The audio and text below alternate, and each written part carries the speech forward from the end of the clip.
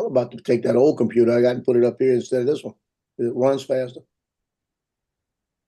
What old computer? The old 27-inch Apple I got. I'll It replace runs the one faster that- than this other one. I got 24-inch Apple. And it's older. Just runs so much faster.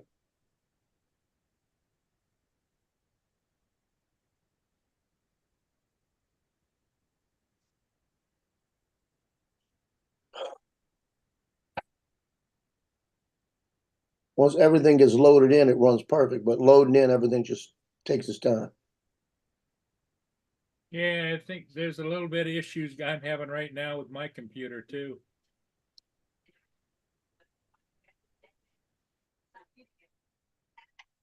Let me try and reload that issue.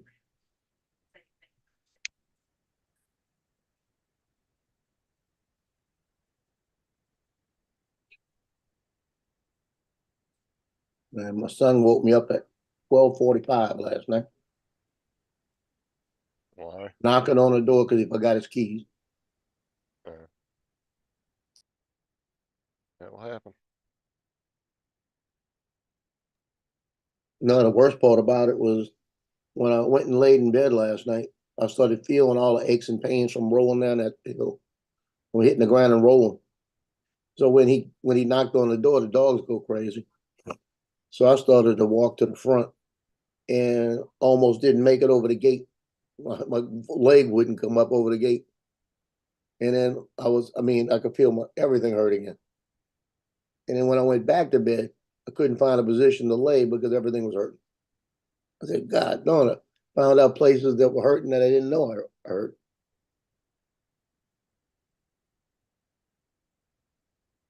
There you go. He's gone.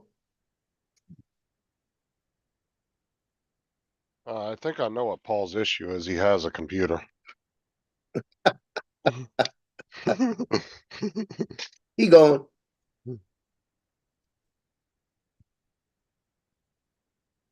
Max jumped in and knocked Paul off.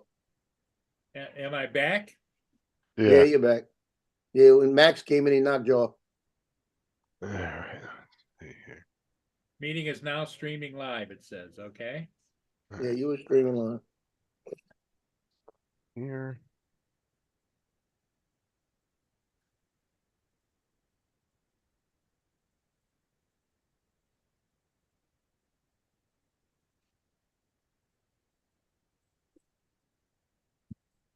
Let's see if I can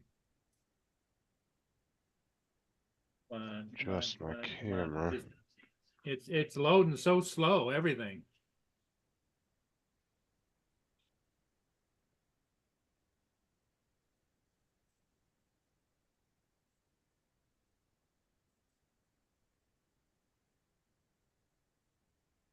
My broadcaster change?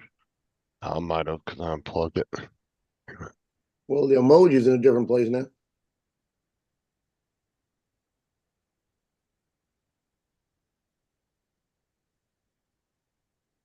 Good. All right, so that lifts up.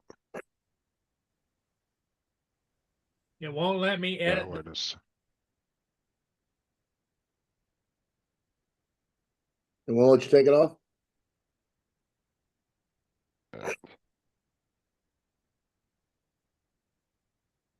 Yeah. Hey, Max, I guess that's why mine works. Because I don't go there.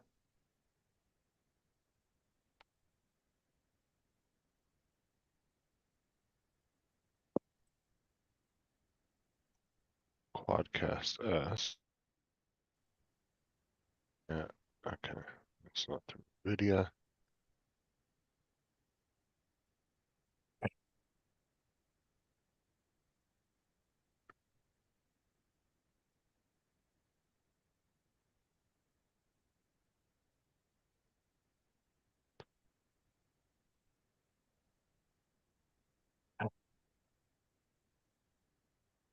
God damn, I want to do.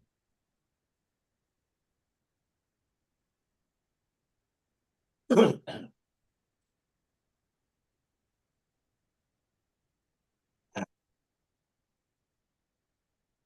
up, Daryl, Jody?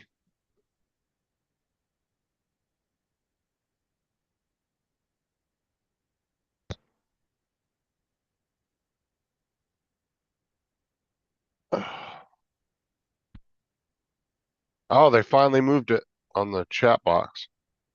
Yeah, it You notice still that? goes up and it still plays like, and we lost Paul again.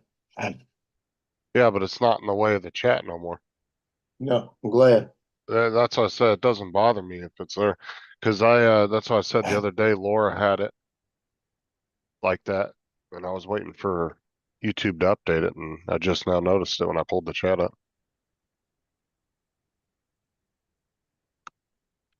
So I've lived here in Mandeville for 24, 25 years, right? Mm-hmm. And I took a video of the Chafuncta River yesterday, or about, let's go by, it's at Minitri Park. It's got three rivers, a beat, the Bogfalai, and the Abita. It's the Chafuncta, the Bogfalai, and the Abita River. They meet in one place. What's So I up, get cool up cat? there, and I'm doing the video, and I see some places that's really nice up around the banks and stuff. Uh-huh. So I go ahead and I load the video and get it on updated and everything. And I said, views north of I-12 of the Chafuncta River. Go look at the map. It wasn't the Chafuncta River. It's the Bogfalaya River. So where I thought they met is a different place. And I've been there, I've said that before. So I had to go back and change the video before I posted, change the name of it before I posted it. What's up, Michael? How you doing, buddy? So I learned something yesterday. Look at the map first. Yep. And I asked the guy out there, I said, this is the Chafuncta, right? Like that, I said, because I know the three of them meet. He says, yeah, it is. It's not.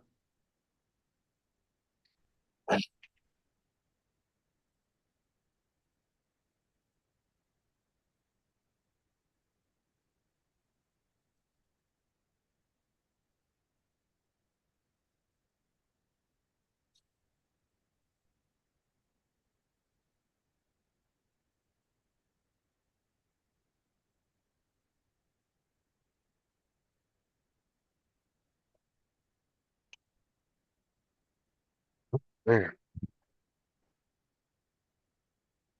Paul must be rebooting everything.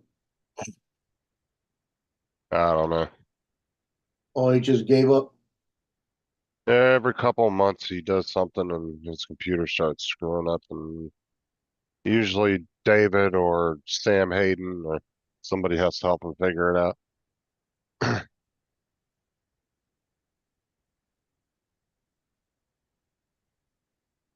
Well, I said he'd be better with a Mac because then he wouldn't be downloading. He wouldn't be messing it up as much.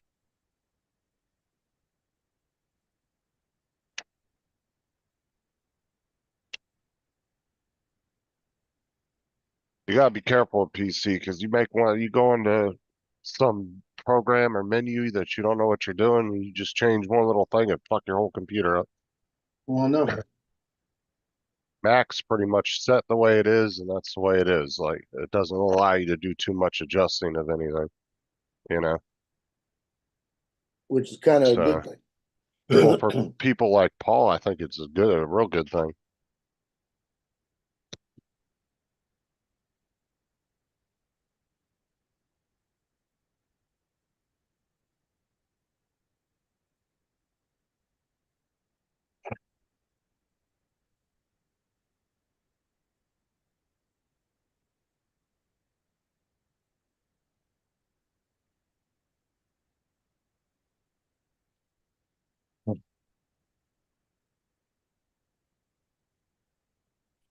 I am stopped up this morning.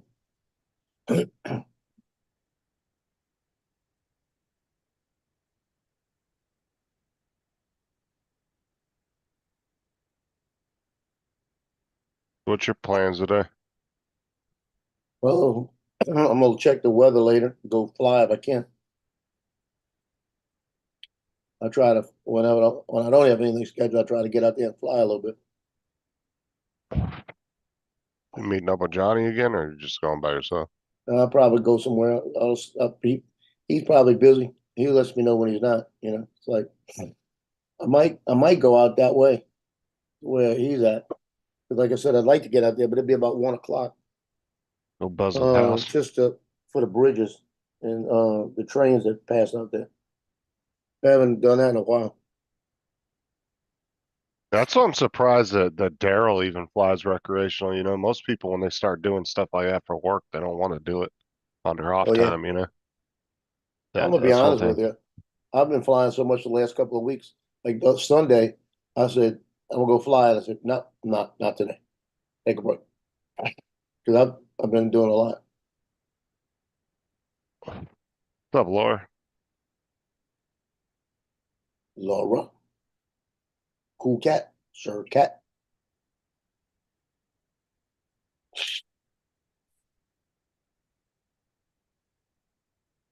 See, Paul did something just now where he probably went in and messed everything up. I don't know what he's doing.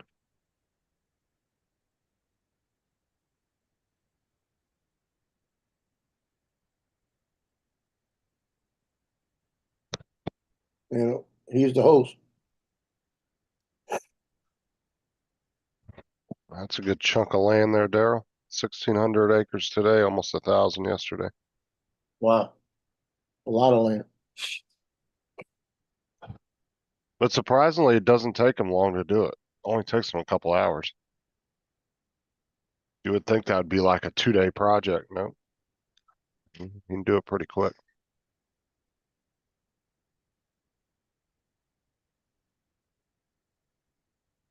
Trying to find the Avada all week, but it's been way too windy. Man, I don't want to hear nothing about the people talking about wind with the Avada. I flew it yesterday up a river, down a river, in 29 miles an hour. Well, is a lot of people complaining? Are there a lot of people complaining about that or what? Well, they're saying that it drifts all over the place, and that it's hard to control. That's when you're trying to fly through something 2 inches on each side. You know, that's when you got to worry about the wind. But I've flown the same place yesterday with the Avata, and it was being the first one, and I was being pushed sideways. The drone was sideways, and it felt like the wind was just pushing back. The new one, when I'm flying with the same kind of, well, actually, it was more wind. The other day with the 30 mile an hour, 34 miles an hour wind. The trees were just dancing around, and the drone wasn't drifting, wasn't doing anything because I was going faster. The slower you go with the thing, if it's really whipping and you don't have like tight spaces to go through, get that thing up to about 17, 18 miles an hour and fly it. Just fly. Pay attention to what's around you. And it doesn't drift, it curves perfect. Yesterday it was 11 to 29 in one place and 14 to 29 in another place. And I went through a play yard and because there was no kids there for the first time I've ever seen no kids there. I went up the slide through and it made a with the wind blowing in my direction, right at the head of the drone. I went in and made a perfect right turn, right down the other side and went right through.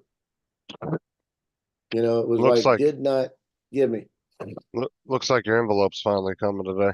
Yeah, I don't believe that when you get it.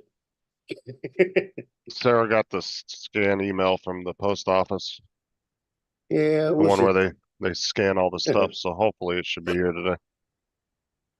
It's just crazy it takes that long to come 2 or 3 states. Like,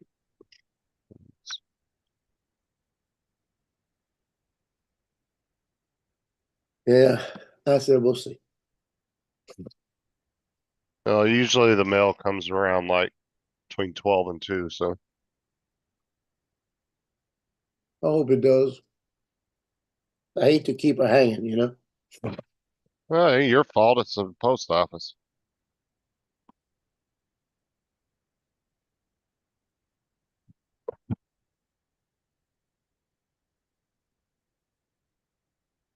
Paul, what's today? It's Thursday, so today is uh Thursday morning with Paul. tech issues. No we're gonna Paul. name it. Yeah,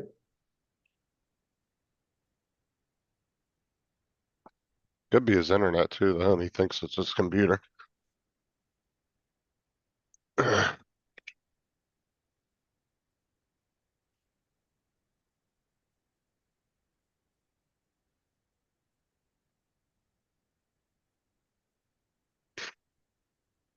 See if anybody else comes on.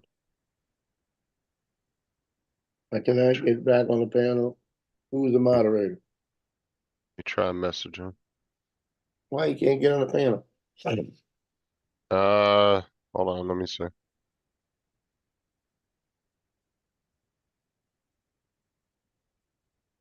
Joe's the host. How am I the host? The meeting's So not why- locked. There's no reason why he can't come in.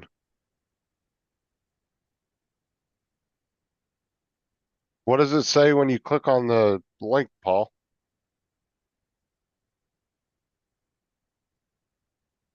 Go back to one of your old shows and try to do it through that. I just checked all the settings because I'm co-host.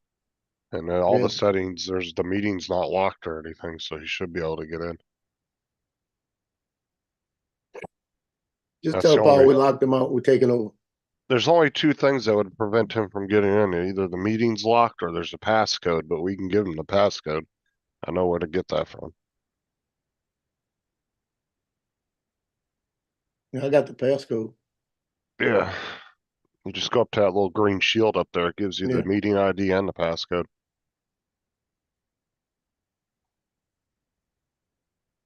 Oh, you don't have, oh, he never put the link in the chat. Hold on. He doesn't have a what you call it? A bookmark link? Ah, crap. Signed into Sarah's account. God damn it. Why is it? Oh, because I hit the wrong thing when I went into Google. That's why. Okay. Let me switch it back.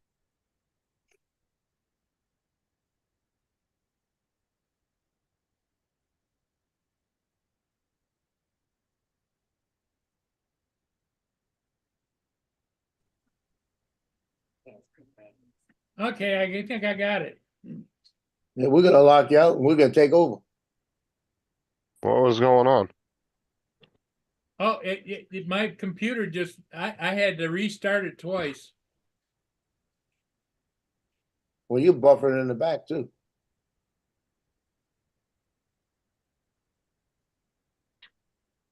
So Justin, maybe it is internet. Look at the back. Look at the screen in the back. Yeah, thing's buffering over there. I jumped on the link there that Sarah put on there, and that's how I got here. But Joe, you know how to moderate? Do I look like it? There we go. Now I'm back in my account. There we go. What You're the host. What you got me back as host again? You're your host. I don't know why it logged me out.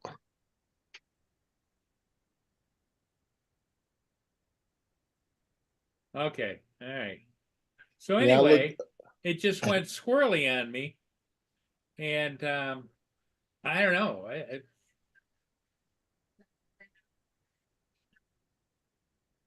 But Yeah. I'm back. Yeah, you see your TV behind you? I looked back there and I was about to say, Paul got mad and punched the screen.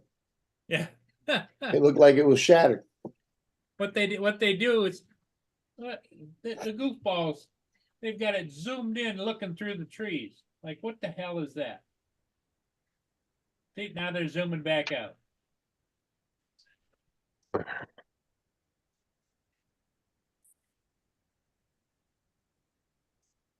They don't know what they're doing.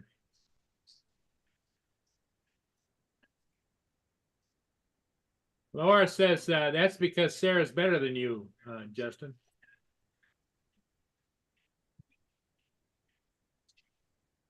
Laura's been poking you pretty good, I think.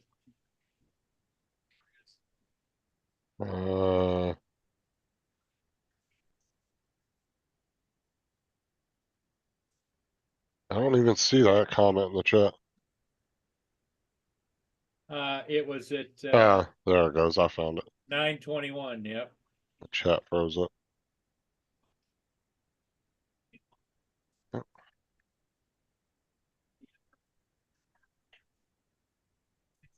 Shoot, they got the Anchor Make M5C, the one that I sent back, on sale right now for $239.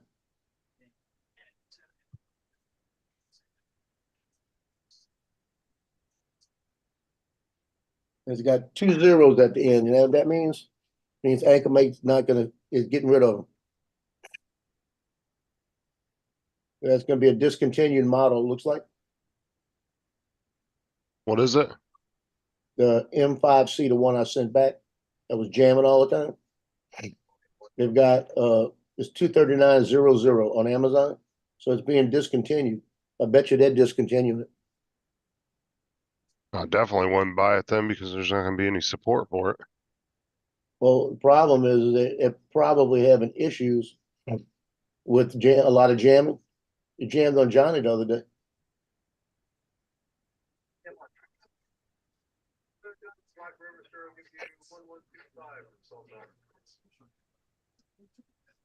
He had an extra print head that he had bought that was on sale for like $19. So he just changed the print head out. He couldn't get it unjammed. What's up, Mark? Well, let's see where my package is today. It says out for delivery. See where it's at. It still says Smyrna, Tennessee.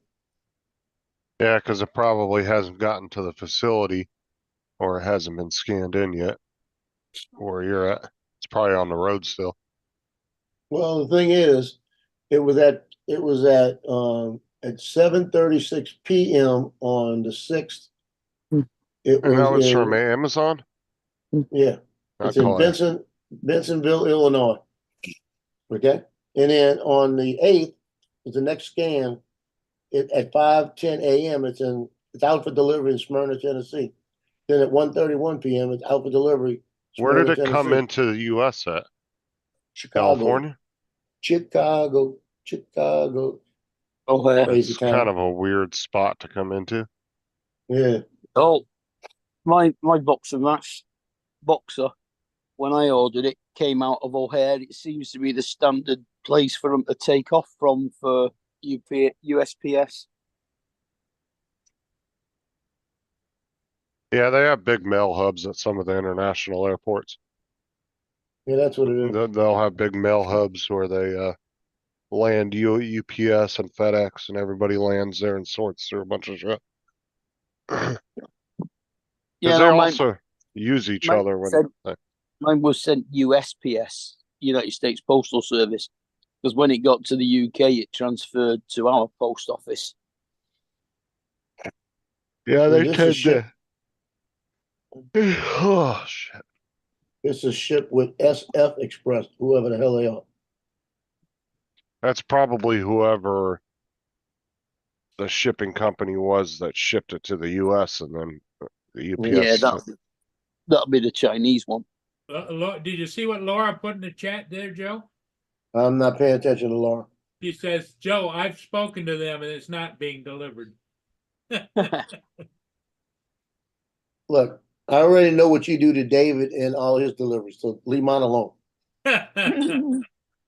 Joe's just been having problems with deliveries all for the last 2 weeks. First, it was the picture thing because he put in the wrong fucking zip code. And then the package he sent me for Aubrey with the little 3D prints for, that's been taking almost a week now to get here. And he's only like, what, about a 6, maybe, you're about a 12-hour drive from me? Yeah, but I sent something to California. I sent it on a Monday. They had it Wednesday morning. Yeah, and now your package but now your package from Amazon. Look how long that's fucking taking. And then the shipping's all screwed up, saying it's out for delivery in every state it goes through. It did say it was going to be the 7th to the 14th. Right, but they got it all screwed up because it should say in transit, not Yeah, out you're for right. delivery. Every time it hits a new facility, it I says got it's out two for of them like delivery. that. Let me see what the other one said. That's all right. The other one eBay goes said in. my Other one eBay goes said in my Chicago. Laura I'm gonna be says pissed. David gets his third printer tomorrow. I think David infected Joe's computer with some kind of shipping thing. Well, I think it was Laura. eBay said my lot was Joe's supposed happy to just to arrive. blame. Let's just blame everything on Laura, right, Joe? Yeah, that worked. Yeah. See, the other thing I got, it says it'll be here. Doesn't say the date is gonna be here, but it says package in transit. It says flight containing package has arrived to the US. And then listen to how stupid this is. Initiating custom clearance at destination country. Okay. Completed custom clearance. That's you. It says US. Then it says packet in transit. Flight containing package has arrived to the US. I thought it was in the US getting customs. So I'll get it the next day be in the US. Just getting here, you know? It doesn't tell me where it's at. But this one's going back as soon as I get it. I'm gonna tell them arrived too late. See, things don't happen like that in the UK. I was told by eBay that my lot would arrive on Thursday or Friday, and it came on Tuesday. I know. Yeah, well, you live on an island that's the size of my backyard. I wouldn't think there'd be too many problems.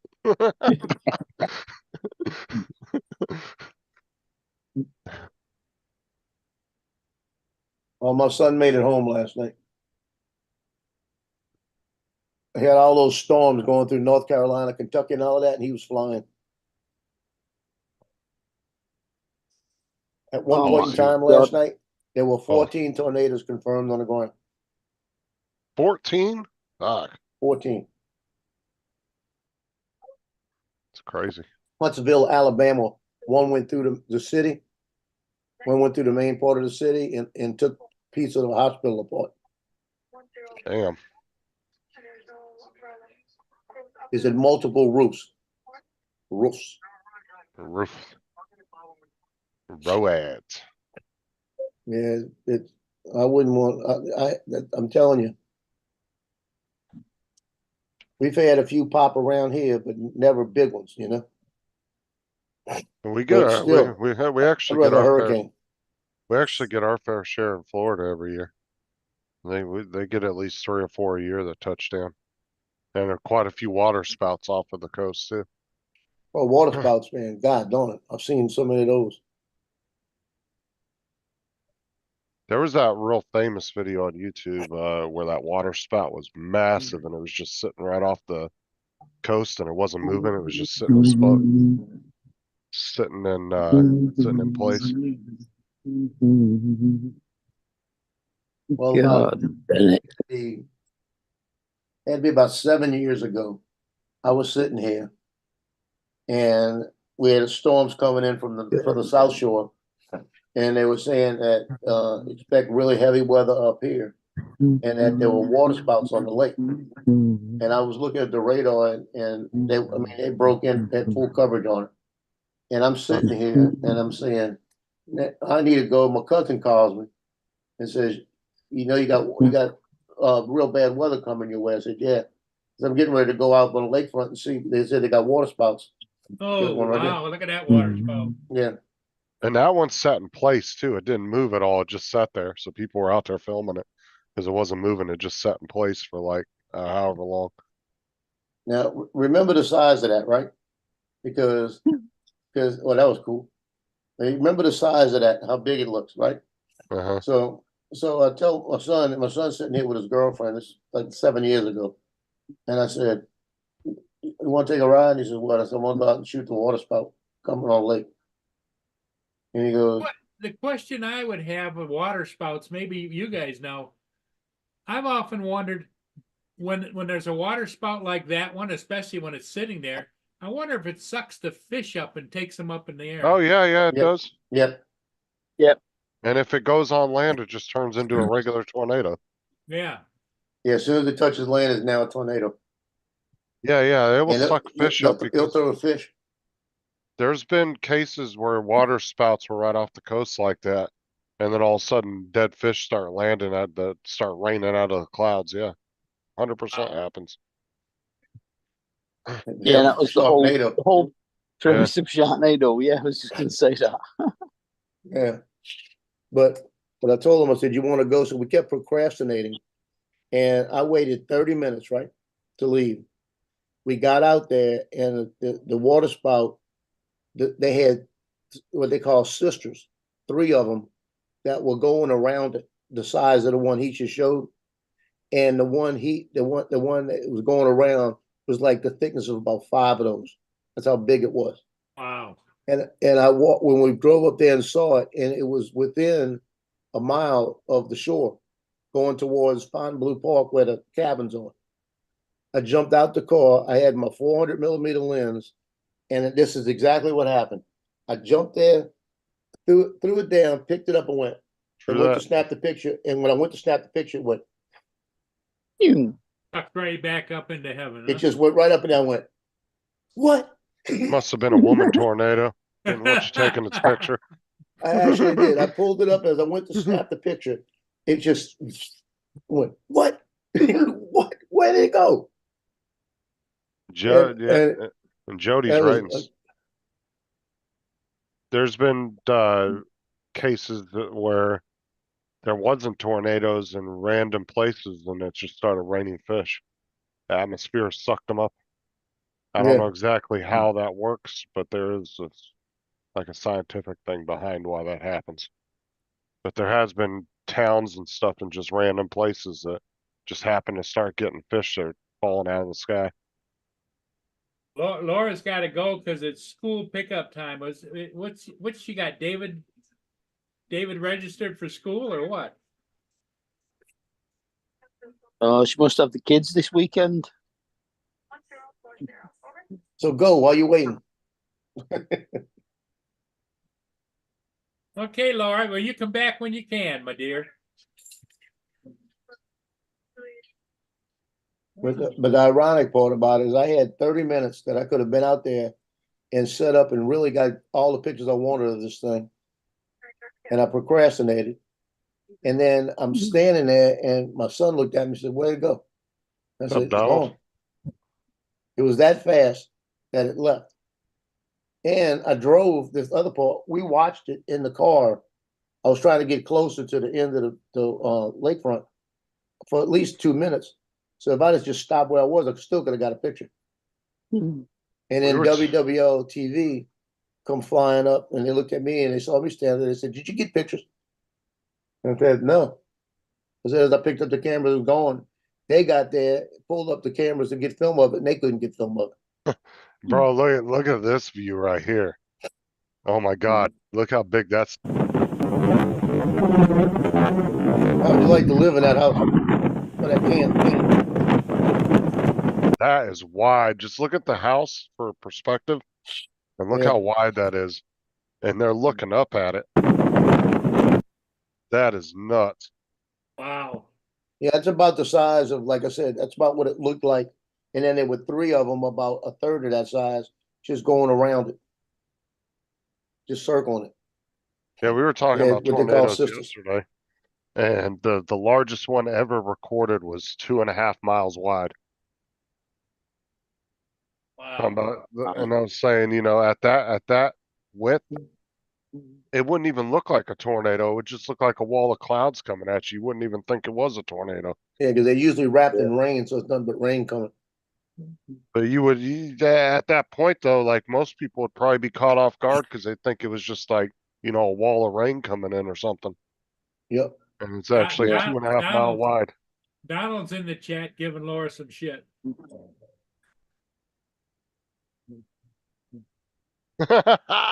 He's going off on what he said yesterday. He said Laura says Morning, she's going John. to school. Here we go. Listen to this, Mark. Laura says she's going to school, but she'll probably go to the park. She often says one thing and does another. Yeah, that's what we were talking about yesterday, Donald. The other one that you said hit Joplin was a mile wide. Like that's fucking huge, but 2.5 miles, I can imagine, dude. Like that wouldn't even, I don't even think it would have the characteristical look of a tornado. Like it would just look like a wall of clouds, I imagine, at that width. That's just nuts though. Even a mile wide is crazy. Cause you do, when you think of tornadoes, you think of like almost like a stick shape up in the sky, you know? 2.5 miles wide. That'd cover the whole of Droylsden. Yep.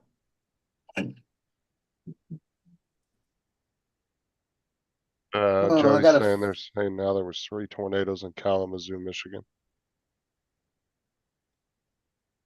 yeah, that was bad. Yeah, that was yesterday, wasn't it? Day Day before before. yesterday. Yeah, like last night between Indiana, it was Illinois, Indiana, Kentucky, North Carolina, and it might have come down a little bit. I can't remember. Might have been, yeah, it was Alabama and Georgia, that area. There were 14 confirmed tornadoes on the ground at one time. I was listening to Ryan in my ear. I like listening to him. He knows his crap. And he's got his people out there. They actually had film of the one in Huntsville. It was dark, and he says, "Okay, he put it on one of the storm chasers with him, had video, and you couldn't see anything, and all of a sudden a lightning strike, and with a lightning strike, then all of a sudden you could see it, Oh, Laura and it finally was gave big." me, Donald, Laura finally gave me an answer why she did that yesterday. Just because. That's all she said.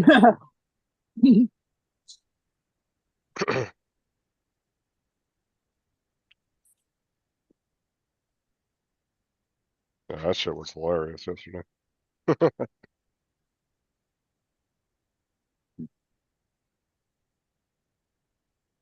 Coming on the panel, Donald? Ugh.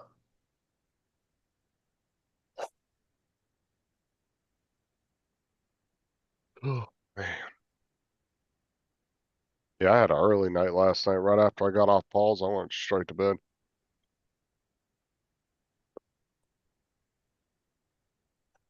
Got like a really bad migraine and started making my stomach feel sick. I took a couple of Excedrin, obviously, to get rid of the migraine, but then that made my stomach feel even worse. As soon as I hit the bed, though, I was out, and I woke up at 1:30 this morning, wide the fuck awake. Mhm. And I was talking to Tim on Messenger, and then he got home about an hour later and played a little bit of Fortnite. But then that Epic servers went down all over the US. There was a 75% outage. So I couldn't reconnect, so Mm. I had to end up jumping off after a few rounds. Morning, guys. What's up, Lance? Morning, Hi, Lance. Ron. I'm with Angel this morning, Angel Planells, and we just flew Stadium High School. We're heading over to Cheney Stadium, and we're going to fly Cheney, and then we're going to head to work. Beautiful day today. How's everyone? You guys all holding up? Well, we're trying. Yeah, it's a beautiful sunny day here today. Yeah, same here. I haven't really paid attention to what it is yet. Oh, Joey ain't even been Yes. outside. The only trouble with sunny days is that next door but one thinks it's a sign that he should sit in his front back garden playing music loud. Like right now it is 26 degrees Celsius. We are 82 degrees already at It's just 8:41 in the 70. morning. Yeah, which is 79 degrees Fahrenheit. 26 degrees. Winds are 6 to 17, 59% cloud cover, 10 miles visibility. And yeah, So we're it's going to be clear. a good day to fly. Looks like Alabama, Georgia, Tennessee, and South Carolina have a bit of a storm over them right now. Not too big though. It's 19 degrees centigrade here. Not bad. Pretty nice. Paul out flying? No, he's figuring life out Gotcha. because he Okay. broke his computer again. Oh, okay. I went on Bill Coast to Coast last night, and for the first 10 minutes, we were all in the chat, but his live stream wouldn't go live. So we were just looking at a blank picture. Did he figure it out or what? He had to close it down and start a new live up eventually. And then we Him all and had to Wed- move across to that. Him and Wedge and Big keep asking me questions about Yeah. Eve Mux, but I don't think they realize I haven't used it in like 2 months. I don't use it anymore because I made a whole list of issues that they had with their system. When they were valid issues that were not, that shouldn't have been that hard of a fix for them. Gave them a detailed outline of what was causing the issues, what they needed to do to fix it, and they wouldn't do it. And I told them, I went into their live streams, everything, was trying to talk to them. If you asked them anything technical on their live stream, they wouldn't answer you. They'd completely ignore your fucking comment. But if you were praising Eve Mux, oh, then they would read your comment out and be like, oh, yeah, yeah. And then they would babble on for 20 minutes about that. And I'd put it in customer support tickets. I kept saying, oh, we tested it. There was nothing wrong. Bullshit. You're telling me that I had done tested this platform on 20 or 30 different Android devices in different countries, multiple different countries. And you're telling me you can't find the issue, but I'm finding it. And not only on my account, but multiple other accounts of people I know that had it are having the same issue. How do you not seeing it? How are you not finding it? I don't get it.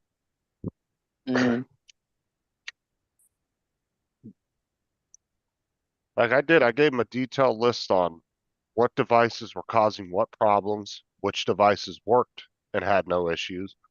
I gave them a whole detailed email 3 or 4 times and they never wanted to do anything about it. So I was like, fuck you guys then. Well, Ron's happy about his cataracts being done. He now doesn't even need to wear glasses except for reading close up. Yeah. Who? Ron Ron Brown. I didn't even know he had a problem. I don't really watch his show, to be honest with you. Yeah, over the past 3 weeks, he's had both eyes done. Didn't Rodney just have that done too? Yep. We'll probably have that done next year.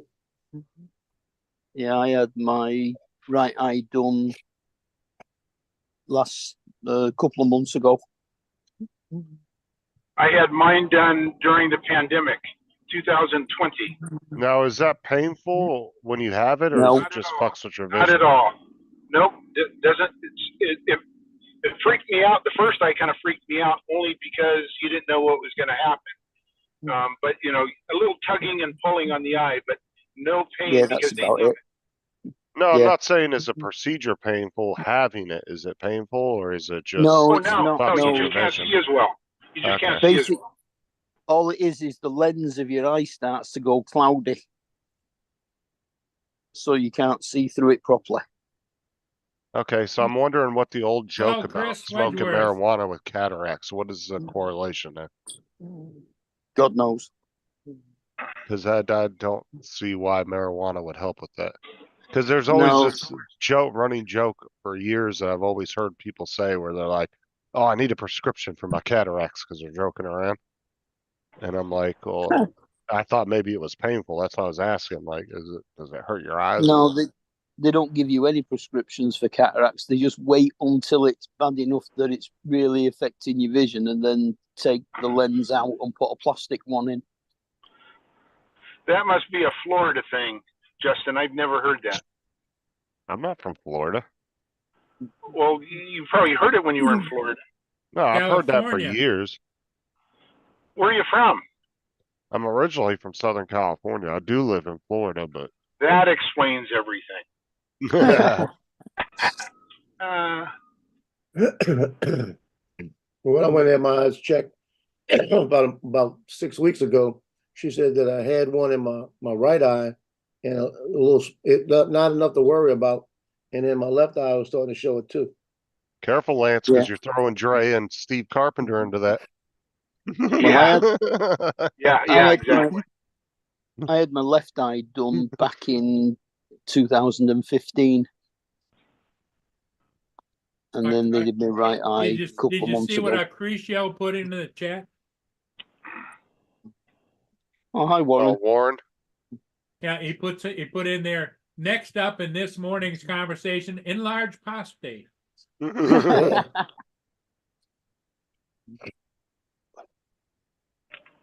Is it better to go What's one he saying? finger We're or a bunch of two? old geezers.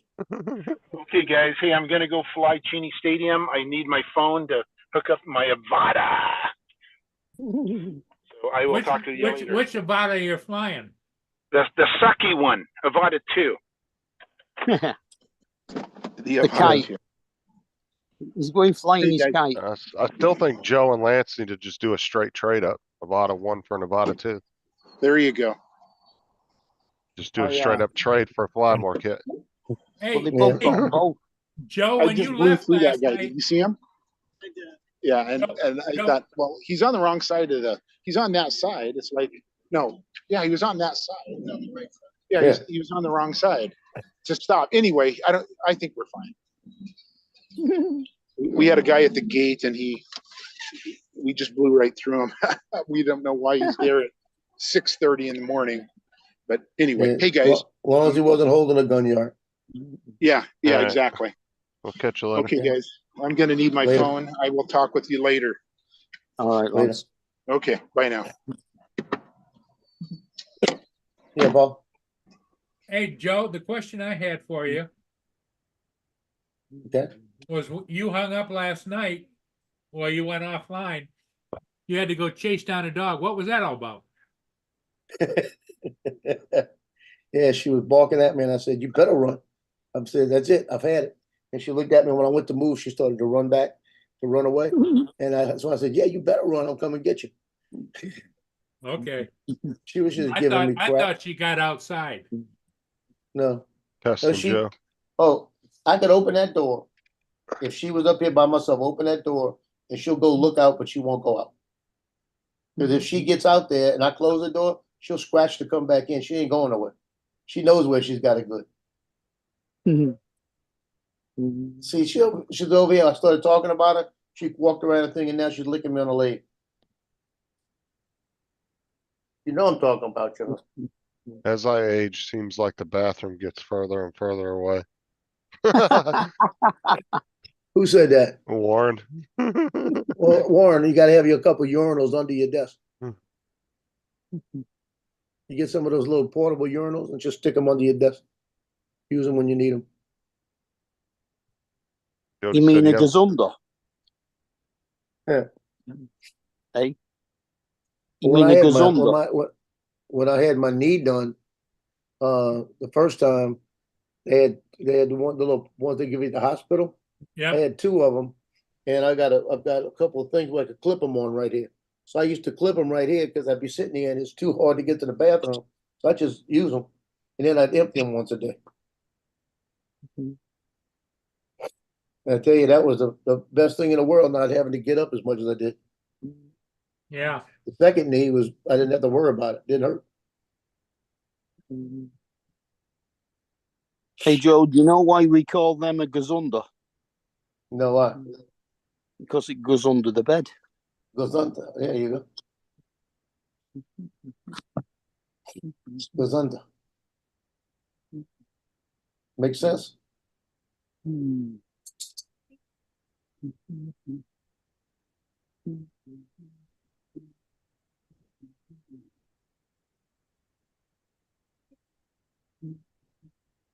Makes sense. This live stream is brought to you by US Medical Supplies. Type in hashtag Murray for your 25% discount. Featuring a bunch of old geezers.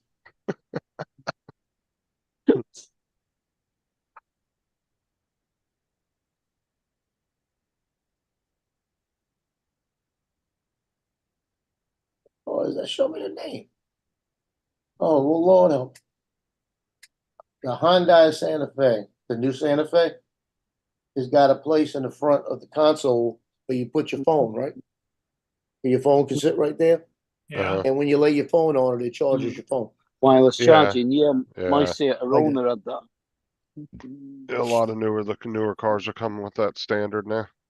Yeah, You know, so- you think they would come in with a built-in phone mount in them now. Some kind of phone mount that's built in. well, there used to Yep. be, what was it, GM used to have, what's that touch thing, you know, where you OnStar. OnStar, and OnStar used to make phone calls for you. Yeah, they still have it. It's still there. That's still standard in their vehicles.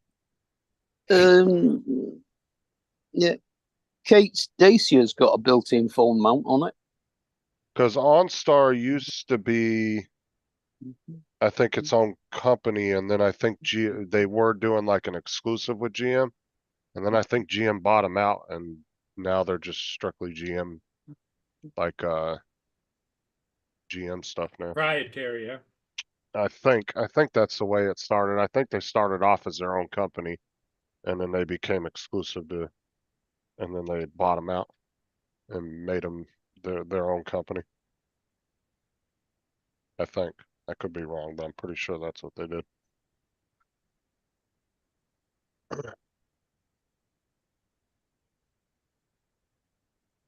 Oh yeah, a lot of the cars too, they still have the emergency button, and a lot of them come with an emergency button on the rear view mirror you can push if you have like an accident or something. Yeah, for assistance, right? Yeah. So like my old car had a 911 emergency button you could push, and it would automatically call 911 if you pushed it. I never pushed it to see if it worked, but I was tempted a couple times just to push it to see what it did.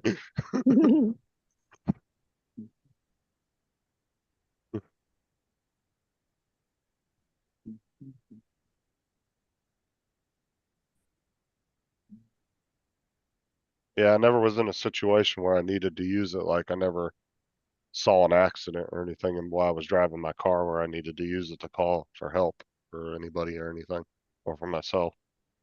My daughter, we had what was it?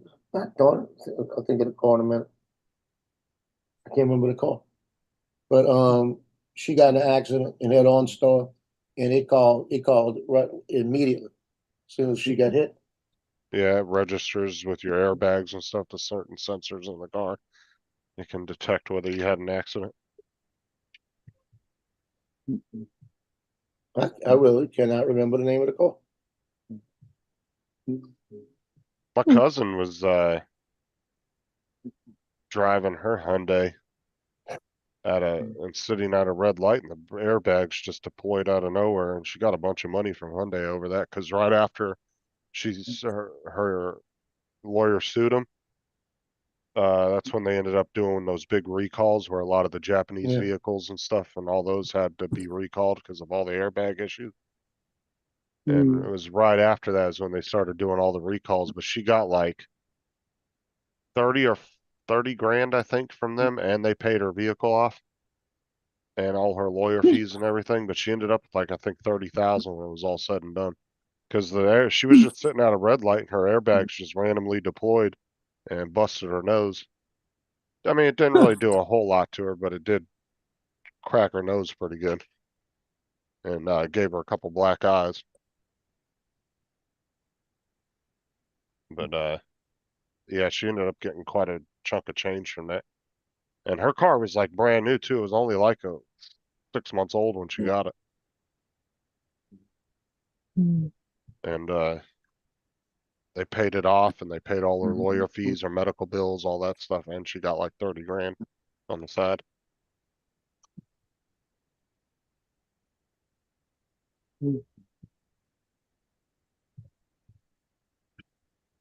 I remember when the airbag thing over here was a big issue there for a couple of years.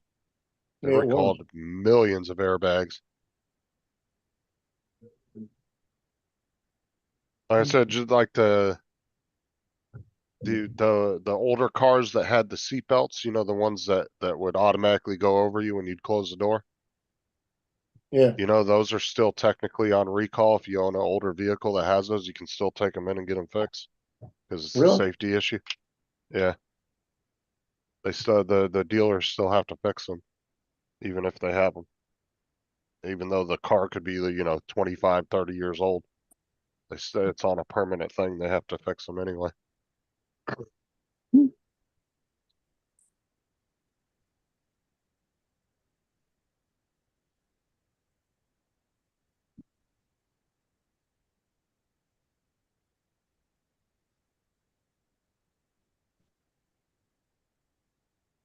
I don't know if I would trust those kind of seat belts on a car wreck, to be honest with I don't remember seeing any like that personally. you. Have you ever, have you ever not seen them in real life, but have you ever seen them at all? No, I've never seen anything that even Those, tells you about them. those are real popular back in what, I think the late 80s, early 90s. There was quite a few car manufacturers in the US that came out with them.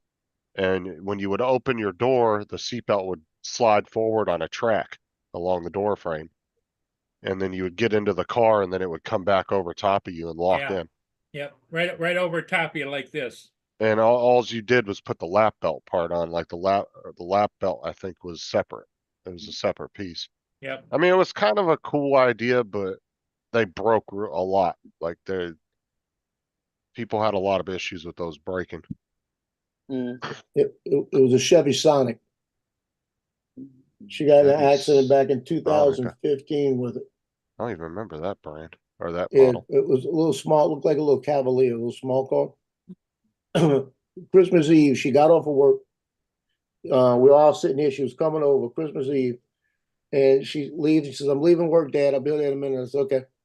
So about 10 minutes pass, and I get a phone call from her, and she's crying, and she says, "I just had an accident like that." And I said, "Okay." I said, "How bad's the car?"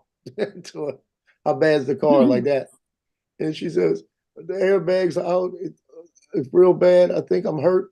Like this. And I said, "Where are you?" And she told me where she was. So we jumped in the car and went up there.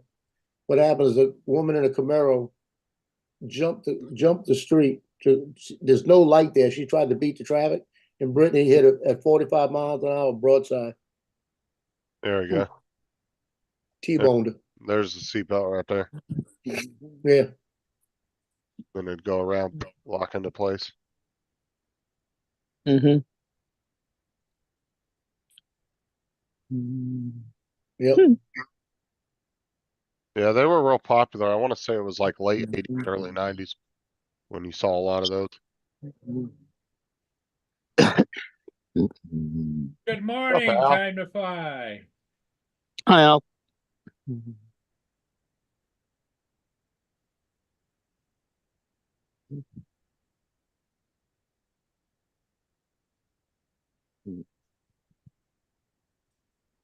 Oh, Chris is in as well. Didn't see him. Oh, Chris Wedgeworth, yeah. Completely missed him and he put like 10 comments in there. Oh yeah. He hadn't been here a while. Yep. Not bad.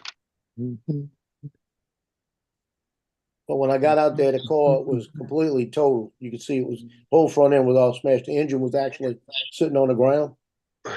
And Brittany's biggest thing is, yeah, all you worried about was how's the car. And you didn't ask about me like this. I said I was more excited at the fact that when I wanted to know if you totaled the car, because when you totaled that car, I didn't have to pay the note anymore.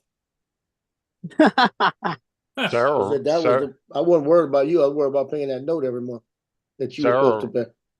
Sarah's mom bought her a car back when she was like, I think like she was probably 21 or 22 at the time.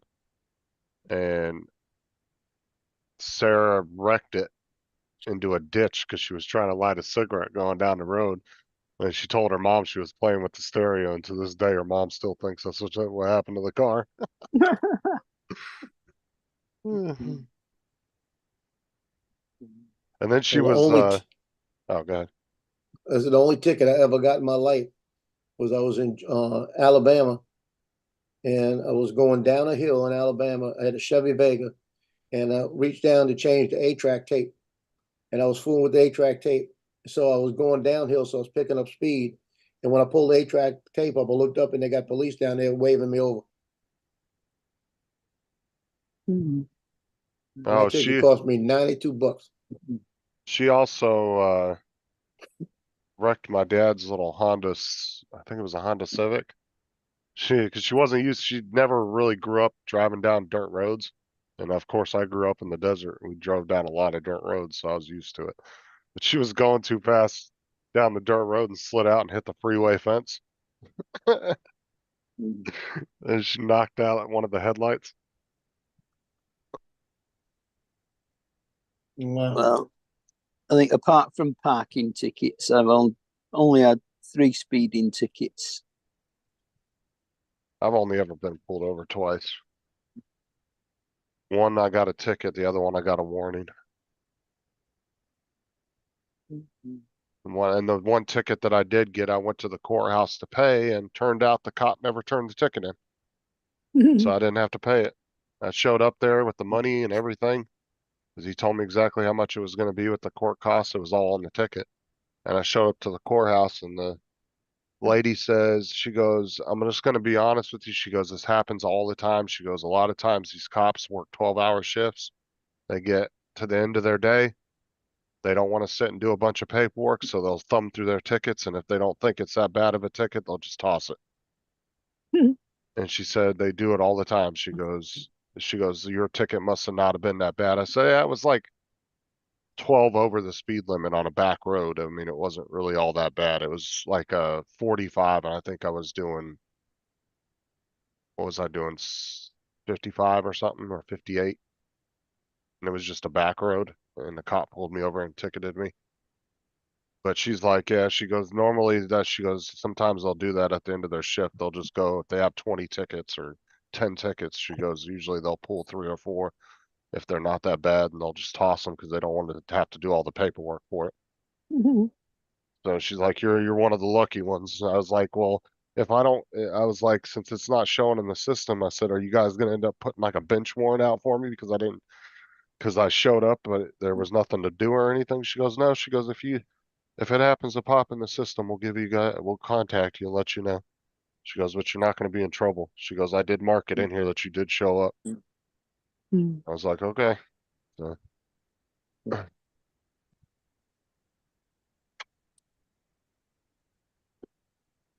Do you get stuff like points on your license as well for speeding fines? Yeah, depending on what state you're in. I mean, how they do their system. Yeah, but they call them points over here too. Yeah, and you have to tell your insurance company, and your insurance goes up. Yeah. Oh, over here, your insurance company, trust me, they'll know when you get a ticket.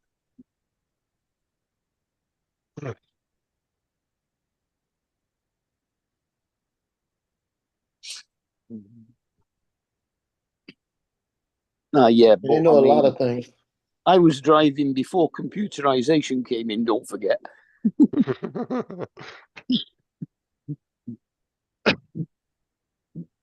Imagine being a cop back in the day before they had radios and shit, when you couldn't call for backup.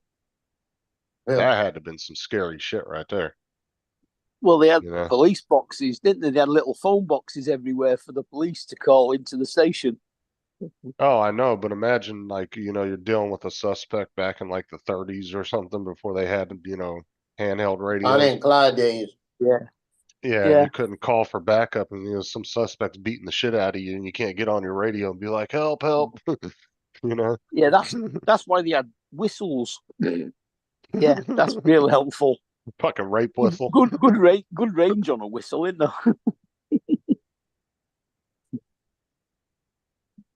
Fucking cop blowing a rape whistle. We got a guy on Channel 8 that does a little special called Heart of Louisiana. And last night they did the one on Bonnie and Clyde up in North Louisiana.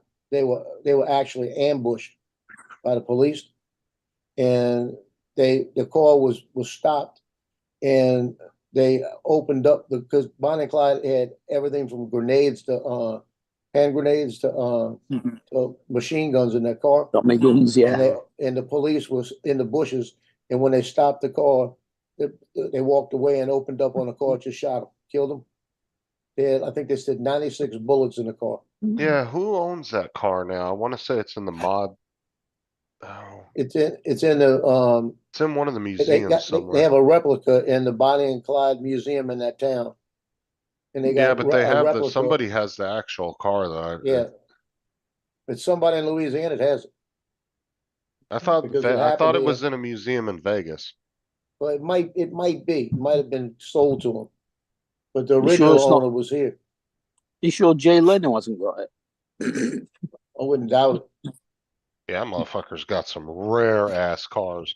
Yeah, and he just What was that one that he had? I think it was like a Mercedes-Benz limousine or something, and there was only like 3 in the whole world or something, and 2, like one of them's lost, and there's only 2 that are known.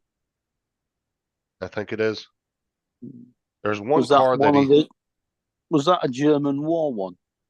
I think so, and then it's worth like a crazy amount of money. Yeah.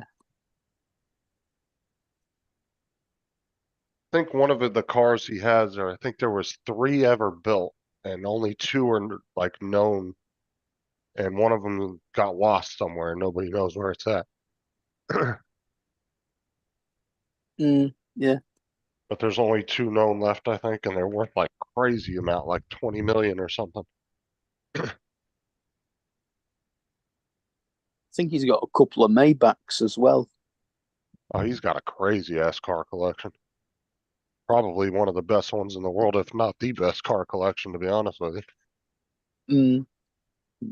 I would say he's definitely probably in the top 3 for best car collection. Yep. I know Jeff Dunham's got a nice collection as well. He's even got one of the Batmobiles off the film. Wow. Let's see what Jay Leno's most expensive car is. Jay's most expensive car is a McLaren F1 McLaren. or The McLaren F1. F1, and it's That's valued at It's a 14 to Formula 7. One. Yeah, it's Formula One racing car. Yeah, it's valued at 14 to 17 million.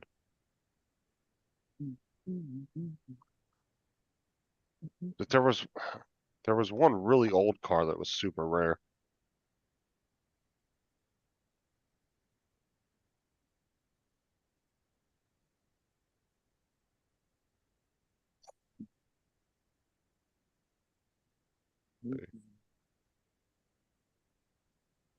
Okay, it was the 1931 Shotwell. Is his #1 most rarest car, whatever that is. I don't And know. how rare was it? It doesn't say, but that's his #1. The McLaren is actually #3 as far as rare out of his collection, but the 1931 Shotwell is his #1. Let's look that one up and see. Okay, Lance, yesterday I flew 2 flights with the Avata. Yeah. And the winds, even when I was flying that flight with the playground, the winds were 14 to 29 miles an hour. And that right turn, once you went through the slide, was a really good technique. You know what I'm mad about? Thank you for that. But you know what I'm mad about? When I What's came out of that and turned back around, I should have come up that other little slide area. Because I could have Yeah. come up to the same right turn and went out the same slide. Yeah. I saw that afterwards, and it was wider than I thought. But I was more worried about kids that were running around on the outside. I didn't want any of them to get over there while I was doing it. Yeah. But that was the first time I didn't see any kids on it since I've ever gone there. I think I just got another viral shot. It might get 6 views this time. There you go. You're shooting for 7 though, huh? I am trying to get to that elusive seventh. Now that one I put out this morning says views of the Bogafly River by Manitri Park. When you get to where I turn around, they got that big house. That house was huge. I showed it yesterday on Google Maps. I wish I'd have flew up there on a Oh, property. wow, Donald. You just got a better shot of it. Okay. Okay, so the Well- 1931 Shotwell's a 3-wheel car, and he has the only one left in existence. Wow. It was made by a guy named Bob Shotwell. And he was only 17 years old when he built it, too. Wow. And What were my you doing latest- at 17? Riding dirt bikes? Yeah. A levels. I was hanging out with Riding my dirt girlfriend. bikes That's all I and can tell you. snorting cocaine. What Justin was doing at 17 was every girl he could. I was just with my girlfriend. That's all. What can I say? It was the go-go Lost 90s. Lance. I'm learning to drive at 17. Oh, dude, I was driving at like 12 because growing up out in the desert, dude, I knew how to drive a damn stick shift when I was like 12 years old. I didn't Yeah. get my I mean, Justin, we all were brought up driving stick shifts over here.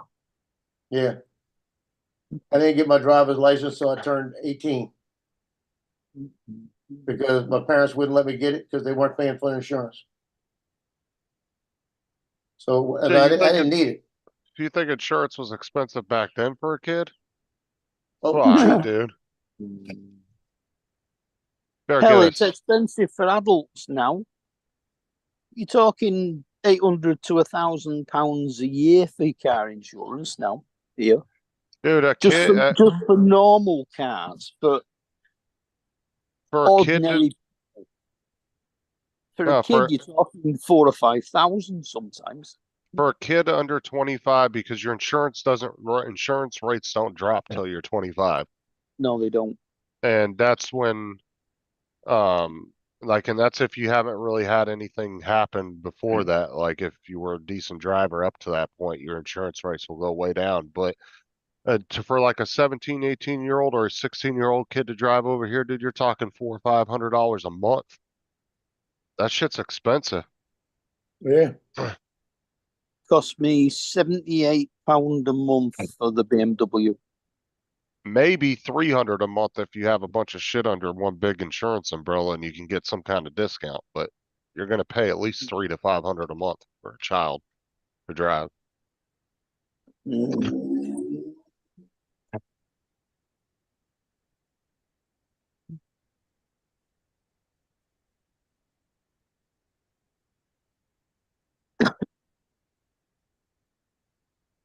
Because when I was in high school, one of my friend's older brothers, he was 18, and by the time he was 25, dude, he probably wrecked like 6 or 7 vehicles.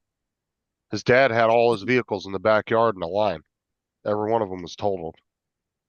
I was like, Jesus Christ, dude. I imagine his insurance rates were through the roof.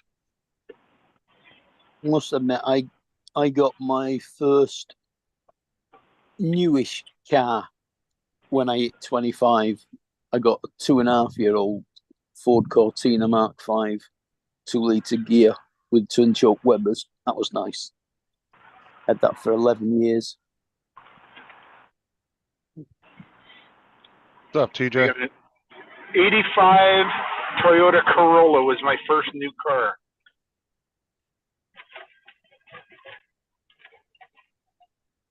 And in 85, I must have been 25. Aha, Donald, you're funny. Your comment almost got lost by TJ spam in the chat. I saw that, you son of a bitch.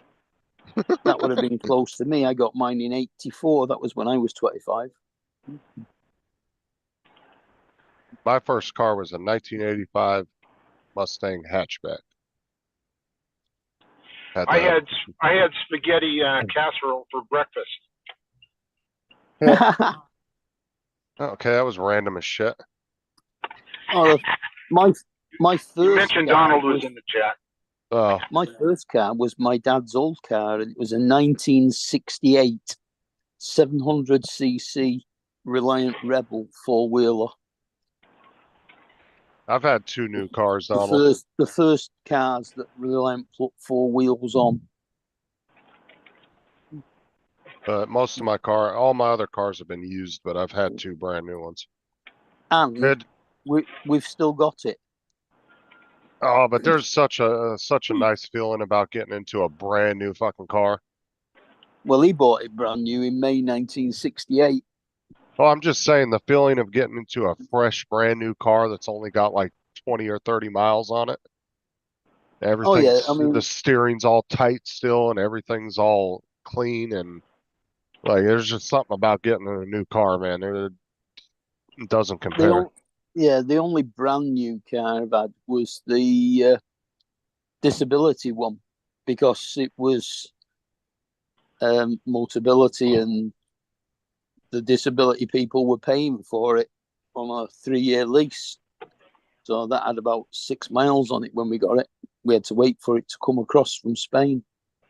When I bought my Chrysler 200, it only had 25 miles on it from test driving. And I had to baby it the first 1,000 miles because they told me the first 1,000 miles, they said baby the crap out of it because it needs to break itself in. It wasn't even broke in technically. So actually the first couple 1,000 miles, I was real easy on it. Until it passed that, and then I'd open it up a little bit on the road and stuff after that. But yeah, I was real easy with it the first couple 1,000 miles.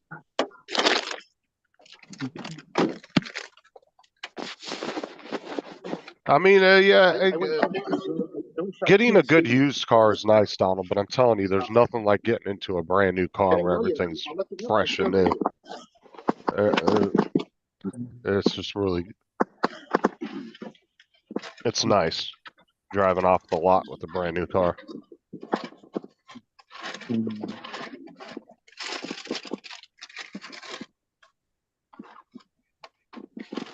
Because you can definitely tell the difference between a car that has 25 miles on it and 100,000 miles just by the steering. You're getting a brand new car, man. That steering is so tight on it.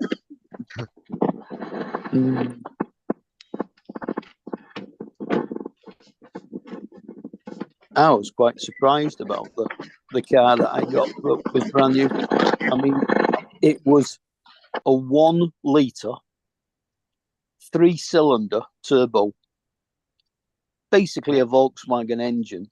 Weren't the Geo Prisms, weren't those 3-cylinder back in No. the day? I thought they were. I had one. Yeah, my dad had one too back in the day. It had 115 horsepower. I thought they had a 3-cylinder version of that car. They might have had one. The one I had was 4. I know they had a 4, and I think they even had a 6, didn't they? And a 7-speed auto box. It was rapid. Consider it was a mini SUV with only a 1 litre engine. It was amazing the amount of power that engine actually gave.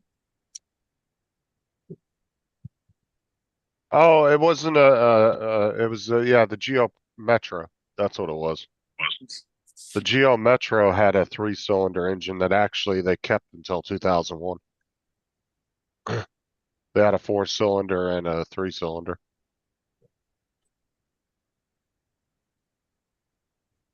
You remember Datsuns, Joe? Yep.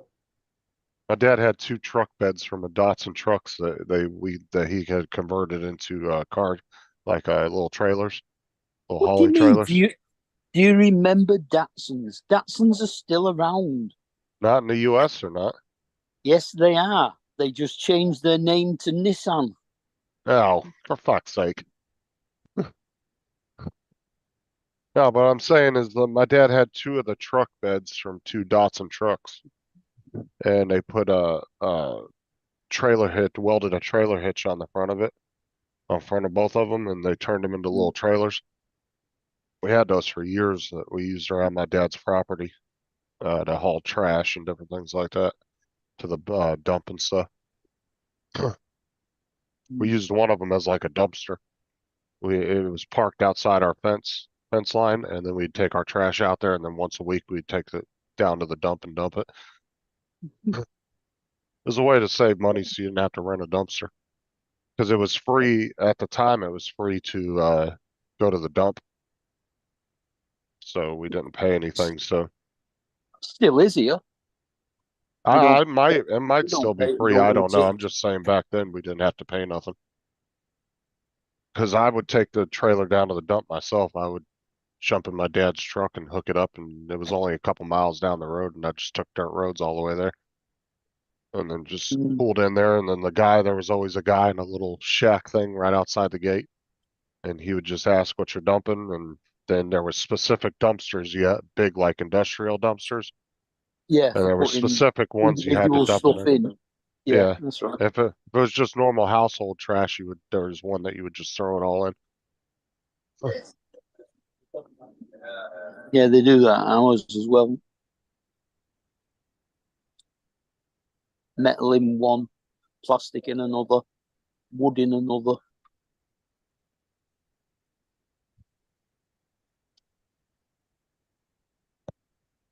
Well, this is crazy. I got a thing saying a refunds issued from Amazon for the filters that I ordered that are coming, that's still showing coming to me.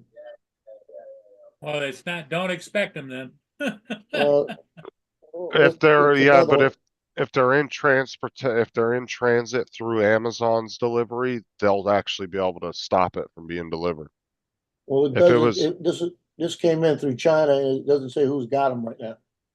that's probably what happened was you probably ordered them, and whoever the seller was didn't fulfill the order, Didn't ship even them. though it might be showing they were, Yeah, because they didn't update with Amazon quick enough. Amazon refunded your money because they don't think they're coming. well, it might show up, you know? I mean, it's possible, but if they're I'm betting it was never shipped.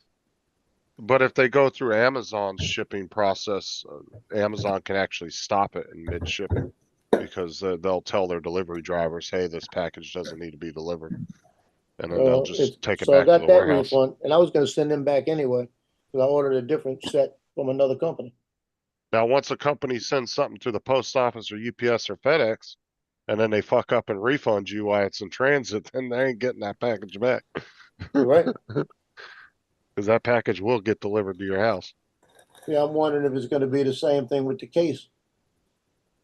And eventually they're gonna refund that.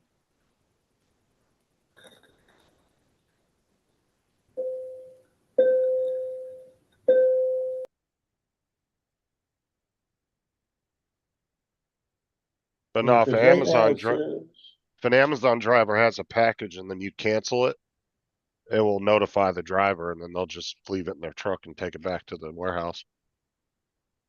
yeah, see, I got the same kind of SF number on the case too. That I had on the filters. So now it's just saying it's out for delivery everywhere, you know? And then I've had a couple of times where Amazon sent me two of an item when I only ordered one. They did that with the 1 terabyte Western Digital external hard drive I bought. They sent me Yep. two by accident, and then they figured out their mistake and called me and were like, "We want you to return it." I said, "Fuck that, I'm not returning it. You guys are just going to throw it in the trash anyway, because they won't sell used hard drives because they don't know Yeah. what's on it." And I said, "Why should I have to send it back when you guys fucked up and sent it to me?" And then some supervisor got on the phone and said, "No, you're not sending it back." He said, "Just keep it." He said, "Fuck, I'm not doing all that. I'm not driving to the UPS store to return it." Is they wanted me to print out a UPS label and go to the store and take it to the UPS store. I was like, I'm not driving, 10 miles away from my house to go take a package back I didn't order, because the UPS store was nowhere near my house at the time. I was like, I'm not driving that far to take it to the UPS store to drop it off, because they didn't have an option for them to pick it up at my house. They wanted me to take it to the UPS store and drop it off. And I was like, I'm not doing that. I was like, I shouldn't have to. You guys sent it to me by accident. If you want to come to my house and pick it up, you're more than welcome to, but I'm not driving all that way to go Mm. drop it off. Yeah, Because it was only like a $50 external hard drive. It wasn't that much money. And some supervisor got on the phone with me when I started bitching at the lady about having to drive to take it back. And he You're was a like, bit yeah, don't salty. worry about it. You're a bit salty there, Justin. Well, I'm just saying, I don't want to waste my gas to have to take something back that Amazon fucked up on. And then they tell me they're going to charge me for it if I don't return it. Fuck that. Like I said, if they would have offered to come to the house and pick it up, I would have been more than welcome, more than happy to give it back to them. So I ended up with 2 terabytes and I only paid for 1. But when they threatened to charge me for it if I didn't return it, that's what pissed me off. It was like, you're going to charge me for something I didn't order?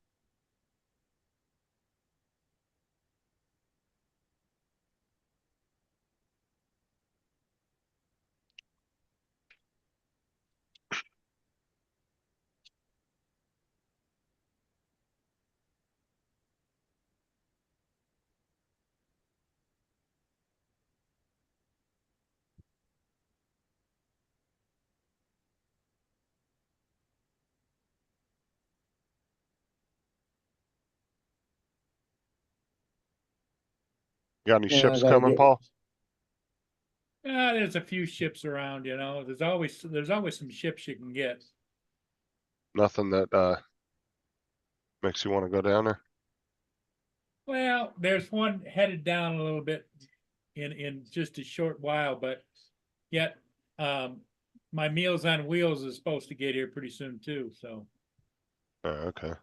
Yeah, they show up at what, 10 or 11? between 10:30 and 11:30. It's 10:30 now, yeah, so they should be there. Time in the next hour. Yep. Not that I need it because I've got a whole freezer full of frozen ones. Didn't you pretty much unload your freezer onto your neighbor the other day? Or Yes, a I couple did. weeks ago? Yes, I did. And I unloaded it again yesterday to my tenant upstairs. That's yeah, I'd just give it They to other bring me people. they bring me 3 of those every week. Well, like I said, I would at least give it to somebody and throw it out because I'd rather see somebody else eat it than it get Yep. wasted, you know. Especially with your upstairs tenants, I'd rather see the kids get into that and eat it than, you know. Right. Despite your issues with them, I wouldn't mind feeding the kids at least, giving them some meals for the kids to eat. Oh yeah, exactly.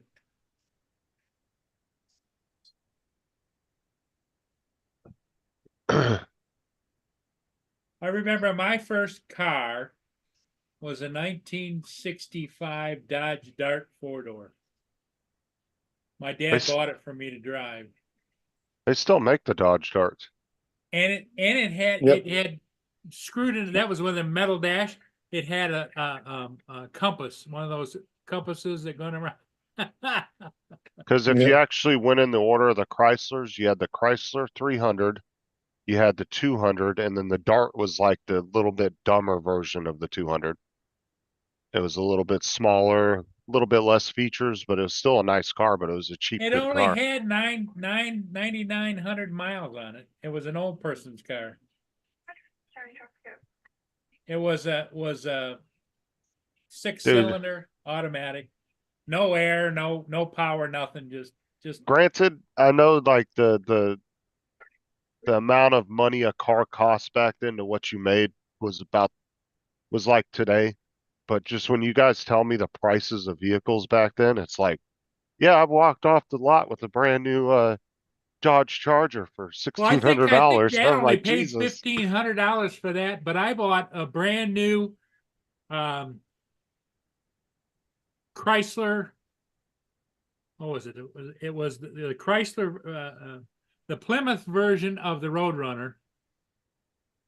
Loaded up, bucket seats, everything, a really hot looking car, and I only paid $2,900 out the door for it. That's what I'm saying. That's a down Off the payment on a car showroom these floor, days. yep. Yep. That's what I said, man. And you guys tell it like I've heard people say, "Oh yeah, I bought a Dodge Charger back in, 1969. I only paid 1,600 off of the lot for it." And I'm like, "Fucking hey!" I was like, "Dude, that's not even enough for a down payment these days." You got to put they want at least a minimum 1,000 to 2 grand sometimes for a down payment. Hell, my mom only paid $6,500 for her house. That's what I'm talking about, Jody. Jesus. Imagine buying a house really cheap in an area like that, like in a really nice area back in the day, and now it's probably worth over $1 million, 60 years later. A lot of people have houses like that, man. They bought them real cheap back in the day. Now they're worth 10 times more than they paid for them. Oh, this is Lance where is doing so. Oh, here comes my Meals on Wheels.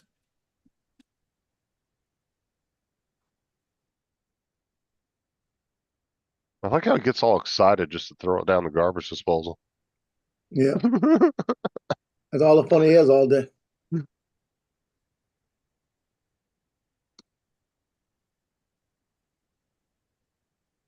Oh, here comes Donald.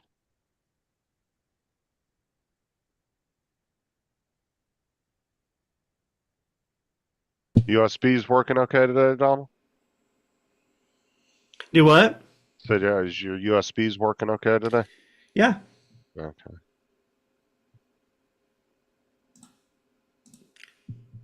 My entire day is fine.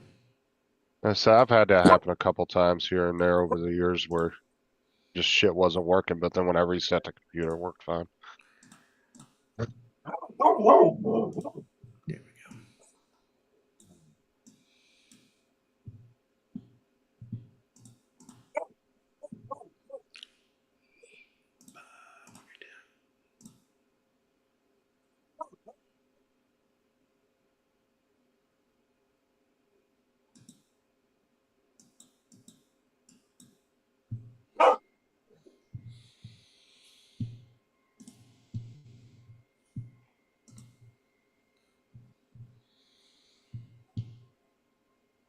we go. When he said that he was going to fly a stadium, I had this like NFL type stadium in my head. I didn't. That's actually a pretty nice complex there. Oh, it is. I'm not saying it's not. I'm just saying I had this like I thought he was going to like this big ass massive like stadium or something. Mm.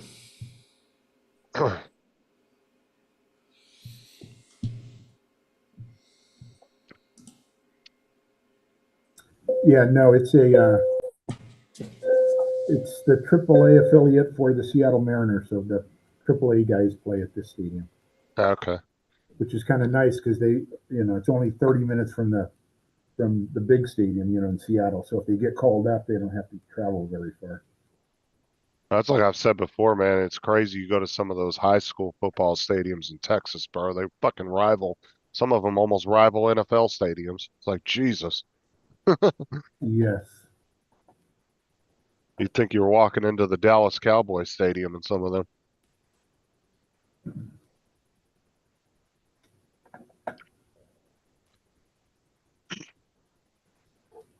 All these one damn s- vegetables. What the The hell? one stadium that I really liked that they've just recently built was the one for the Raiders in Vegas. Man, that is one nice looking stadium.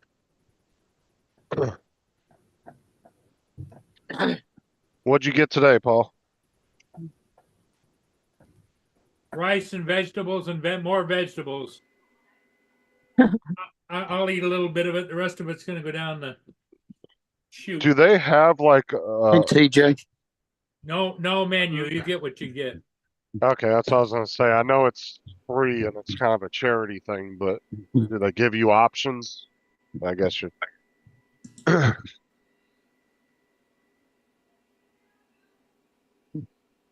you ever get anything good like steak or anything like that, or They try, but it's not very good.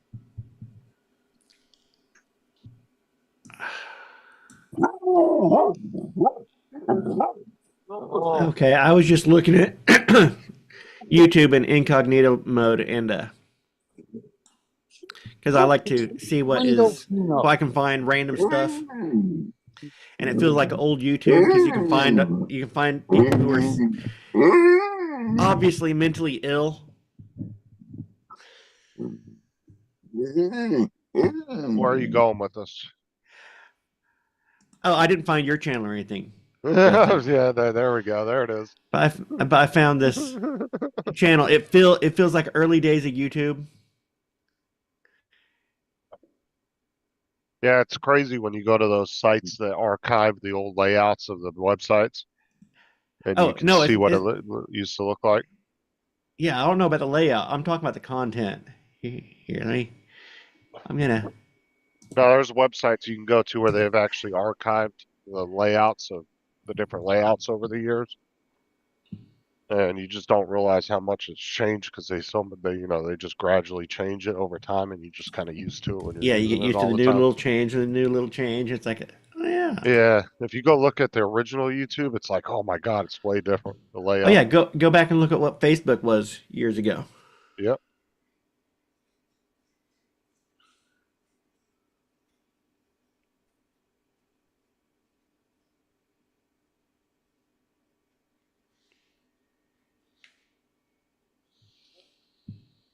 Hey, Lance, was that ship anchored out there?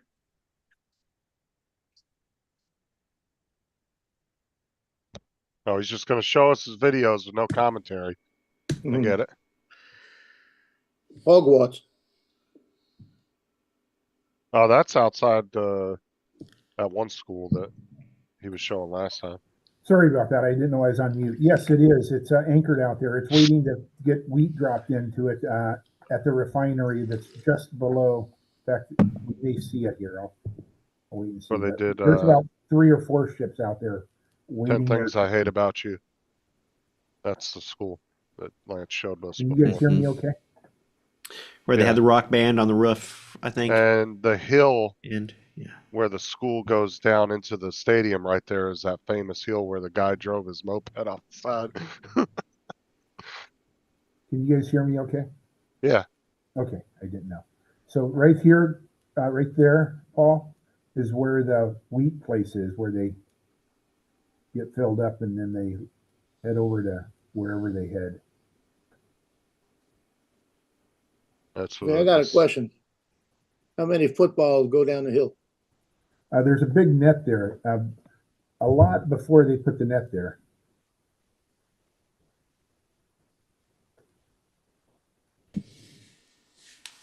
I couldn't take pictures at that stadium. I couldn't walk down and up the hill. It's tough. That is such a Angel cool looking spotting. school, though. I ain't even gonna lie. There, every time I see it, I'm just. I wish I went Oh, to a school that had a building like that. That's the school that was in Hogwarts, wasn't it? I'm just saying that building has so much character to it, though. It's like, yeah, I don't know. I just really like that. It's really cool that it's a school. Because you know, schools these days when they build them, there's really no character to them. They just kind of, I don't know. That building just has a lot of history and character look to it.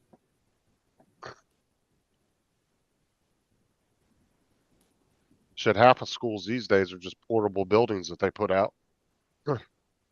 They'll build the school, and then once it gets to a certain size and they get more students than they can handle, they just start popping up portables everywhere. They're actually tearing, they just started construction on 2 of the schools here. They're completely leveling them and rebuilding them from scratch.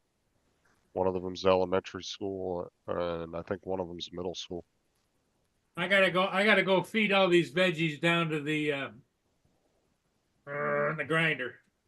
With the growth around here, they're not even trying to do that one, which most schools do, where they just put the portables. They're having to tear down all the buildings and redo everything now from scratch.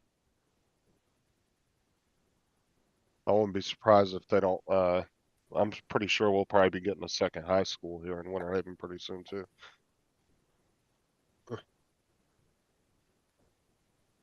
They're actually supposed to be building a second hospital here too. is the amount of people we're getting.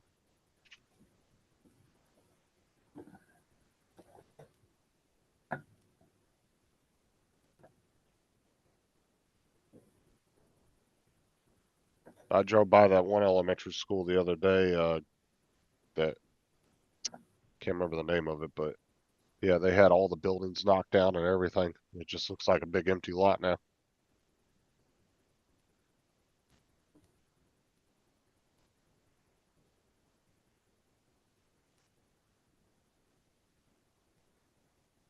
I think they're going to be going for multi-story buildings now in a lot of these schools.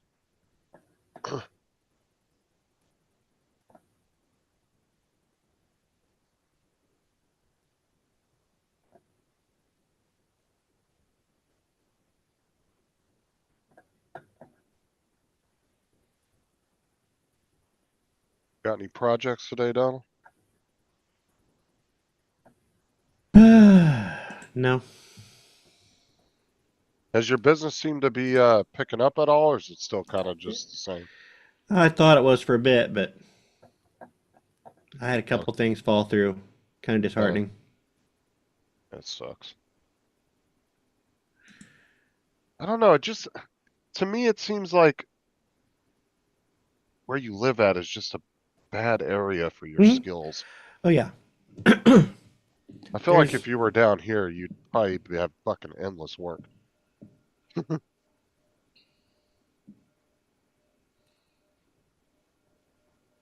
Hey, Justin, I'm gonna go catch that ship. Right. Okay.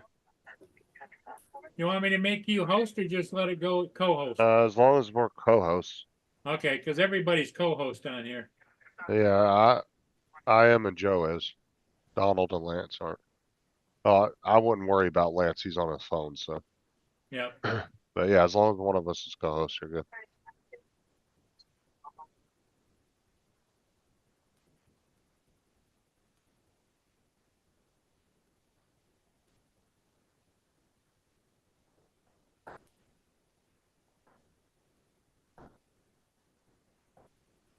Yeah, I feel like your skills would be utilized a lot better in a bigger city environment.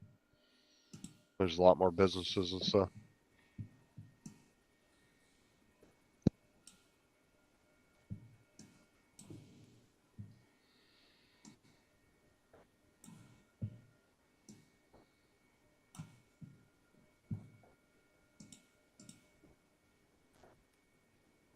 Did you ever go to school for any of that, or did you just kind of fall into it when you left Walmart years ago? I just fell into it.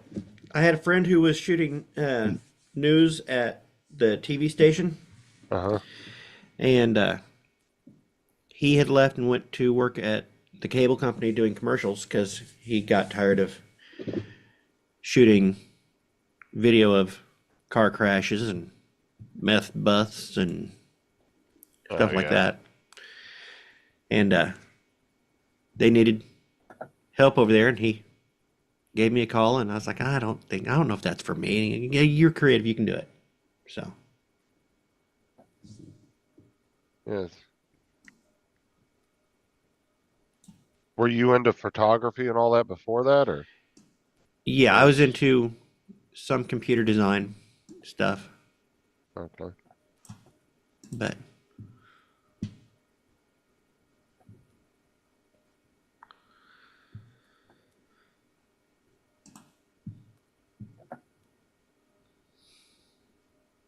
I'll end up I don't know. Do you feel like you're in kind of a bad area for the kind of work to a certain extent?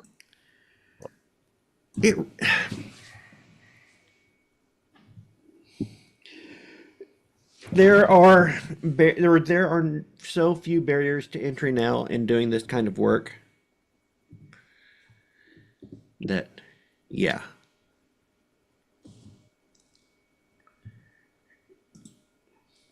If you know what you're doing, like commercial I've just sent off. I finished editing last night and sent off. If you know what you're doing, you could have done that same commercial with 2 iPhones. Well, there have actually been commercials where they actually Yeah. shot them with phones just to promote them. Yeah. They actually did a whole. Matter of fact, they did a whole Eminem music video like that, the one that Well- they did on the Empire State Building. Yeah, the most important stuff is lighting, getting that set, making sure that you got your settings on your phone camera correct. You don't want it to be on auto. But Yeah, they did the whole music video on the Empire State Building. They all shot it with the, I think it was a Google phone, Google Pixel. It was whatever phone he was promoting at the time. They actually shot the whole music video with the cell phone.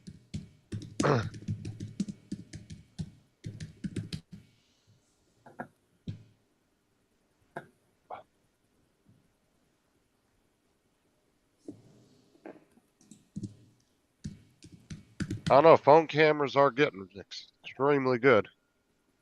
I don't think Venom. they'll ever. Yeah, Venom. Yeah, Yeah. it was the one he did on the top of the Empire State Building. They And said, so I you think put it 'em was a on the big Google screen. phone they shot it with. yep, and they got it. And they got the phone on a gimbal.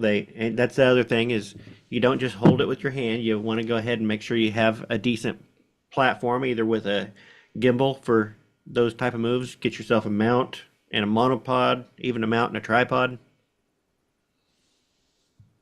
I don't know. mean, You think cell phone camera technology is ever going to get to the point where it could actually replace a camera like Joe uses or you use? No, You don't think so? no, because the cameras that we use are going to be improving as well. That's true too. But if you're going to say, can a cell phone take a better picture than a digital camera, like a high-end digital camera from 2003? Yeah, I can do that right now. Okay.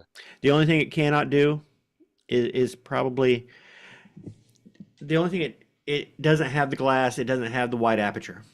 So you're going to be locked off on to some of the stylistic stuff. Right. But the same thing was true of digital cameras back in the day. Oh, I know. Can you imagine taking a phone camera back in the day and showing somebody? They'd be blown away by it. Just the amount of hardware you can shove into a little phone like that. Well, the fact that when I first started shooting commercials, I was throwing a great big Sony Betacam on my shoulder and shooting With a videotape. with videotape, and Yeah. it was only shooting 720 by 480. And that was the beta tapes, right? The smaller ones. Yep. And weren't those considered better format than VHS? They just didn't take off. Oh, yeah. The beta, the professional beta, and the beta that you got in the like movie rentals were two different types of beta. But still, beta was better than VHS in both regards. What people don't realize too is I was watching a Linus Tech video and he had gotten his hands on some. Actually, there was right at the end of VHS when DVDs came in, there was actually HD VHS tapes. SVHS. Yeah, and but they were like they came out right at the wrong time because that was right when DVDs came out. Yeah, So we they didn't had make a lot of them. They're actually we had a kinda few hard to things find. mastered on those. Yeah, they're actually kind of hard to find, the ones that actually have movies on them and stuff, because they didn't make a lot of them because they came out with them and then DVDs hit the scene and it was just over at that point.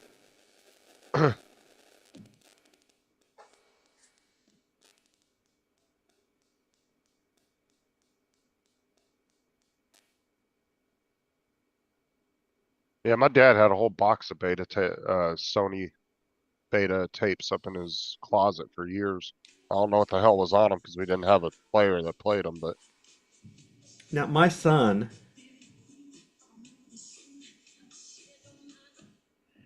is into the retro stuff. Got himself a DV camera. He got his girlfriend one of the new Polaroid cameras that take the little Polaroid film you hold. Yeah. It develops in your hand.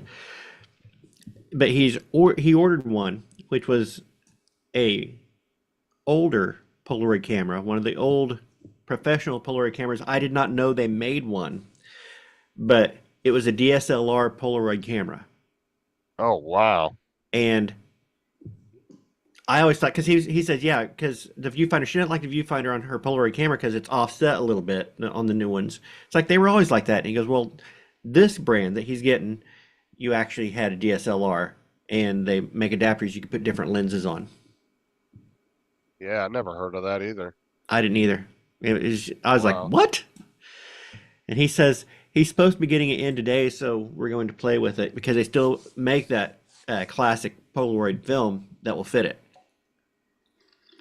Yeah, I watch some gaming streams sometimes where they're out buying like old gaming hardware, and they'll find all these like weird connections that were like for the 64s and all that back in the day. And it's like, dude, when I had those, I never even knew that shit existed. Like, they had all these different little connectors you could connect to it and little modules and everything. And it was like, where the hell was all that shit at? Because I don't remember any of that. I know where it was. It was out of my price budget. So did it make like a better picture itself when it developed it, or was it a higher quality picture, or was it I think it's the just same. I think it's the same film, but depending on the lens, you might get an improvement on the lens. okay? I haven't But shot a Polaroid a lot of in the years. Polaroid, I mean, Polaroid was amazing because it developed in your hand. It was basically the darkroom in your hand, but you still had those trade-offs. I mean, they were grainy as hell. The grain on Polaroid film was ridiculous, but it was fun. It was instant. Right. I remember playing around with Polaroids back in the day. Oh yeah, they're definitely a market for the newer ones, because you see like little mini Polaroid cameras now. You can take little mini ones with it. He bought her a regular Polaroid camera and the mini Polaroid camera. In fact, I got one of the little mini Polaroids up on the fridge right now. Now, do the newer ones seem to be better film quality as far as like the picture look of it, or is it kind of the same? It's pretty much the same. There might be a little less grain in them, but Hasn't really improved much. actually, what's really cool about the new ones is that you can go on your phone, you can hook up to it with an app, and you can adjust a lot of the settings that you couldn't adjust back in the day. Oh, that's pretty cool. Which I didn't know. I had gone out with them to this Red Oak 2 over in Carthage, a little place that has a bunch of retro stuff. And we'd taken some pictures, and I'd been taking pictures with it on auto all day. And then they said, yeah, there's an app and it has all this. It's like, why didn't you tell me that? I could have been so much more in control of what was going on.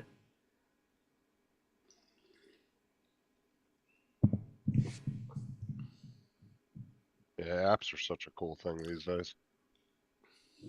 Like they have those sunglasses now that you can buy, and it actually has an app, and you download it, and you can control the shade on the glasses, how dark you want it, and it's instant too. Like you can actually see it happening instantly when you change it. I have not heard about that. See here.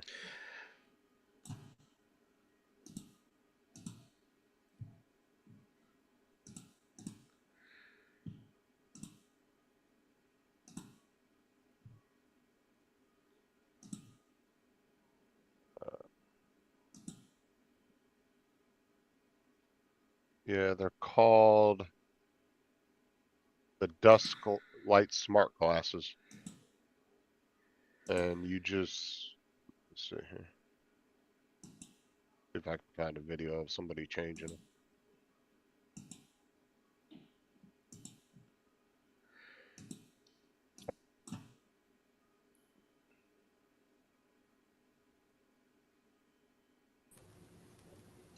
Be right back, guys. I'm going to go to another classroom and get some coffee. Oh, yeah.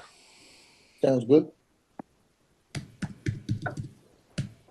Watch this, Donald.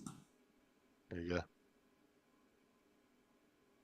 go. So I can actually adjust the tint on these glasses. What actually happens? So when I adjust the tint level, it either gets very light or very dark. See? And it does fully work, which is absolutely Nope, I'm not seeing fantastic. anything. I'm just seeing Especially your for- desktop. Oh shit! I showed the wrong screen. Fuck. There we go. He's new Wait. at this. Okay. Dark happens. So when I right here, so I can actually adjust the tint on these glasses. What actually happens? So when I adjust the tint level, it either gets very light or very dark. And it does fully work, which is absolutely fantastic, especially for being out and about when the sun changes. And also there's a preset function where I can choose the preset. Oh, I just selected to buzz my dusk. Very good feature though, so you can always find stuff. There's a drive. That is pretty damn cool though. Now, are those available to the general public, or do you have to be a douchebag? I don't know. Which No, ones you are can buy- those? They're called the Dusk. Let me see if Amazon's got them because I'm kind of curious what the price it is on them.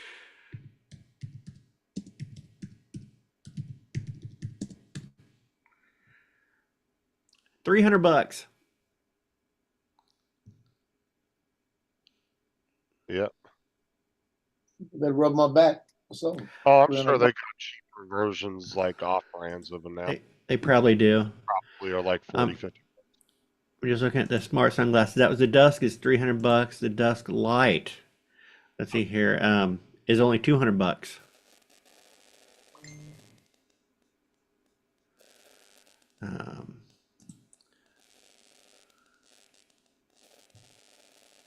Usually when a company comes out with something like that, there'd be other. $400 if you want prescription.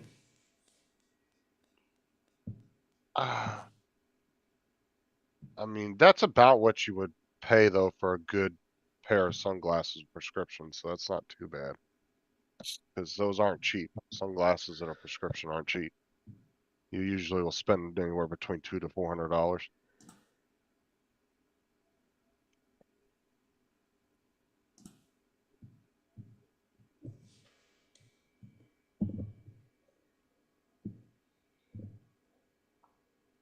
That's still pretty cool technology though, how they can do that. Mm-hmm. Like I said, I'm sure there's other brands out there. I'm sure you can find a brand on that probably sells them for 50, 60 bucks. Does the same thing.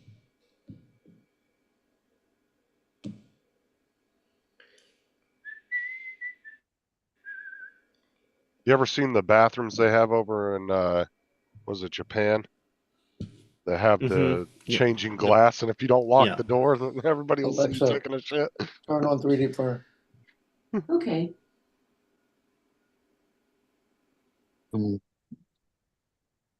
Yeah, I remember seeing a guy who built his own house, and he made all the upstairs rooms had the internal walls on the side of the entrance as those glass panels where you could darken them electronically. Yeah. I said I think it's Japan that has the bathrooms that do that though, and if you don't when you lock the door to the bathroom, it activates the glass. But some people will go in there and not lock the door. You'll see right through it.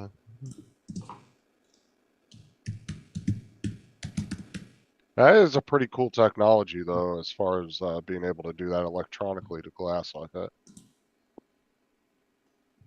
Yeah, you'll be seeing them in all the expensive cars next.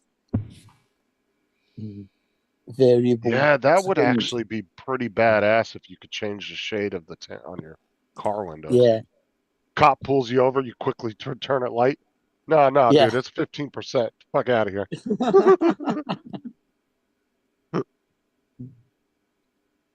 As soon as he drives off, and go right back to limo tent.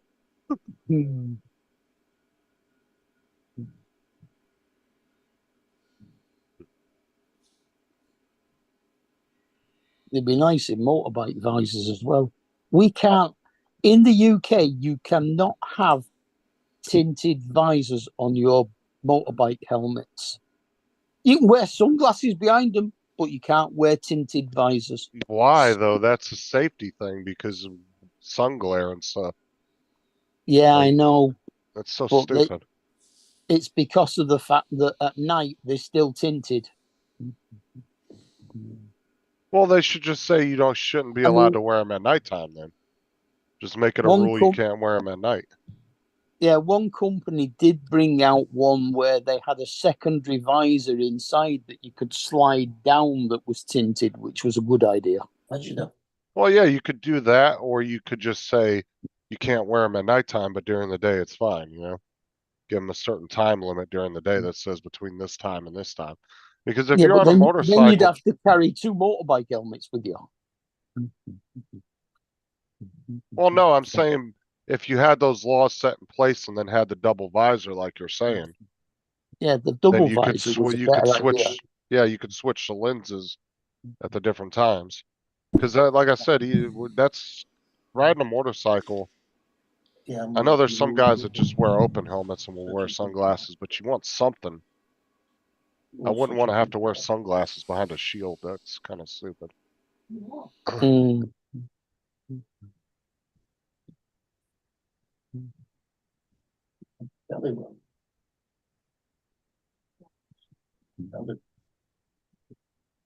Or you just implement that type of technology into the visor where you can adjust the Yeah, you can adjust darkness the of tint it. to the visor. That'd be brilliant. Yeah. Yeah, that'd be really great. You got the dark tinted windows. Cop pulls you over for having too heavy tinted windows, and you just dial it up, and he gets his little meter, and he's like, "See, bye." Yeah, exactly. That's what I just said. Tell them fuck off. It's 15%.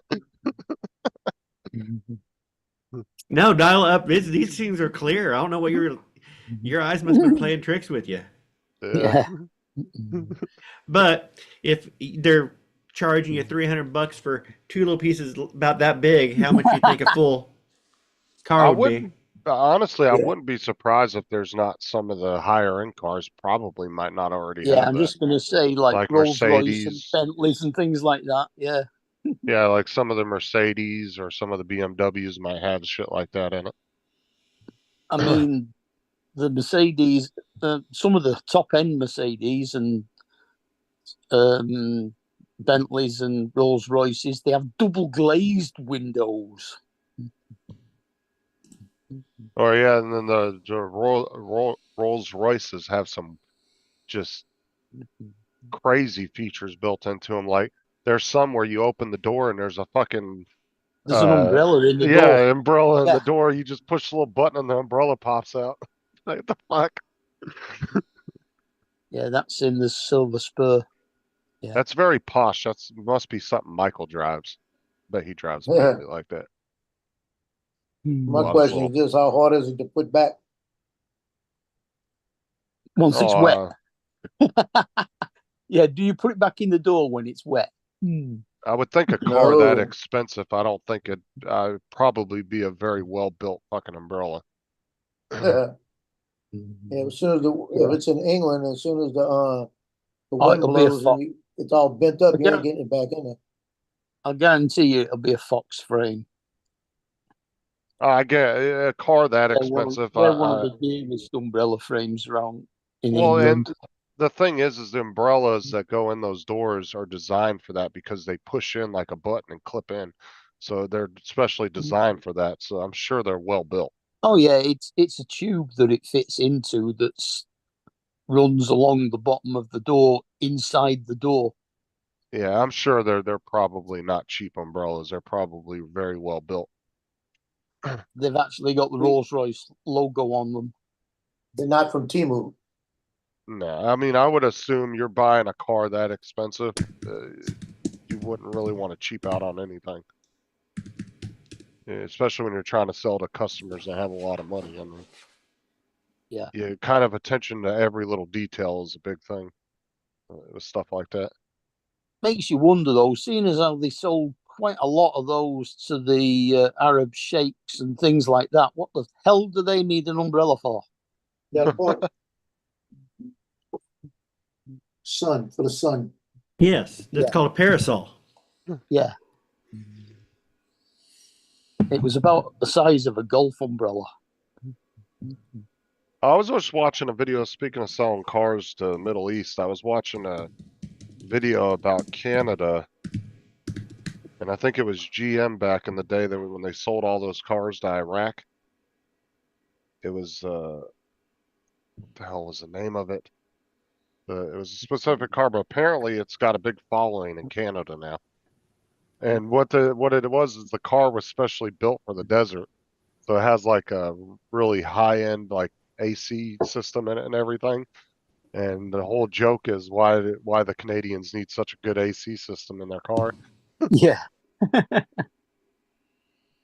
But apparently Iraq ordered like 15,000 of them or something. Well, they only delivered half of them. And then Iraq didn't like them because they kept breaking down and shit and they were having problems with them. So what happened was the Canadian government backed GM on it and said that they would pay, like they would make sure the whole thing went through. Well, because Iraq didn't take over half the cars, what they did was they distributed them out to dealerships and sold them super cheap at the time to get rid of them. And apparently now they have a big cult following. I don't know of any Canadian branded cars. It was, let's see. Yeah,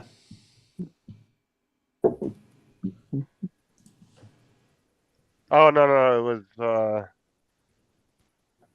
was okay, it was the Chevrolet Malibu that GM had intended to ship to Iraq at the time.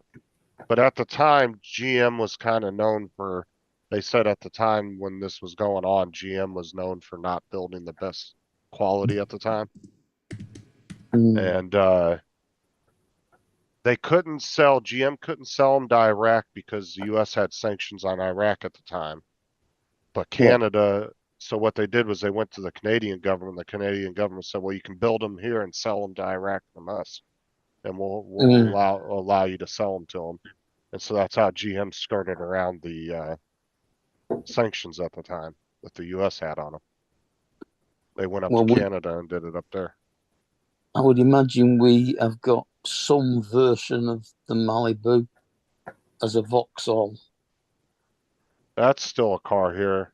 And actually the Malibu and what's the other one? The Chevy Impala. Actually the Malibus and the Impalas are the exact same car. They just put different emblems on them. If you get into a Malibu or an Impala, they look identical on the inside and outside. The only difference is one says Impala, one says Malibu on it. Typical. I mean, I had a Vauxhall Omega, which was a lovely car, I thought, anyway, which is over there sold as the Cadillac Catera. Impalas are a real popular car with a lot of police departments over here as like just your basic patrol car. A lot of police departments use Impalas. But Ford definitely still has the market for emergency vehicles. I think they're the #1 producer of emergency vehicles. Yeah. And the person I bought this one from had actually had it badged up as the Cadillac Catera instead of the Vauxhall Omega as well.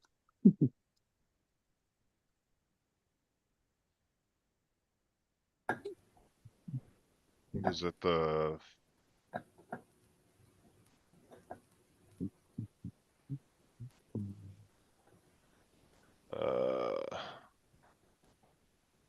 which one is that?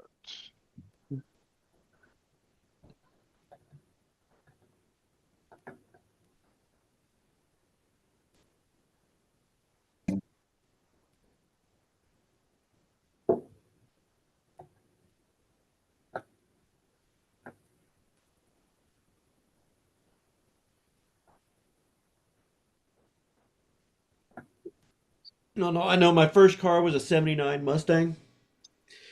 And it was basically the same car as a Capri. Mine was an 85 Mustang. Now, your Capris were different to our Capris, weren't they? That was the year I was born. Had the 5.0 little hatchback. Yeah, the Ford Capri over here, you know, was something different over there.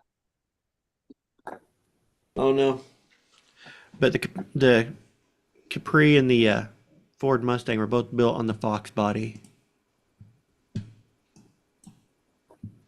My I'm not sister sure. had one of the last It might have been a Crown Fox. Vics off of the Ford line in 2011. When you looked up her VIN number, it was one of the last like 400 that were built on the line. It was a I had hatchback, a 79. fastback type car, and Yep. the bonnet took up about half the length of the car. Oh, it was a long front end. Yeah. Oh, that's like Crown Vics. They were fucking boats. I hated driving my sister's Crown Vic. Because that's all you would see in the front was just nothing but hood.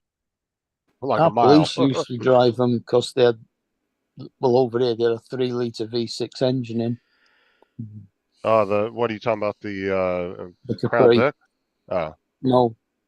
I was gonna say the Ford Crown Capri. Vics over here were V8s 5.0s. Which then changed to, well, we didn't have that many big engines except for in like Jaguars. But yeah, my sister had one of the very last Crown Vics off the line, the last few, like 400. And they stopped making those in 2011. Changed from the 3-litre Essex engine into the 2.8 injection and then went to a 2.9 injection. And now I think Mustangs are what, a 6.0 liter now? I got electric liter? Mustangs now. Oh, yeah, yeah, they've got the electric one now. Yeah, with the big subwoofer in the trunk. So it makes all the engine noises for you.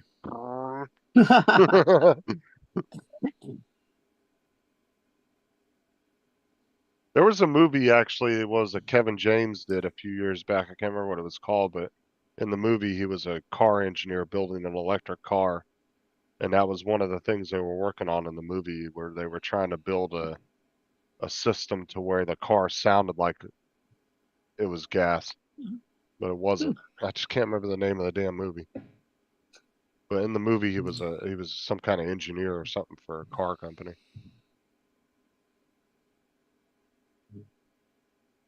I mean, you know, when you were going on about Leno owning that for McLaren brought out an electric car called the McLaren P1.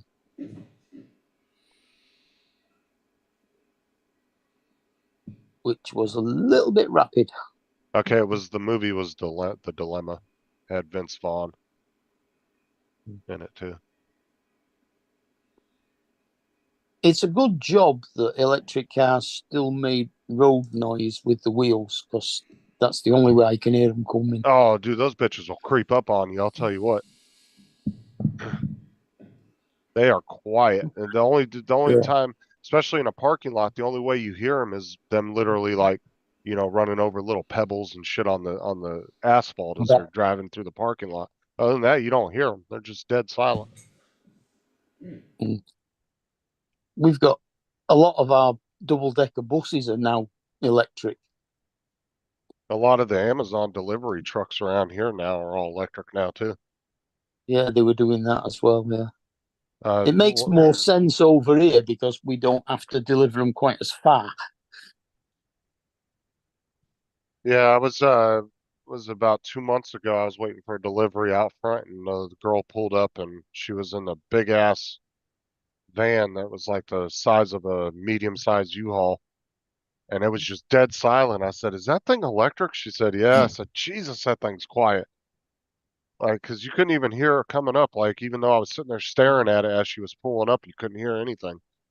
And she goes, "Yeah, it's actually really nice to drive." I said, "Oh, okay." So I said I couldn't believe how quiet it was when he rolled up on me.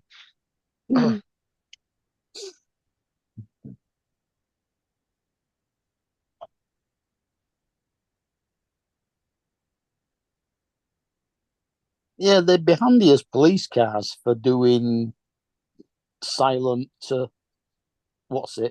raids. Sneaking up on people, yeah. Yeah.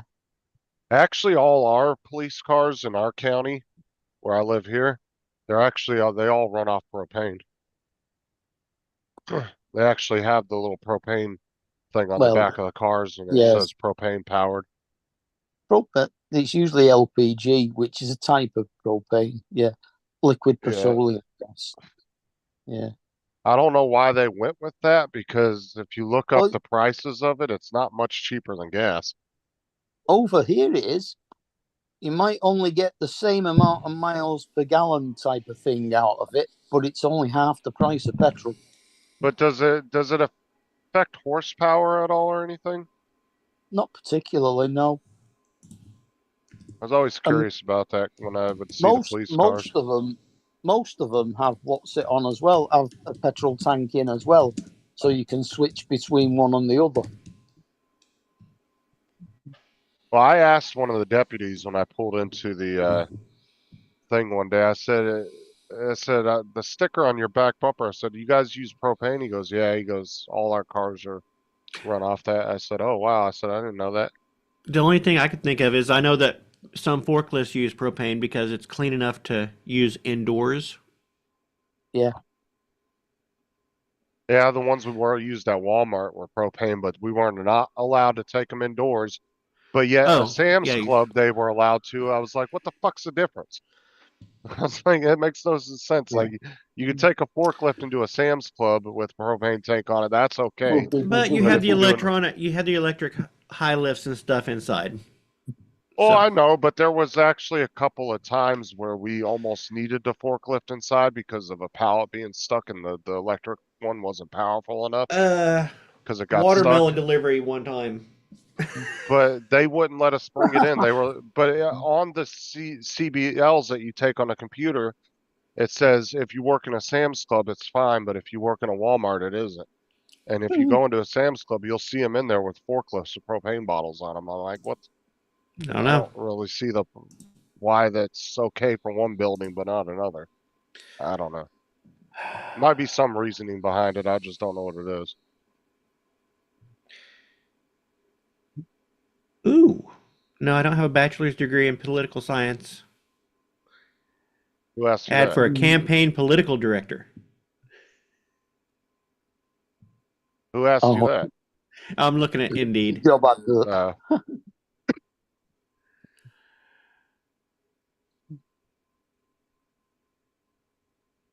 Yeah, I was looking at jobs at Sarah's work, and she goes, "There's a bunch on the on their portal at work, but then when you go on the website, it's nothing but like doctor's positions." I was like, Mm-hmm. and she's like, "Well, they're showing on the portal at my job." I said, "Well, you're gonna have to ask them about it." I said, "Because when you go to their website, it doesn't show any of them." I said, "It just shows that they need like a endocrinologist or they need this kind of doctor, That's- specific nursing and stuff like That's that." Indeed around here. It's like, okay, it's driving jobs where you need a CDL, Right. or it's just general labor type jobs. Well, see, I've had issues with Indeed and the fact that there's jobs posted on there. You fill out the application, then I call the company and they tell me, That was "Oh, filled well, months ago." it's- Yeah, well, why the fuck is Yeah. it still on there? Yep. I've been running into all kinds of issues on Indeed with that, where I call up a company and they tell me, "Oh, it's already been filled." Yep. Well, why is it still on there? And they're like, "Oh, no, it's supposed to be taken off." And then some of them just leave them up there to get a bunch of applications that they can store and then go back later if they need them. And I'm like, well, Yeah. at least put that in there, that's what you're doing. That way I don't waste my time putting in an application knowing that I'm not going to get called for potential 6 months to a year, you know? Yeah. Like they don't Well, put that. Wonder how many kids at high school think, what am I going to do as a profession? I know. I'll do political science. Well, you can get a degree in political science. Yeah, I know. That's what What I the mean. hell is political science anyway? It means that you can become a politician. Oh, for You can fuck's become a sake. campaign manager for politicians, which is better don't- because then you don't have a target on your back. You just get paid every 4 years. Well, can't you just like Every 2 take years. Every 2 years. I feel like if you go to prison, you could learn a lot more techniques for being a politician. Teach you how to be really sketchy and teach you how to properly lie and all that, you know? You go Yeah. to prison, you don't have to worry about wages. And if you go to Monster, everything is remote, social worker, CDL, welder.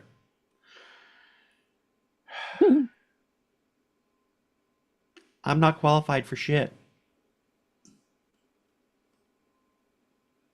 Except for going and being a general laborer somewhere for $13 an hour. All the jobs here now are minimum, most of them are minimum 15 now. Even though the minimum wage isn't that, that's kind of what most of the standard across the board is now Yeah. become here. I don't want to have to go back to Walmart, but they're always hiring. That's the thing. Problem And is they Walmart don't, will That's take because people. people keep leaving. but they don't respect your out. They don't respect your time.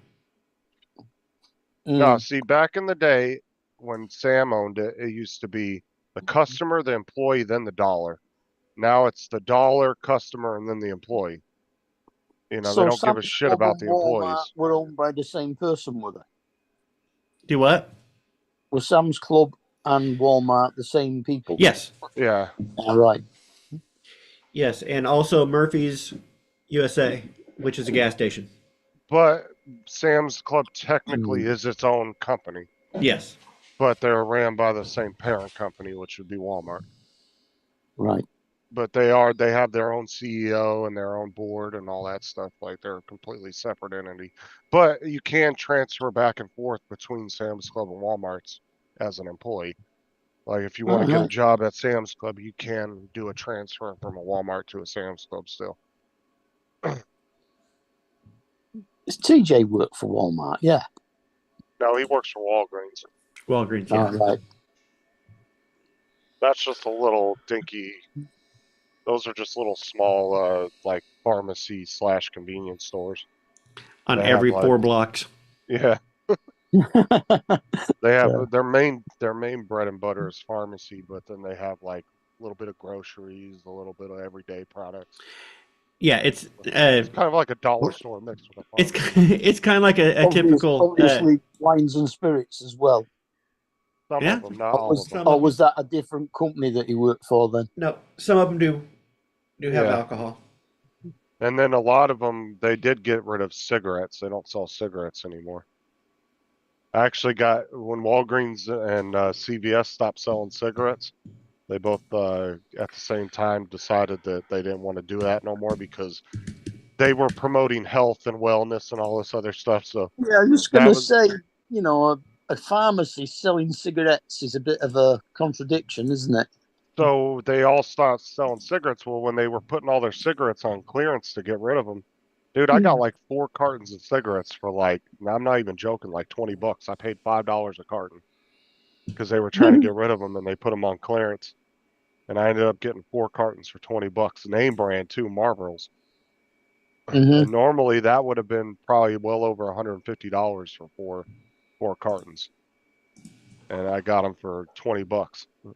When I walked in there, she said, "Oh, we're trying to get rid of cigarettes. We have them on clearance. Are you interested?" She was asking all the customers. I said, "Well, how much for a carton of Marlboro Menthol?" She goes, $5. I said, "Give me 4." I had $20 on me. I was like, "Give me 4 I of them." really, really cannot smoke menthol cigarettes. It makes no sense to me having a cigarette that tastes like a polo mint. Makes as much sense as taking a plant, drying it out, wrapping it up in paper, sticking it in your mouth, and setting it on fire. Well, yeah, true. Especially if it's a marijuana plant. Yeah.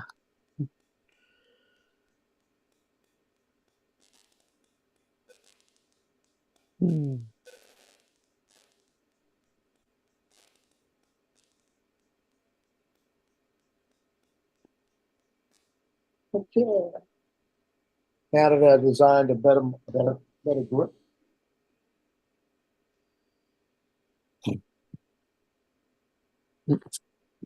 Fish filter back on. I always turn my fish filter off when I feed the fish.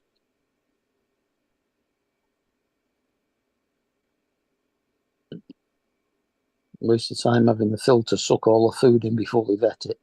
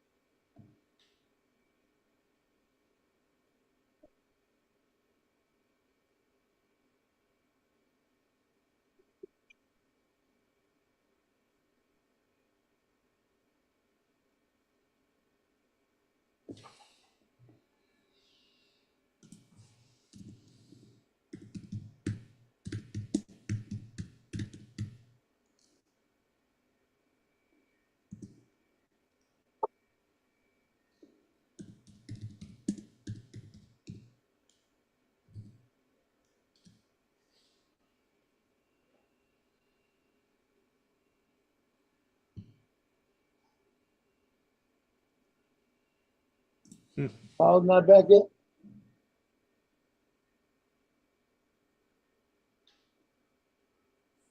Don't know.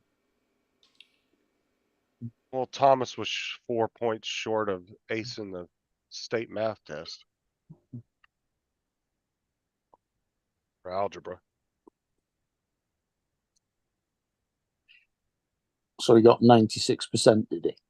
Well, he got a 396 and he needed a 400 to get Okay. to completely get 100% on it. Also, But yeah, I it'd go on be at Upwork. 96.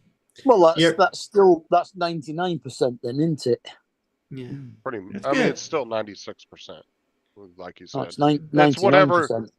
Oh yeah, whatever. If it's only percentage you 4 wanna put short it in. out of 400, that's 99%. Yeah. Mm-hmm. So when he comes home today, say, should try it on. Must try harder. I'd beat him. Fucking Donald. I'd take the fucking belt to him. You embarrassed this family.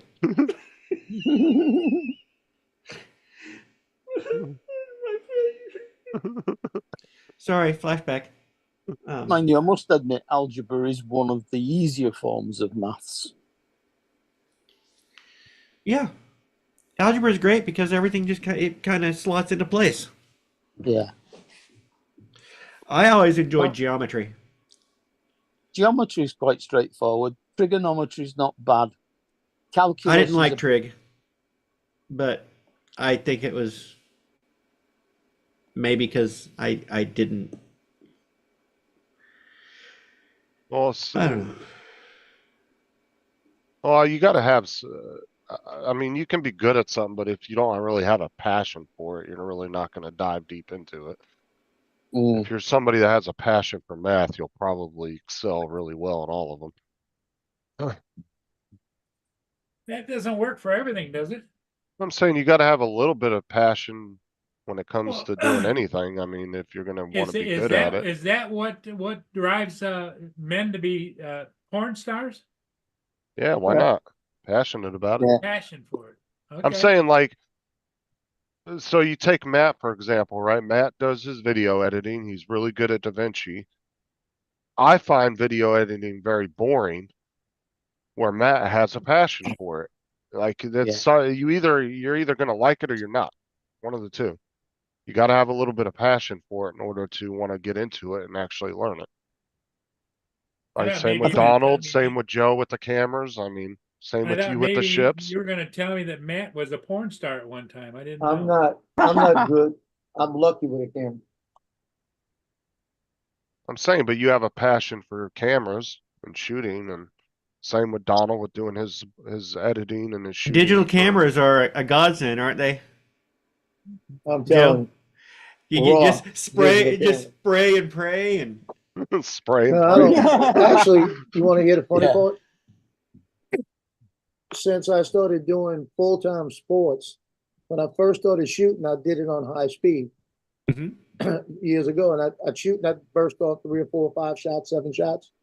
I've got to the point now where there's no way in hell I'm gonna do a burst, but I could put it on a slow fast, the slow high speed, and sit there and follow you and watching.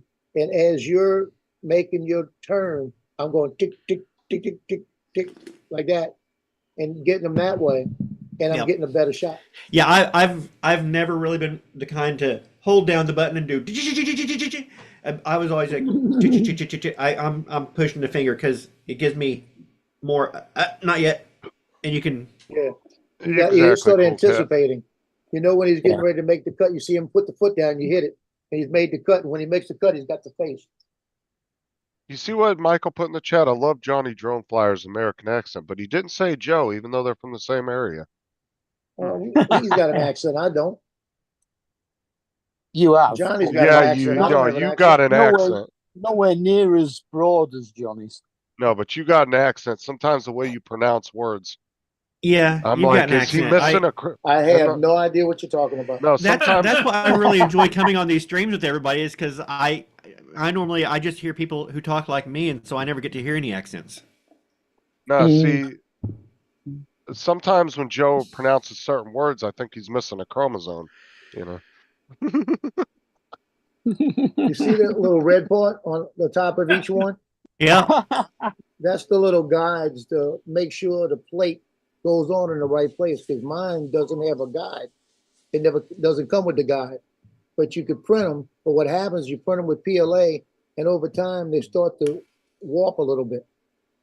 So now I'm gonna extend it up so that it doesn't matter if it warps, it can't go past that. So I just built that on the Tinkercad, and I'm gonna print them because I'm getting tired of it not barely hitting in the back. See, I didn't even get the big duck, Michael. I tried, really did. Wait till you see what you're gonna get. I Every dare you day. to open that package. Oh, Aubrey's already said she's gonna kick my butt if I open it. She said I get to open that when it comes to Eddie. I said okay. Yeah, don't you open it. Nah, I'm not gonna open it. I'll let her do it. She's excited. She was all happy when she Still not found out you were. arrived yet. It's supposed to be here today. The scan from the post office came in this morning, said it was supposed to be delivered.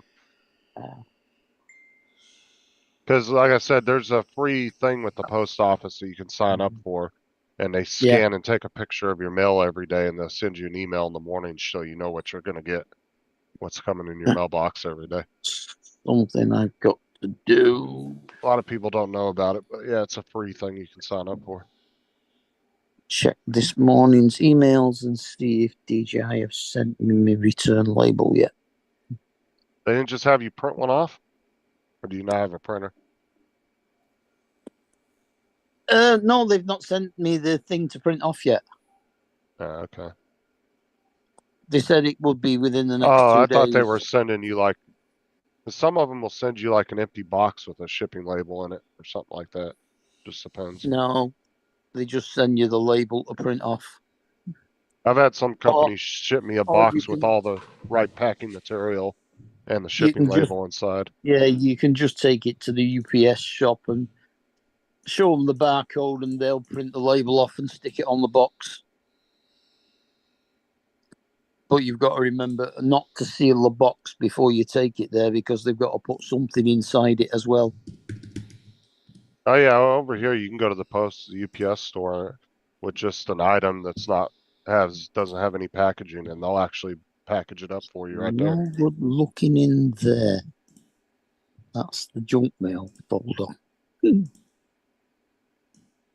where all of Joe's emails go. Damn You're it. trying, you're pushing. Trying. What's that on your? Is that a thing of meat on your desk, Joe? What is that? This, Yeah.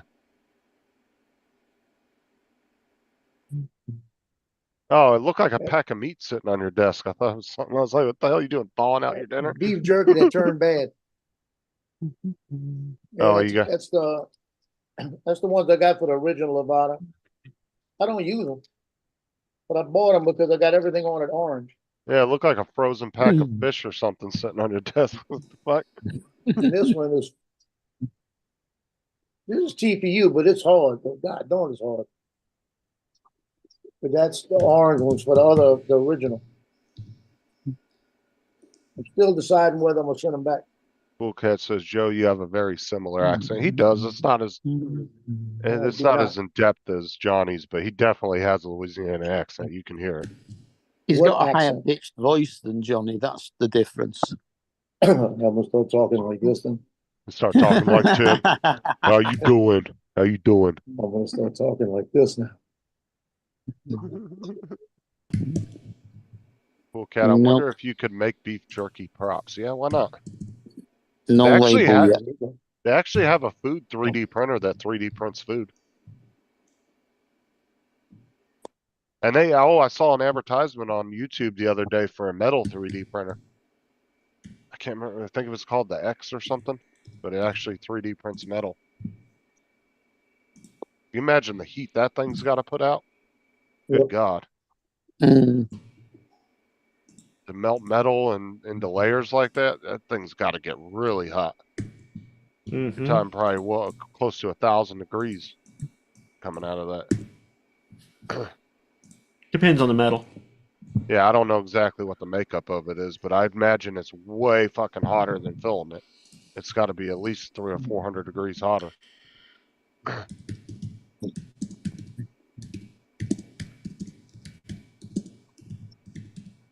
Well, that It might could work. be gallium. Yeah, I'm not sure. It If was it- just a little short advertisement I saw. If it's gallium is a metal, but it'll melt in your hand. So Really? mercury is a liquid in your hand, but that's a Yeah, metal. but mercury is always a liquid at room temperature. I mean, gallium at room temperature is solid, but your body heat is enough to melt it. Mm. So Paul, you know what Loki's doing? What? Loki's sitting right next to my leg, my foot down here, and he's got his head against me, and he's just licking the side of my leg. Well, is Loki the one that you locked him in the front room? She's No, obviously Loki, that's Tina. Tina she's got locked in obviously the front room. decided that it's way past dinner time and she's just tasting you. Just Yeah. to make sure, before He's she loving makes me. a bite. She's He tell me loving to go it. take a bath. But last night about 11 o'clock, I looked over at Tino. He came up in. He barked at me because it's about 11 o'clock and I'm not in the back. He wants to go to the back. I said, "Well, I'm ready to go to sleep. You go lay down and go to sleep." He jumped up on the sofa where I found him yesterday, and he laid down up there. And I said, "That's where you're gonna stay?" And he got all frisky, kind of rubbing on the sofa, and then he kicked back and went to sleep. So if I'd have left, I could have left him up here. He was thinking, "Shoot, I'm gonna stay up here. Nobody bothers me." Actually, couldn't you consider mercury like a liquid solid? Because it does, it can be in either form.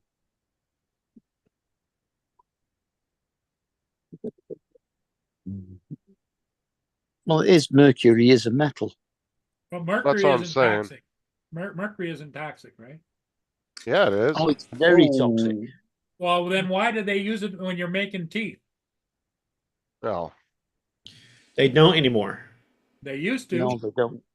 Well, they used to do a lot of shit. They used to put asbestos and shit too. They used to. You used to use an antimony pill. You know what an antimony pill is? No, what is that? It keeps you, that keeps you from doing your I-do's and getting married? No, it would basically if you needed a laxative, it was a little metal pill, and you would swallow it, and it would make you sick to where you would evacuate, but you would catch it again, rinse it off, and put it back in the medicine cabinet and reuse it later, because it was a little metal pill. It was kind of like And It's practical. what was it like? there were people was who it would pass Ipecac this or- antimony pill down to generations. And I'm assuming it was toxic, the You metal. can wash it up. Yes. It's kind of like, what was that? What's that shit that they used to use? It was it Ipecac? Ipecac. Ipecac? Oh, yeah. Yeah, you can still get Ipecac. To Yeah. No, it cause had somebody the to throw same up. effect. It just made you throw up. Uh-huh. Yeah. I'm pretty sure it was antimony. Look it up here. Well, it sounds practical. Yes. Because you save money. It's made from metallic antimony. It was a popular remedy in the 19th century to purge and revitalize the bowels. Swallowed, passed through, and then it's recovered I for need one of use, those. which gave rise to calling it the everlasting pill. Yeah, early 19th century. I have medicine. such useless knowledge in my head. How I'm many thinking people would want to sort through their own crap just to find the pill to use it How again? many people would take it? How many people would pass down or would accept a pill and Yeah. use it, passed down from their Yeah. dad? I know this has been through you. Yeah. This came out of my dad's ass. I'm going to stick it in my mouth.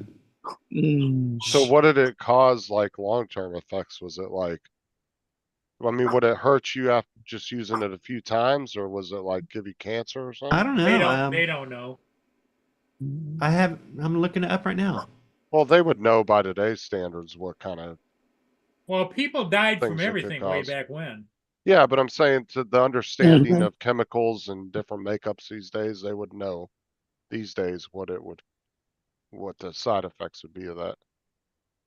You'd be fucked if he got stuck in your appendix, wouldn't you? Like, I wonder if you would get away with using it a couple times and really know, or if it was something that you use, because I doubt, I mean, I'm sure it's something that you wouldn't use all the time. It'd probably be like that 1 or twice a year thing. But According to the CDC, antimony can have beneficial effects when used for medical reasons. It's been used as medicine, blah, blah, blah. Some side effects have been reported, including heart problems, nausea, vomiting, and muscle and joint pain. so they actually And guess what? say You you can buy them can on use eBay. it. You can still get an antimony pill? On eBay is 80 pellets. Oh, they're Why would you probably need 80 dissolvable. pills if you only use them? No, they're probably dissolvable or something. They're Yeah, this is probably 80 not. pellets, and it says for indigestion. Okay. Or they're so This is small not the you same just thing shit then. them out. We'll see if you can still buy them, Donald. You know what you're looking for.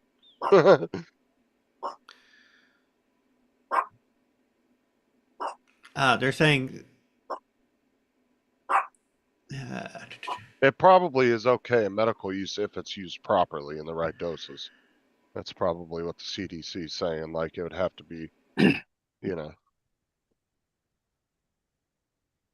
Well, like I said, Probably. it could easily get stuck in your appendix and then it won't come out. Yeah, dude, 19th century medicine was very barbaric. Like what was the things they used to do where they would jam shit in your head? Try to get you to like not be insane anymore and shit like that. Yeah. Trepanning. Or no, lobotomy, wasn't it? Called lobotomy? Yeah, but it's called trepanning. Yeah, It's where that shit is it's fucking where barbaric, dude. they drill a hole through your skull to release the liquid that's causing pressure on your brain. Yep. Right, but that would be used for a legitimate like brain swell these days. But what I'm saying is they did it back in the day thinking it would help with like mental illnesses and stuff, right? Well, they used to use, didn't they used to use leeches to clean out wounds? They still actually They still do. Yeah. Yeah. Or they have, maggots. they have medical grade leeches that they still use. Yep. Leeches and maggots are very Yep. They use maggots a lot because maggots will only eat dead flesh. Right. So if you they'll only take out the dead tissue. Yeah, that's what I'm talking about, Cool Cat. Lobotomy is a hook through the eye socket, detaching part of the frontal lobe. Fuck that. Yep. Because that, like I said, back in the day, they thought it would help with mental illnesses and being overweight and all kinds of shit. Like they thought let's just cut a piece of your brain out and that will fix it. Like, dude, I'm telling you, early 19th century medicine was barbaric as shit when you start digging into it. They were still trying to figure things out. Oh, I know. I'm saying it wasn't like that they were just incompetent. It was just that time period is when modern medicines really started taking off. Oh, that was the difference between medicine today and theoretical medicine, Well, that would be like what they would describe as Eastern or Western medicine these days. Eastern medicine tends to be that kind of hoopy law shit. Stick 1,000 needles in you and it gets rid of your arthritis type shit. That actually works. Like acupuncture? Yeah. But there's also a certain degree of placebo effect that could be involved in certain things like that too. You could think you're being better, but you might not actually be getting better. Is that a bad thing because you're thinking more positive in your head and everything? Maybe not. I don't know.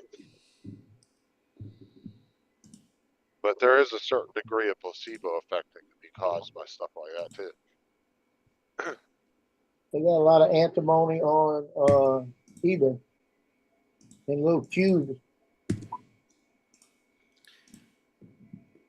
Yeah, it's probably not reusable like back in the day. It's probably just a one-time use type thing these days.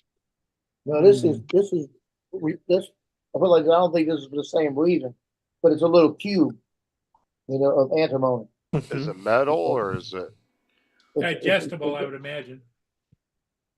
like a chewable that has like little bits of it in it? Well, they got some of them got little flakes, but they got most of them are little cubes, like little sugar cubes. Well, I can understand using a pellet that you have to crap out, but a cube? Ugh. Yeah. This Depends one on how here big the has, cube is. Because your butthole's round and the cube's square. We all done those little Yeah. things when we were little, trying to put the shapes through the wrong holes. yeah, $4.99. You got high purity antimony, metal kernel, and glass packaging. And 1, 2, 3, 4, 5, 6, 7, 8 pieces. Justin, your Hey, Justin, peg, I'm gonna send you one. Try it. a peg can fit any hole depending on your level of pain tolerance. For fuck's sake. Hey, Justin, And I'm gonna send you this how hard do $4.99 you one. hit it? You what, Joe? It's coming on a speed pack. I'm gonna send you the $4.99 pellet. I want you to try it. Oh, I hell got, no. it's coming from China. So Oh, it fuck. should I'm be- it should be definitely not pure. putting that in my body. Should Who be knows what pure. Yeah, who knows what the fuck the Chinese put in there? Fuck that shit. Giant. They've had children's makeup that was sold for little kids, like little girls to play with, Yeah, I've It's had enough just- antimony today. and they found all kinds of toxic shit in it, and it was made in China. Just like a lot of the dog products. That's why you don't buy any dog products or any animal products for your animals that are made in China. Because they've found multiple times where like handfuls of dogs got killed because they ate some treat that's their owner bought that was made in China, had some nasty shit in it, ended up killing their dog. If you look at a lot of pet products, like you go to a lot and you see a lot of pet products, most of them are made in the U.S.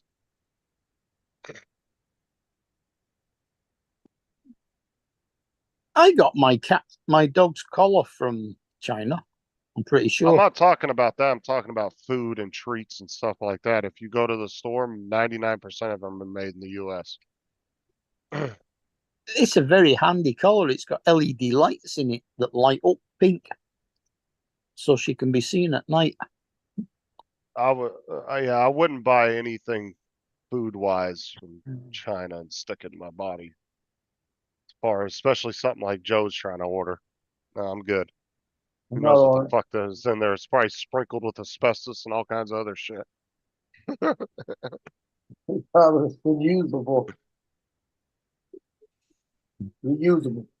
And they've used them once to test them. I was watching a video where they were going around filming in China, all the restaurants over there, and they were taking grease out of the grease traps under the roads and reusing it in their restaurants. How about disgusting? Yeah. Oh, don't tell me that. It makes me nauseated thinking about it. Because I used to have to empty the stuff in the grease trap at Pizza Hut. And those grease traps get nasty. Oh, yeah. Cleaning out the grease trap at Pizza Hut was one of the nastiest smells I've ever experienced in my life. Yep, And I've had gross. kids. Any restaurant that does that, fucking nasty. We had a big bin in back of Pizza Hut outside in the summertime in 90-degree, 100-degree weather. And we'd have to once about every 2 weeks bring the grease out after dumping all the grease and cleaning out the fryers and dump them into the grease trap. Oh, that's And so like you had to open the grease trap, and when you start pouring it in, all the roaches come out of it. that's like the You know, it was dumpster like- that Oh, like the oh, I'm dumpsters that telling you. Walmart have in the back for all the produce and stuff to go into. Yeah, Because they what they do is they sell it to pig farms and stuff like that. Yeah, and they And throw that the shit food they throw stinks. away. You could eat like a king on. Well, I'm saying like they throw this shit in the dumpster and it sits out there and ferments for a week Yep. before they pick it up. Oh my God, dude. The last 2 days, Yeah. right before they pick it up and you go to open that lid up, oh my God, it's so Also, bad. busted eggs, busted milk go in Mhm. there. Everything. Yeah, All pretty the much organics go back there. Yeah, But- the organic dumpsters. But Disgusting. their produce, the produce that they haul back there and throw away, it's just like you're throwing away all those bananas because they have a little bit of brown on them. That's when they start getting ripe and good. Yeah, and I used to argue with people around here because they would say, "Oh, Publix has such better produce than Walmart," and I'm like, "You realize that they're buying their produce from the same companies, right? It's the same fucking shit, and you're overpaying." I was like, "The only reason produce in Walmart looks like shit is because when you go in there at 4 p.m. and they stocked all that shit in the morning, the amount of customers coming through there and thumbing through shit, it looks like crap at the end of the day." Yep. It's not that it looked like crap when it came in. It's just like zucchinis and shit. If you look at zucchinis at the end of the day at Walmart, after they put the last of them out and a bunch of people have come through, you'll literally see fingernail indents in all the zucchinis Because they're checking them. where people have picked them up and looked at them and set them back down. It's not that they look like that when they came in. Yeah, when I used to get home at night, my wife used to check the fingerprints on my zucchini. Yeah. No, it's true though. Like when Walmart, like I used to work in the Did produce she section keep your for over a fingerprints on year. record to get rid of any false positives? Yeah, that was a euphemism, I'm pretty sure. Well, the sad part is you don't want to get caught with lipstick on your zucchini. Yeah. Or nail mark, or teeth mark. Yeah.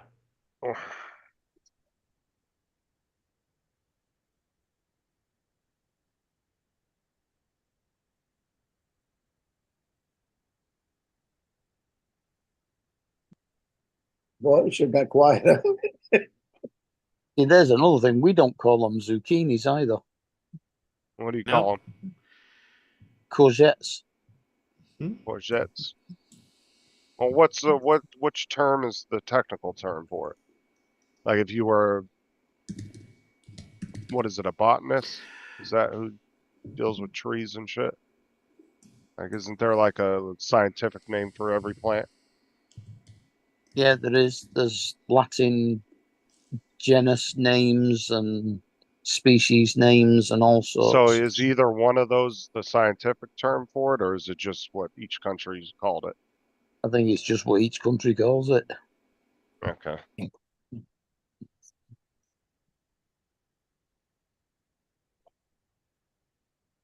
I'm pretty sure Botanist. we had Zucchini comes before you had from zucchinis, but zucchini comes from the Italian, or courgette comes from French.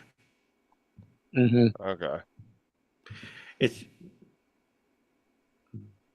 kind of like we have eggplant. yeah, and we call them aubergines. Mhm. Fried eggplant is pretty good. I like fried eggplant. We call eggplant an aubergine. Oh, dude, we'd be so lost if me and Mark switched grocery stores. Oh no, I know how to transfer your names to ours. Mhm. You probably don't know how to transfer our names to Well, yours. it would be. I it do. Yeah, Well, Don it does, would- probably. Well, the thing was, is if you didn't know the names, it would be how well the employee knew what you were talking about. They'd be like, "What the fuck is that?" Yeah. Because your average employee in Walmart, if you went in there and asked them, where the British terms were for certain vegetables, they would probably wouldn't Yeah, know if what you the went in fuck and you're asked for an talking about. aubergine at Walmart, they'd be like, "What?" What? Yeah. I think. Have you looked back in sporting goods? That's when you give them the bullshit aisle. Yeah, it's on aisle A23 across the other end of the store. And then you run back to the back, take your break. Yeah, you can. I mean, Or I'm not sure. Wait right here. I'm gonna go get a manager. You can tell Donald's worked at Walmart before.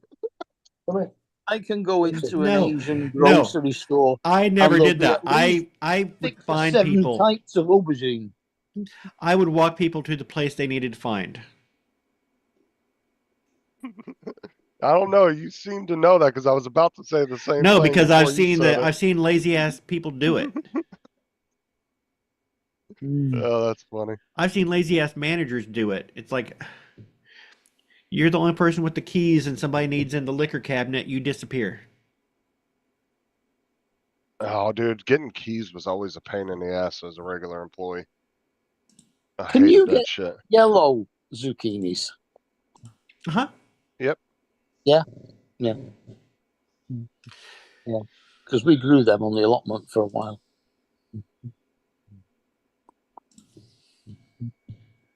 Sarah does buttered squash. She'll slice it thin and put it in a pan, Oh, that's good. and then put a bunch of butter and onions in there. Now, when you say that, And, does oh, that so good. look like kind of like the shape of a bell, and it's like a light beige color? No, it's Almost yellow. yellow. It looks like a zucchini, yellow. but yellow. It's the shape of a zucchini, but yellow. Yeah, you're thinking like a squash. Yeah, butternut squash. Yeah, yeah, that's different. But I thought you said a butter squash. No, I said it's just squash. No, she cooks it in butter, squash and butter. That's what you heard. She slices it real thin and puts it in a pan with some butter and some chopped up onions. Ooh, that sounds Really good. good. Yeah, it is. It's really I good. chunked up some onions and peppers and squash the other day and some mushrooms and put them on the grill. Oh, I would have totally ate that. Well, that's how we cook aubergines sometimes as well. You know what's really good, Donald? Stuffed mushrooms. What's really nice is a sliced aubergine in batter and shallow fried. Walmart actually doesn't have bad stuffed mushrooms that they sell in produce. If you can get a decent sized portobello, pop the stem out, put a slice of fresh tomato and some, I'll say basil. Well, I'll say basil since it's only Mark and he's outnumbered. Put a little bit of basil on there and some. Mozzarella is good if you want to go with the soft cheese ricotta. Just put some sort of cheese on top and grill that. Shut your fucking mouth! That sounds delicious. It is wonderful. That is a meal in itself. You get it grilled and then you just pick up the whole damn thing and eat around it like a. Walmart has the big portobellos where you get 2 of them, and then they have ones where you get 8 in a pack. And there's almost like this stuffing type breading stuff that they put in it. What's a I don't know what it portobello? is. It's kind of a stuffing consistency is the best way I can describe it, but it's actually pretty good. I'm not sure what it is. It's a mushroom. It's a mushroom, right? Let me see if I can find a picture of it. It almost has a stuffing consistency though. I have a couple of books about mushrooms. For collecting and gathering and things like that. Which I don't do because we don't grow Portobello and portabella are both used, but portabella is the official. So these are the garlic and 4 cheese stuffed. Which mushroom is it that gives you it's called magic mushrooms that give you going wacky? Shrooms. Oh, like the psilocybin? Yeah, they just call them shrooms. That looks just no, like there's several different varieties of shrooms that are psychedelic. Oh, I know. I'm saying, but if you're asking a street dealer, you're just going to say shrooms. Now, what kind they give you, and you're that efficient in it, I don't know. The ones I bought the 3 or 4 times we did them were just, and they're not easy to find if you're looking for somebody that's selling them. I'll tell you that. How many times did you get arrested while you were looking? Never. I never got arrested at all. Only time I ever got in trouble is when I lived in Vegas and me and my stepbrother got into it and I got in trouble. You can order the inoculation, which is just the spores. You're not ordering the shrooms. You can order the inoculation and grow your own. I don't really see why that's illegal. I mean, it's a fucking plant. But whatever. It's harder than you think to grow mushrooms. I tried growing mushroom spores on the allotment once. Well, don't you have to grow mushrooms in like a really dark environment? Yeah, in a polystyrene box underneath the shed. Yeah, keep the humidity to the right point. Rotting veg. Yeah. Well, you don't have to grow it on rotting vegetable. Now, Well, what's not rotting vegetables, rotting vegetation No, like leaves and no. horsemen. Put it in some sterile. You put it in a sterile environment, and use like a wood pellets for if you get wood pellets, untreated wood pellets for the pellet grills. That makes a good Yeah, substrate. that would be good. Yeah. Some people will use bags of oats or rice. Rice is a common one. I think I had No. wood chips in there as well. Yeah. Now, what's So, the yeah. correlation between why shrooms have to grow in cow shit? Is there something I'm assuming there's something in the cow shit that causes that to give the psychedelic? No, Or that's just where they will grow. It's a nice, moist environment that has a good substrate, which is the hay. If you've ever broken apart a cow patty, you'll know that it's mostly hay. You can burn cow patties if you really need to. oh And yeah, it if they're really develops its dry, own yeah, you heat. can burn them. It develops heat. So it's a good, warm, moist environment for So it just the happens to be the perfect environment for those for the particular mycelium mushrooms. to grow. And then once the mycelium takes over the cow patty and you break those cracks, it's exposed to air where it can go ahead and flower. Because the mushroom is actually just the flowering portion of the plant. The mycelium is the main part of the plant, which is underneath the ground. Okay. I didn't know if it like had to do with I had to learn all specifically- this when my daughter was in science class. She did a thing on mushrooms, and we spent a month going out and looking at mushrooms in the wild and learning about mushrooms. And The Yeah, I differences lo- between mushrooms and toadstools. I never liked mushrooms when I was a kid, but when I grew, I actually didn't like a lot of vegetables when I was a kid, but my taste I buds mean, definitely Yeah, matured the older I some got. mushrooms, Now I love some vegetables. mushrooms don't even look like mushrooms. I freaking They're love they're just a lump of fungus growing on the side of a tree, but it's oh still a yeah, mushroom. chicken of the Yeah. woods is. chicken in the woods. I love that. Yeah. Have you never heard of chicken of the woods? No, I did, but it just makes me laugh every time I hear it. It's like a bat, right? Chicken of the cave. Yeah, it's just a big lump growing off of a base of a tree. That's what he called it in Anchorman. He said, dude, this is bat. He goes, oh, bat's just chicken of the cave. Oh yeah. He fucking opened the chicken wing and you could see the fucking thing between it. Hey, that's where this case is coming from. I've actually had fruit bat curry in the Seychelles. Very, very small bones inside them. Yeah, I don't know, dude. That just sounds gross. Was it good though? I mean, did you like it, or was it kind of one of those things where you were like, it's okay, but you probably would never eat it again?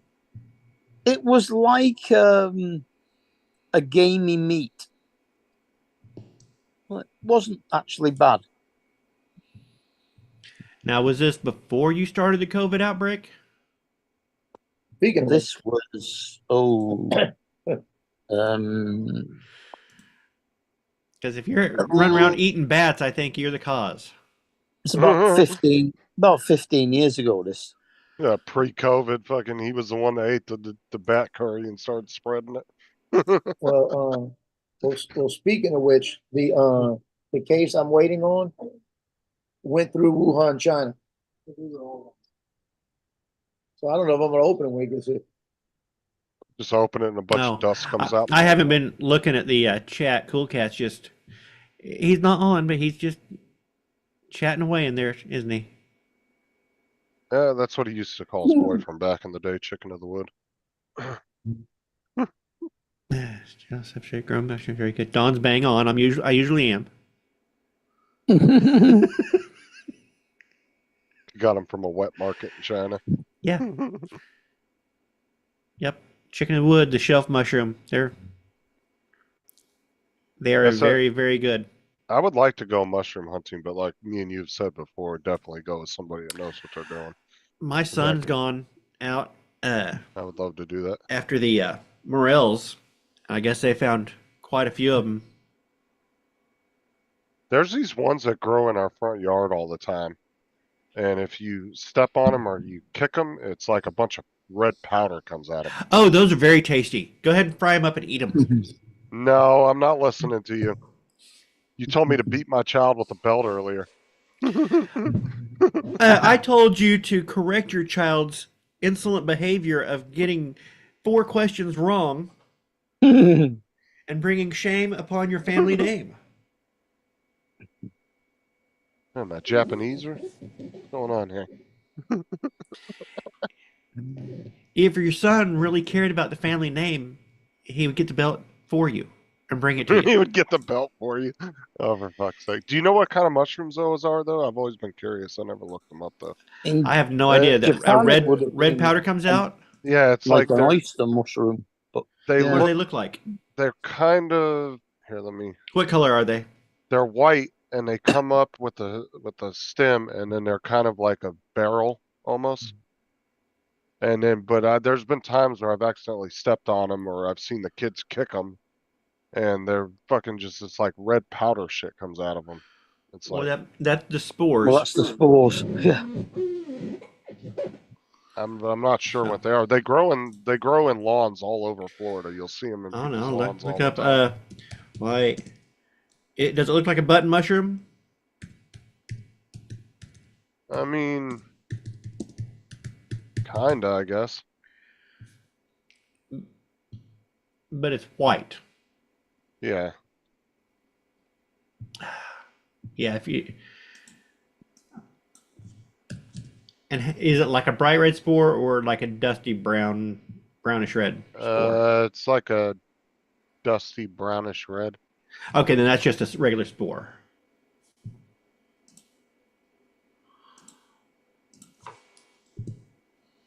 So it could be any number of types of mushrooms. See if I can find a picture. Something that looks similar to it. Yeah, Douglas Adams, I may have the same type of hand gestures and stuff, but unfortunately not the intellect.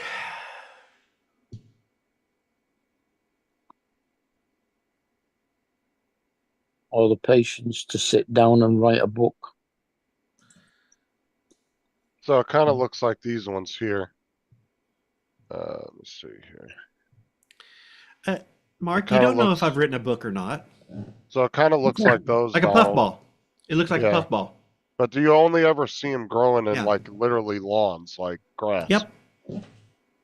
But when you when you kick them or you break them open or step on them, it's like a. And is powder.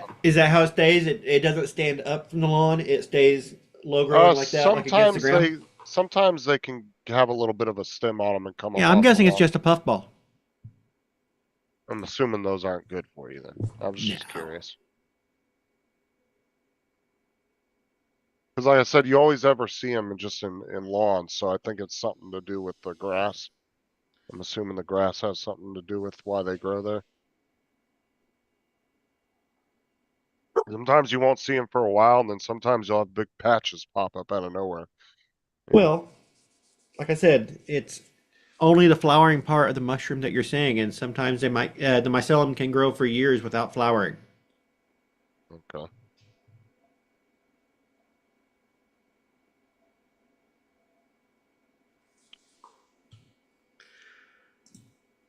Oh yeah, the Douglas Adams interview. Yeah, you showed that to me yesterday after you left Wait. the live stream. And We were on- I said, unfortunately, I don't have the intellect, and he said that's what Justin said too. I did not.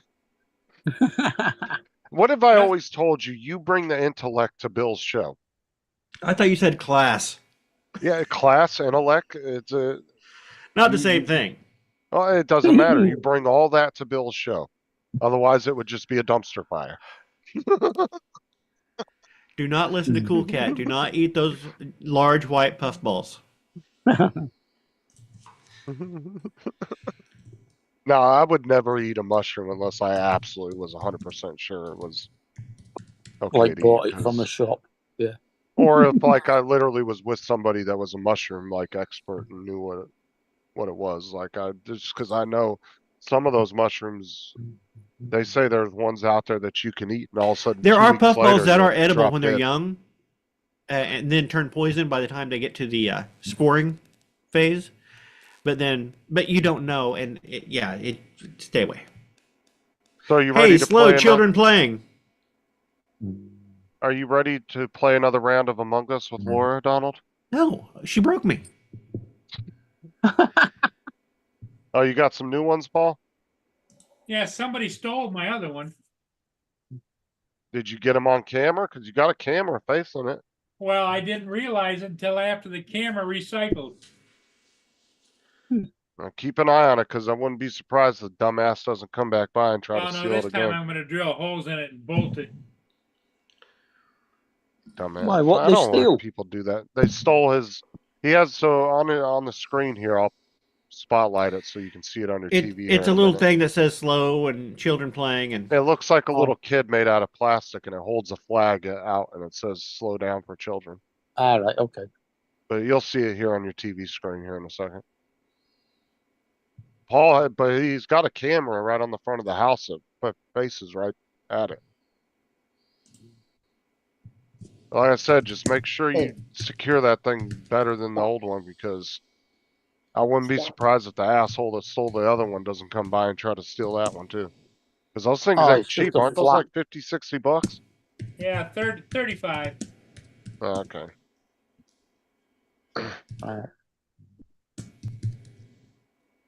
Definitely check every day for the next couple of weeks out there, and if you notice them missing, get on your camera and call the cops and give them the footage so they can try it. I mean, don't let somebody get away with stealing it. Yeah, it's not exactly inconspicuous, is it? No, and his camera faces a good angle on it because he's shown his front yard before with it. So he's got a good view of the front yard where it's at, so. Well, that doesn't look She like didn't a break very you, Don. safe She dented fixing you a method. little bit, but your faith in humanity can still be restored, I'm sure. Oh, my faith in humanity is shiningly perfect. I don't believe she's human. No, it's because he cares about. No, TJ, the one reason why that's good for Paul to put out is because there's a lot of kids in his neighborhood, and his backyard literally butts up against the elementary school. So you don't need to put those out if you just have kids. It's just good to have out for people to tell them to slow the fuck down. I mean, there's kids in the neighborhood. You don't have to have kids to put one of them out. Does that fill up with water or sand or something? It looks like it's got a fill spout or something on the side there. I wonder if you're supposed to fill it with water or something. I don't know, but I can't get the foot to go on it. Get it? You have a rubber mallet? Get a rubber mallet and bang it, because it just needs to snap into place. Get a rubber mallet, set it on the ground, and then hit it with the rubber mallet. What's it made out of? Plastic or foam? It's Really a hard heavy plastic. Yeah, it's a hard plastic. All right. Do you have a rubber mallet, Paul? Don't hurt yourself.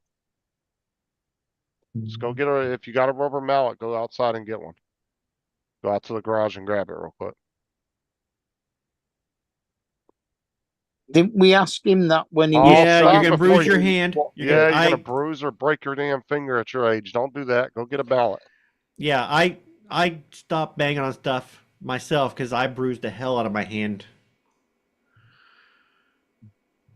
Go ahead and finish that, Donald. I'm waiting for some pun at the end there. No, it just I'll be right back. I don't remember what I was banging on, but I was hitting something with my hand, and Didn't we All have right. the same problem with the rubber mallet and everything when he was trying to Corey? do his mobility scooter wheel? Oh, update Corey. If you hadn't talked to Tim, everything's still working good with his internet and everything. So we were talking about that last night. I was live at like 3 o'clock this morning because I was wide awake, couldn't sleep, and then me and Tim were on there. So yeah, Tim said it's still working great. And he's happy with you Andrews helping him. wasn't working very well yesterday, was it? I don't know. Andrew just leaves and doesn't say bye, so I don't want to talk to Andrew until he can learn to say bye to me. Yeah, but he'd said before that he'd lost internet for about 3 or 4 hours earlier in the day. Probably. That ship running aground over there? No, either that or it's turning around. Sometimes they'll actually turn around right there. I wouldn't want to be in those little ass boats that are sitting around the edge of it.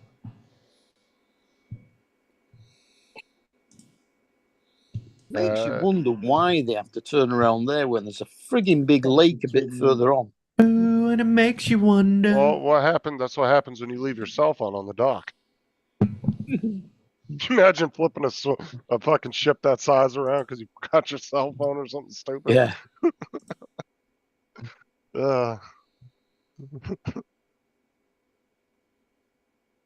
Yeah, exactly, Cool Cat. So I kept telling him, go get a rubber mallet. I know Paul's got one. Don't know whether he has. I'm almost positive Paul would have one. He's got a whole shit ton of tools in his garage. He just doesn't use any of them. We asked him about a rubber mallet when he was doing his his mobility scooter wheel, and he still went and hit it with a metal one. I was just frustration, you know, Paul. My son busted my last rubber mallet. I need to get another one. I had a rubber impactless. Right there. Rubber impactless. You can get a decent one at Walmart for like $7. That's not impactless. Is it? And I got a little mini sludge. Yeah, but Justin, your rubber mallet wasn't impactless, was it? What the fuck is impactless? It's got a capsule of sand in it, so when you hit, the sand shifts to one side. No, mine doesn't. So it doesn't recoil and gives you more power. No, mine transfers all the power in. One. No, it's just a solid rubber mallet. Yeah. I want is that the one that has the different color sides on it? Mm-mm. Mine didn't. Mine looked a lot like that. It was just a black rubber mallet, but I never knew that they had them like that with sand in them. Interesting. Makes sense though.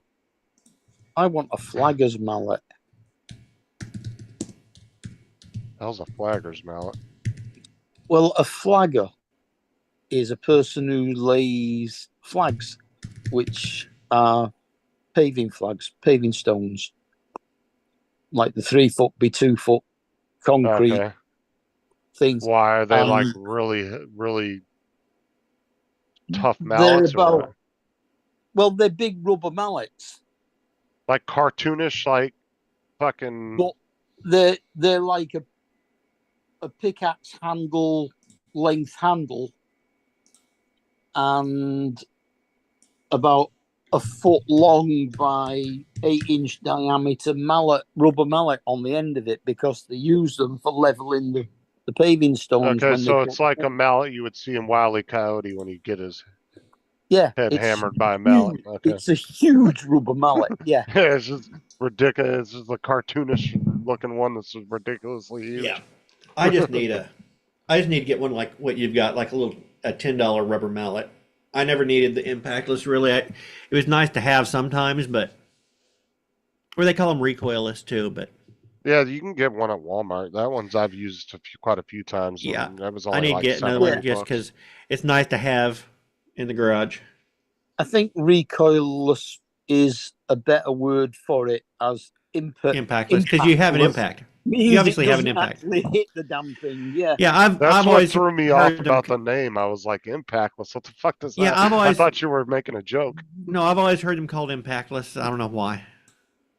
It might just be a regional thing, but they're recoilless.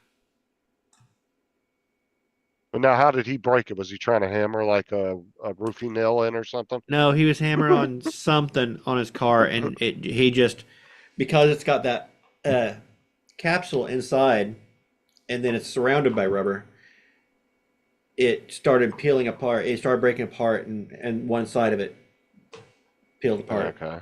Yeah, if it's hollow, it's going to be less rigid. Yeah, Kelsey wanted to put a nail in the wall one day, and she went to go grab my rubber mallet. I said, "Oh, hell no." So you don't use a rubber mallet to put a fucking nail in. Like you're gonna fucking end up cutting into the rubber. You don't do that. Yeah, the nail just sinks straight into the head of the mallet. That's actually a good idea, Cool Cat. A glass hammer. Mm-hmm. There you go. Or how about That's for a glass fire? nail. I was really thinking about fire-resistant firewood. Well, you can get glass dildos. Or what about a solar-powered flashlight? You that can. only I use? don't. What about a solar-powered flashlight that can only be powered by a solar panel? I think that's $1 million idea, kind of like the pet rock. Dude, that was ingenious. I'm sorry, the pet rock. That's so fucking stupid, but the dude made like over $1 million off of that shit. I had to beat the shit out of it to get it on. What'd you use? A regular hammer. Yep, Told what'd I ya. tell you? Sideways, flat like that. Boom. You don't have a rubber mallet? Yeah, I do, but I didn't want to look for it. Oh, for fuck's sake. Yeah, Cool Cat, there are solar-powered flashlights, but they have built-in batteries, so you can use it. I'm talking about one without a battery. Just so you can see in the middle of the day, you know. Mm. Dude, I got a little flashlight, and that son of a bitch is bright. I bought it at Harbor Freight. And that thing is so fucking bright, dude. You put fresh batteries in that thing and it'll light up a damn room. Yeah, I've got a little one that's about inch and a bit long, and it goes on my keyring.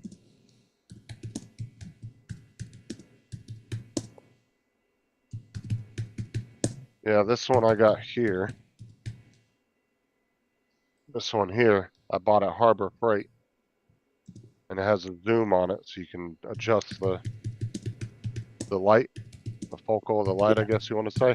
But when you turn that thing on and you put it on the wide, and you just set it down on the desk or something and turn it on, dude, it will light up the entire room like it's a damn, like it's the bedroom light. That thing is so fucking bright. And it's just got one Cree LED inside. That's it. Just got one little Cree LED. But it is bright as hell. Yeah, that's what mine okay. has, yeah. Now, Michael needs to be on the stream because the latest thing he said sounds like something a spy. It sounds like a spy phrase where you have a pass phrase like, why does the green child have a tiki torch? And in his accent, it would be just like a friggin' James Bond. Why does the green child have a tiki torch? To stop the monsoons at night. What's your guys' CIA? MI6? Or is it? Yeah, MI6. Yeah, MI6. Yeah. There is an MI7 as well. There's an MI8, but nobody knows about it. That's the one I think that Michael's part of, Donald. It's like SEAL Team 6. Everybody knows about it, but it doesn't exist. Right? Just like Area 50, like Area 51, the government literally will not acknowledge that base exists, but it's right fucking there. You can drive up to the gates. Does it say Area 51 on the gate? Yeah, they'll tell you it does. They can't say it exists, but they can shoot you for going there. Right. Yeah. I think it says Area 51 on the gate. I don't think Area 51 was the. I think the 51 had to do with the location on the map. Yeah, it does. I think it was like a grid location. Latitude. Yeah. With like.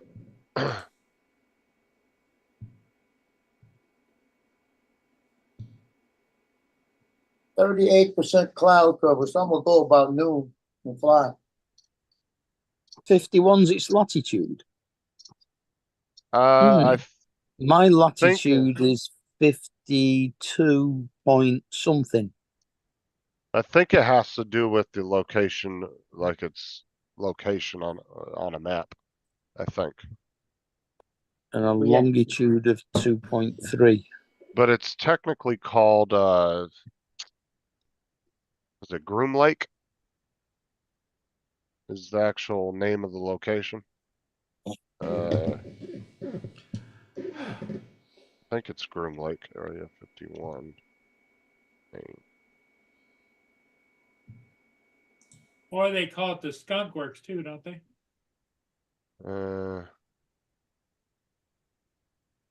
Yeah, it says so. It's located at Groom Lake. Yeah, so I was right. Area 51 is a highly classified United States military installation. It's actually U.S. Air Force. The U.S. Air Force installation. That's where actually like the B-2 and a lot of the other secret planes came out of. I think that's where the U-2 spy plane, all that stuff came out of there. Yeah, because it's a no-fly zone for miles.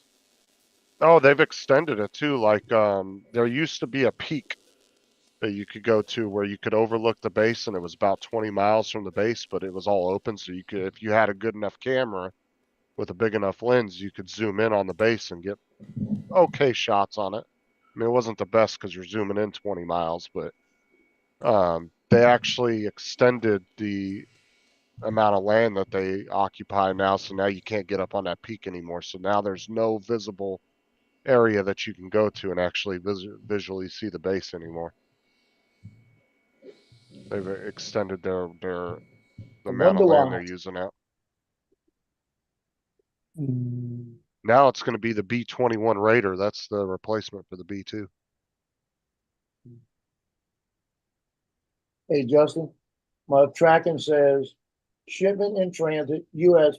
Bensonville, Illinois. Please wait in patience.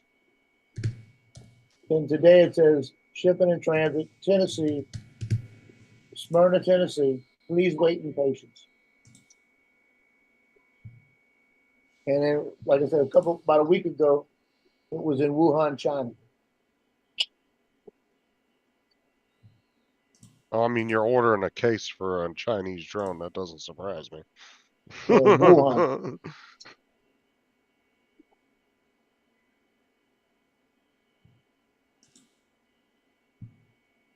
Well, Wuhan is where the COVID started.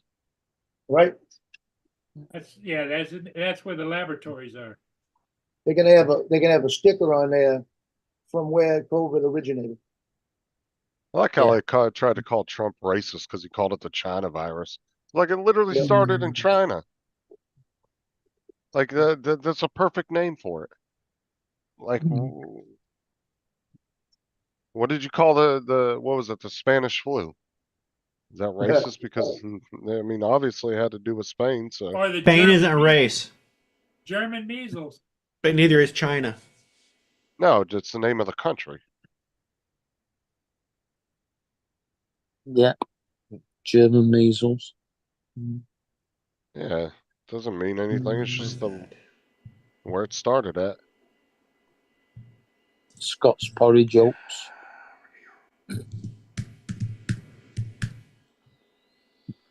Some states over here in the U.S. actually sued China over that, and in U.S. courts, and they didn't show up. So what did the U.S. do? The states do? They seized any assets that they owned in the state, took all their assets as compensation. A lot of states now are banning China from being able to buy property and stuff now. Florida's got a thing set up now where you can't, if you have any connection with the CCP, you can't buy a property or anything anymore.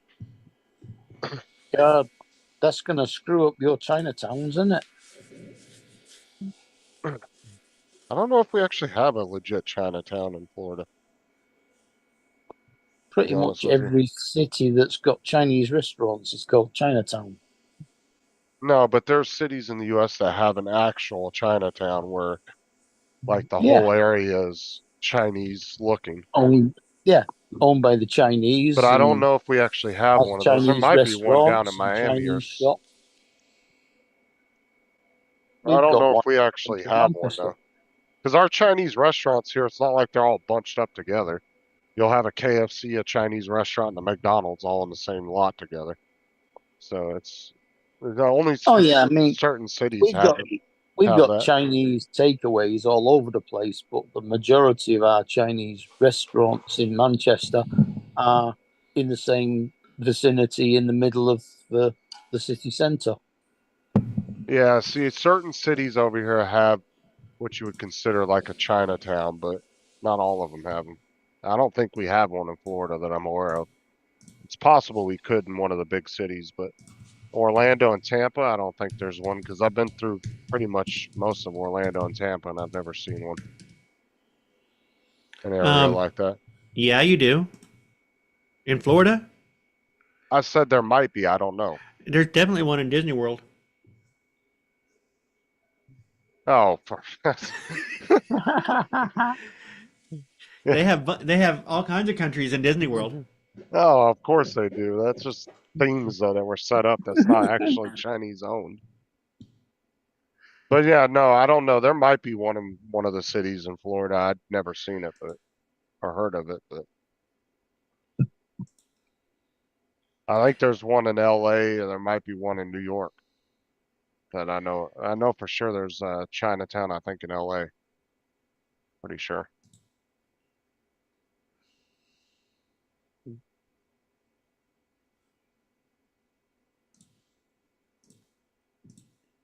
Well, you kind of hear Chinatown referenced in a lot of American films, so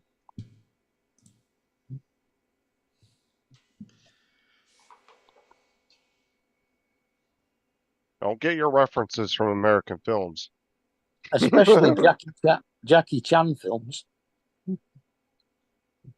Yeah, I used to like him until he pledged his allegiance to the CCP. Now I don't really care for him too much.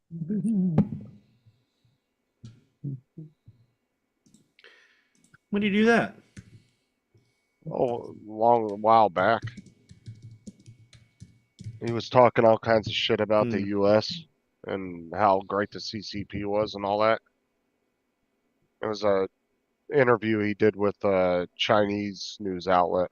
I mean, he could have been just saying it because, you know how the Chinese government is, but Well, yeah, if he hadn't have said stuff for China, he'd been shot. Yeah. Or run over by a tank.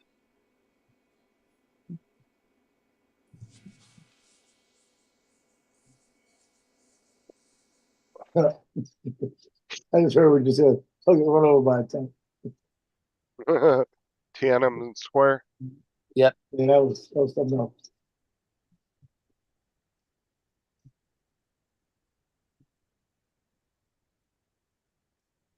Oh,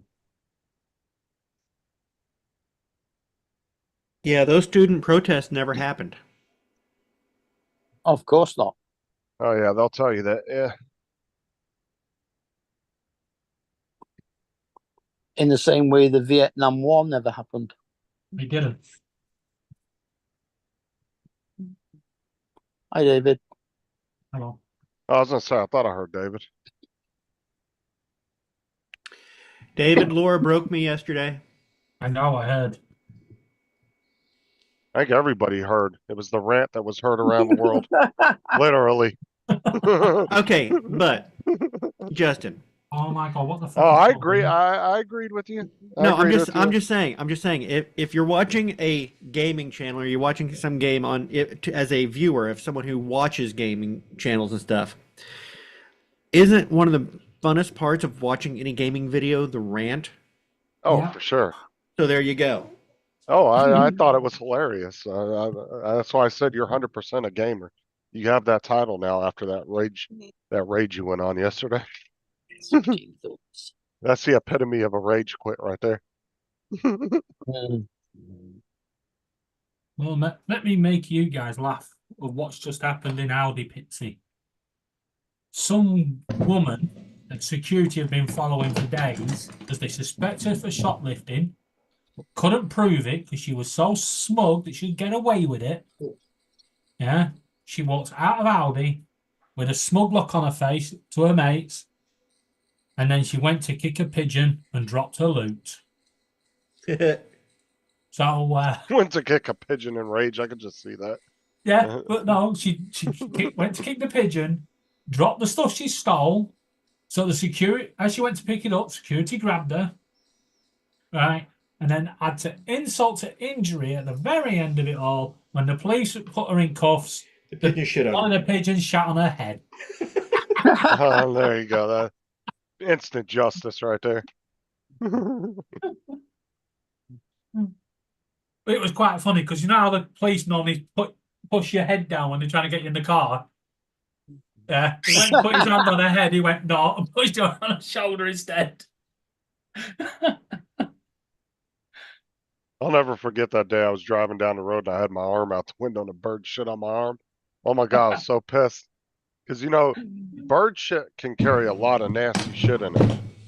No, it And can't. thank God I had fucking baby wipes and hand sanitizer in the car. Yeah, not to mention elderberry seeds. Oh my gosh, mulberry trees around. Birds will eat the mulberries off these trees and shit purple all over the place. Oh my God.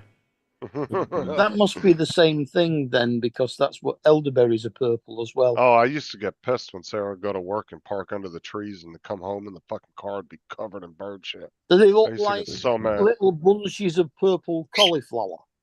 No. Let's see here.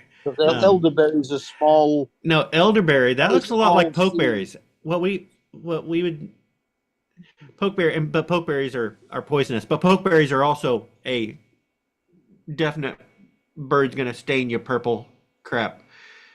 I think there's a lot of those berries that are colored that way so birds will eat them and then spread them. Yeah, elderberries aren't poisonous. You No, mean it's a deliberate. mulberry looks kind of like a raspberry, but it grows on a tree. All right.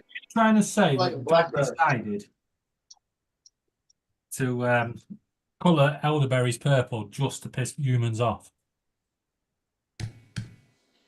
Mm. Your mother smells of elderberries. Yeah.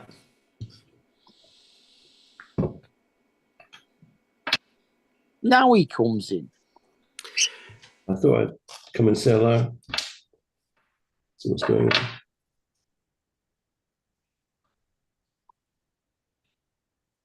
Now it's only 4-3. On my fucking audio.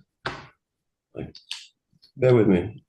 I'm gonna put some new Wait, what do you mean it's 4-3, headphones in. Mark? That's Can't hear anything, by the I'm a way. Marine. I counted to it. They was going on about the fact that I was the only So British if you need to person call on me a the twat at panel. any time, But you've never been the only perfect British person on the opportunity. panel because Donald's been here and he's Disconnecting. more British than he will let you know. He knows more about Britain than we know. No, Donald knows everything. but I know quite a bit. I know more than Justin. That's for damn sure. I've never Well, that's denied not that. I have never denied that.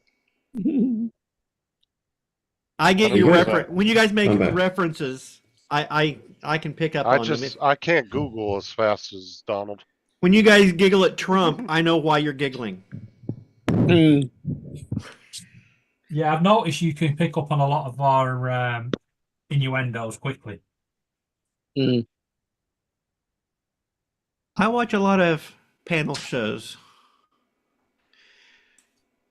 And that's something we don't have here. We don't really have panel shows. You watch like Have I Got News for You or Would I Lie to You? Oh, I love Wilty. Yeah, I love Would I Lie to You. it's good. Lee Mack is so fucking quick. Lee Mack is brilliantly quick, but Bob Mortimer, I will rewatch his clips, not remembering whether or not he was telling the truth or not, and not caring, because he's awesome. it is he could be. Very convincing. It's so insane that you just enjoy the ride and you Yeah. forget what you don't care if it's true or false. Really, I remember him telling a story about his uncle having a very high up arsehole and how he used to have to cope with that and go to the toilet. It was bizarre. There's a bit of poetry in one of his "Would I Lie to You" appearances, where they asked him about the story, and he goes, "I don't know. It's my memories. They are like fingerprints on a banister." It's like, what? Damn it. It's like, Yeah, he worked with it was Victory it was for too poetry long. the way he was just saying that his memory was very ephemeral, but he's so brilliant. Yeah. Yeah, he's kind of cool. I like the one where about the Leeds fireworks. and Mortimer were brilliant. Yeah. Yeah. But yeah, Lee Mack is great. I used to love 8 out of 10 Cats. Yeah, I haven't Bob watched it for a while. the house fire one, with the standard Who's- fireworks. Have I got Oh news yeah, for well they you? were standard. Yeah, That's right. and then he admits that the whole house has gone and destroyed, and he goes, "Now don't you feel stupid about calling them standard?" It's like, well, it said take them outside, so the possibility of setting them off inside was inherent. It's like, no. You have your own version of whose line is it anyway, don't you? Yeah, it's called Whose yes. Line Is It Anyway?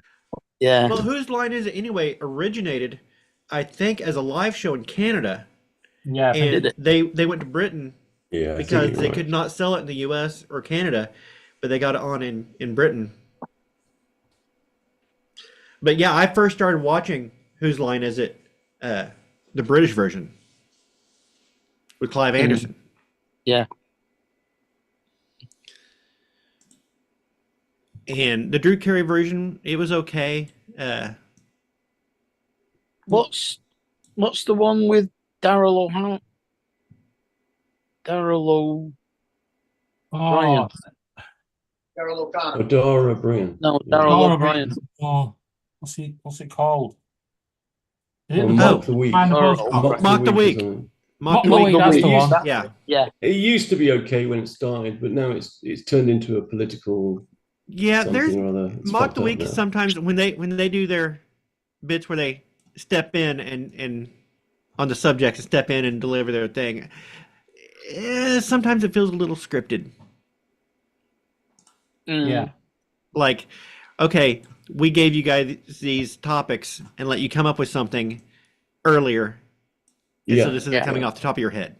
Yeah. A bit like Have I Got News for You? That used to be funny and quick, but now you can tell it's all scripted. Yeah, it feels like, okay, we Yeah. gave you the subjects early.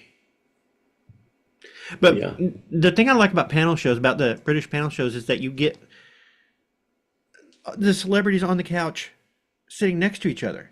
And there's the interaction not just with the host, where here are late night talk shows and stuff. It's like, okay, you sit down, you talk to the host, and it's just back and forth with celebrity one-on-one. And you don't get as many sparks that way. And I think that Yeah, the sparks are important. The interaction between the guests as well, for sure. Mm-hmm. Yeah, That's why I used to like QI. You know when? I love Stephen QI. Fry used to do QI. Great thing that was. I don't watch it so much now because, yet again, the toxic QI is just become a little bit too. She's okay. I liked her ever since she was on Whose Line, and she was always a great guest on QI. Didn't she host Have I Got News for You for a while as well? They just used to have guest hosts on there. I don't think she's done it more than once. I don't think anyone really has. Damn it. I think the funniest time she was a guest on QI with Jack D, and it was the funniest section because it was like the thing is, why aren't women funny? And the two women on the panel sat next to each other, and they just started back and forth, and Sandy was one of them, and they're back and forth, back and forth, and back and forth, and back and forth, and Jack D's sitting over there, and he rings and he goes, "Is it because once you get them started, they won't shut up?" And it was just he delivered it, and it was just with his sour face, and he did crack a smile when he delivered it because he knew it was so good. But well, there's always truth in the funniest jokes, right? Yeah. And that's not to say that I think women aren't funny. I don't think that at all. I think women can be funny. I think Sandy is very funny, yeah. and she's very clever. She's smart.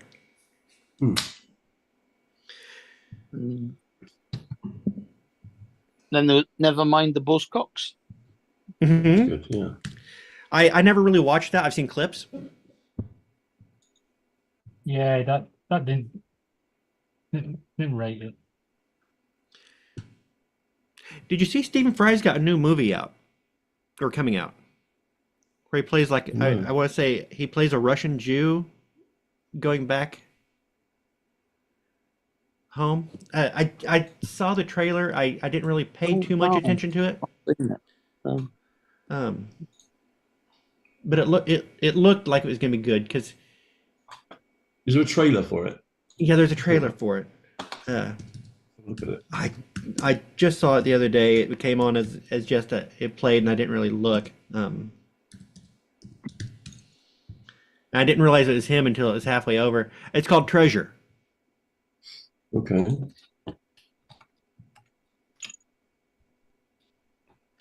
But yeah, Stephen Fry is one of those people that I hear his voice and kind of magnet. It's like, oh, that's Stephen Fry. What's going on?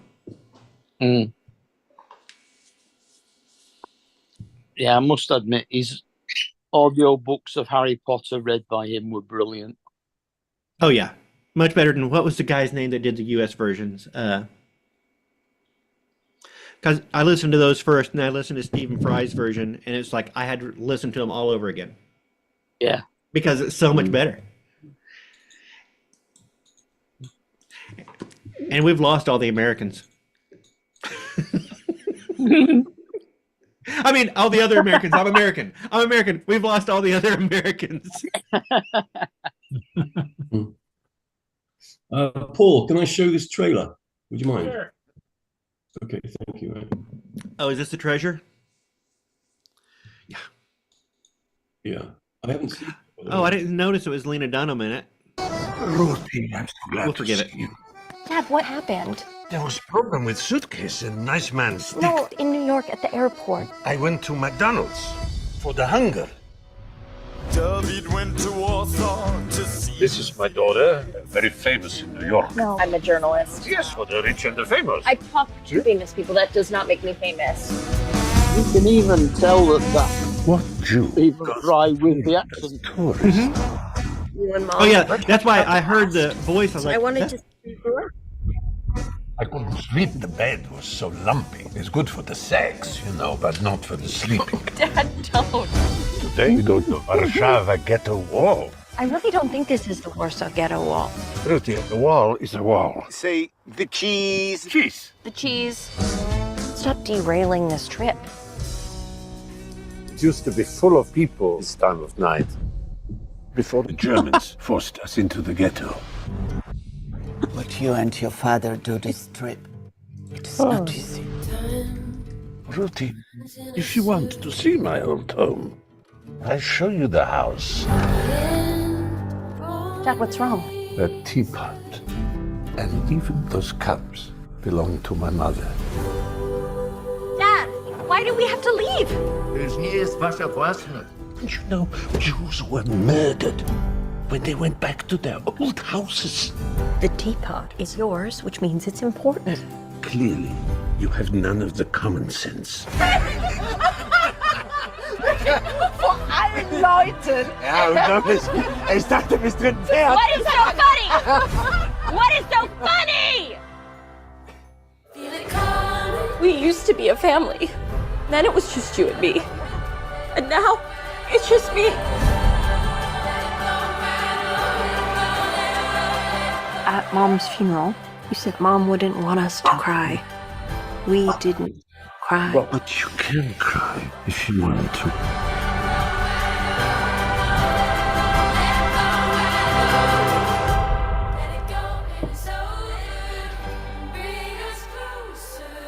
See, I could watch Stephen Fry read the back of a cereal box.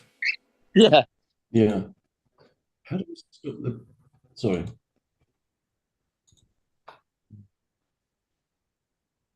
Yeah, he's pretty good. Uh-oh, when Joe's does. hollering at his puppy. Joe, you don't holler at that puppy.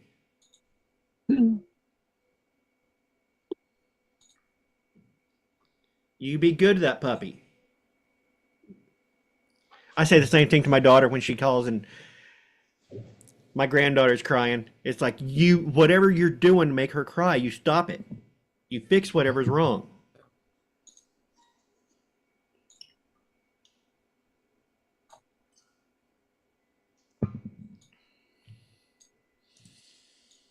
Oh, you see this? We gotta have this.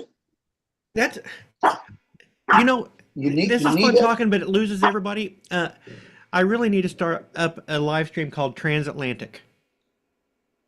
Go. Let's call it Across the Pond or something. There's already an Across the Pond. Every no, week Lost he in the comes Pond. up with Lost an in the idea. Pond is what I know of. Every week he comes up with a really good idea and then never implements it. He's the idea. Well, you've got to come up with ideas. The thing is, you can come up with 1,000 ideas, and even if you know, a fraction of a percentage of those ideas come to fruition, it's worthwhile. But you need to execute. Execution is what's needed. Of course. And but you've got to you've got to have that kind of blue sky, free thinking thing for good ideas to come about, and lots of ideas that aren't so good will float around before you come up with something decent anyway. That's part of the process. Oh yeah. I have no problem coming up with ideas. I've got, like I said, you just don't implement them. I've got on my iPad, I've got a document that is just what was it? I call it Ramblings of a Madman is my document on there, and it's just full of just random crap that I get ideas for, and I get it out of my head and onto that. And I always feel that if you can get it out of your head, you're not thinking about it directly, and so it lets you focus on other stuff that you need to focus on. Or like Tim and with his if diary. an idea is good enough, it'll come back. Or it's like Tim in his Right, yeah. diary. Yeah. Yeah, but what I'm saying, Justin, is to characterize the process as being, you know, you're not fulfilling the idea is wrong, and it's wrong because you're not seeing the process of what it is. The process is coming up with lots of ideas, because if you implemented every single idea, you'd be in a world full of half-baked, half-finished nonsense. That's what the I'm in. The process is just kind of bang, bang, bang, bang, bang ideas. You couldn't and get them out of your head and get them down. I Yeah. have a I mean, my iPad is full of this crap, and if I ever lose my iPad, that's fine. It disappears and it's gone. But yeah, but writing them down is a process too, isn't it? You know, it does something to the way you memorize it. yeah, and it kind of bubbles up. In fact, I was thinking last night of one of the things I have written down, which is I've got a rough outline of an epic poem called Meliza Branch, and it's got its own rhyme scheme. It's got its own Rhyme scheme structure for a stanza, but basically it's a story of a young couple. She's pregnant, and they are traveling through the American countryside, and they're trying to get rid of his bad luck. He's got bad luck, and it's been following him for generations. And she has good luck, but she's saddled with him. And so they're seeking Meliza Branch to rid them of the bad luck. And we don't know who Meliza Branch is, but he has to step away from her and sit on the side of the road while she'll go out to every crossroad, and she'll take out a spinner and spin it, and her luck will guide them to where they need to go to get to Meliza Branch. So they're kind of divining the luck. Mm-hmm. And the entire thing is basically comes from are we basically the age old, do we have free will, or are we in a deterministic world? Yeah, I spent a long time on that one because it's such a big philosophical question. And I came to the conclusion, guys, just a spoiler here, spoiler alert or whatever, we do not have free will. Nope, we live in a deterministic world, but for our sanity, we have to act as if we have to free pretend will. as if there is, kind of thing. We have to live as if we do have free will, because if we didn't, that's fucking crazy too, by the way. So we have to live as if we take responsibility for what we do, and we have responsibility for the decisions that we sounds make. like a However, communist country would say. No, don't. Let's not drag politics into it. Let's keep that separate. But here's the thing: we actually don't have any decisions to make at all. There's nothing. We don't make decisions. It's a very human thing. Everything is completely going to happen anyway. Nothing we could do about it. And I could spend hours talking to you about it and would probably convince you that we do indeed have no free will. And why would you think that? Good question. Well, just the take answer it. is huge. Just take it as that. Cool Cat and I both agree on this. Well, I'm just saying, if I see a banana and a tomato and I decide to eat the banana, how is that not free will? I chose to eat the banana, right? You think you did? I think you did. Well, how do you know what you're saying is correct then? Because it all comes down to chemical reactions. What is thought? Biochemical. Yeah, what is thought? It's biochemical reactions in your brain. It's mechanics of it. Tick, tick, tick. One thing falling over another. Ching, ching, ching, ching, ching. Why shouldn't it be a machine? If you press a button on a calculator, you know what that machine's going to do. It's a slightly simpler machine than a human body, but the human if it's body, Chinese, the brain, it's going to stop being working. that it's a biological instrument too, is still a machine. It still has a deterministic path to follow. It will do something. But anyway, Don is much better at explaining this. I will and I have say, been down this rabbit hole. I will say, Michael, that the argument of determinism versus free will works on the macro level, but once you get down to the quantum level, we don't know enough about the quantum level to where multiple states of reality can exist at the same time. Yep, I agree. Which may be where free will comes into play, and we don't know. So it all comes down to we have to pretend as if we have free will. Yeah. So it all comes down to the infinite improbability drive. Yeah, absolutely. Yeah, anybody who starts reading philosophy and starts getting into it, that's kind of where you end up. You have to throw up your hands and just say it's deterministic, but you can't just say that, because then that absolves every psychopath of any responsibility. You have to let every criminal out of prison and say, "Hey, look," because it wasn't their choice; it's just who they are. But then again, our decision to put them in prison is also deterministic at that point.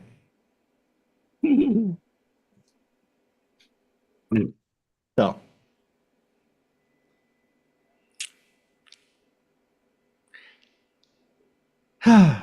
yeah, that brought us to a screeching halt, didn't it? It did, yeah. You know Sam Harris, the guy who I said go and have a listen to him talking about AI? Yes, I've heard. He does a pretty good job of convincing many people about free will, or the lack thereof.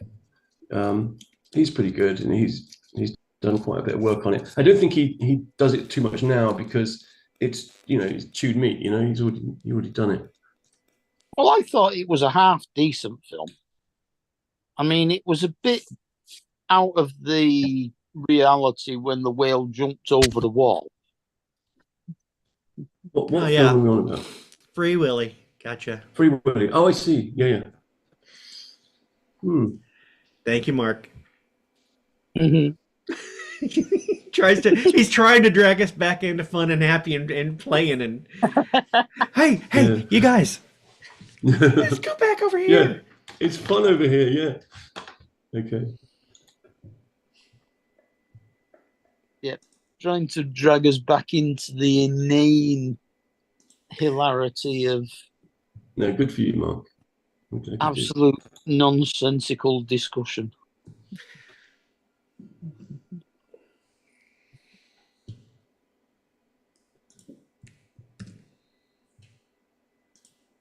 And that took some thinking out, that did.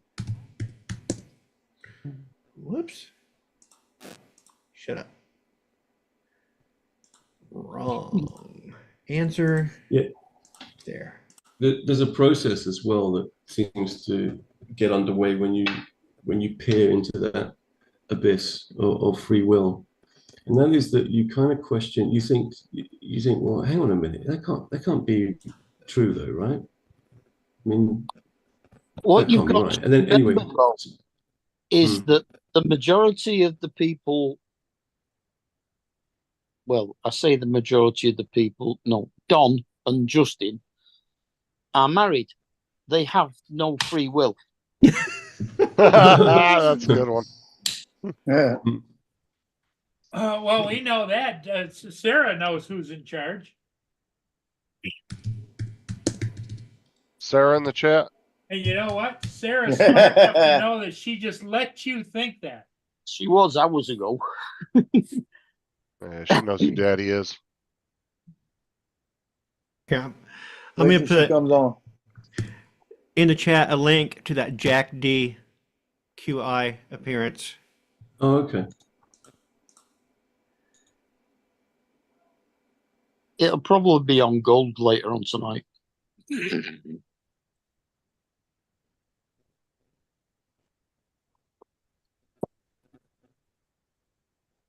Oh, no, Alibi. No, not Alibi. Which is the one that the damn thing was on? Dave. JD. That was it. It was on Dave. Fancy having a TV channel called Dave. Oi, what's wrong with my channel? Pack it in.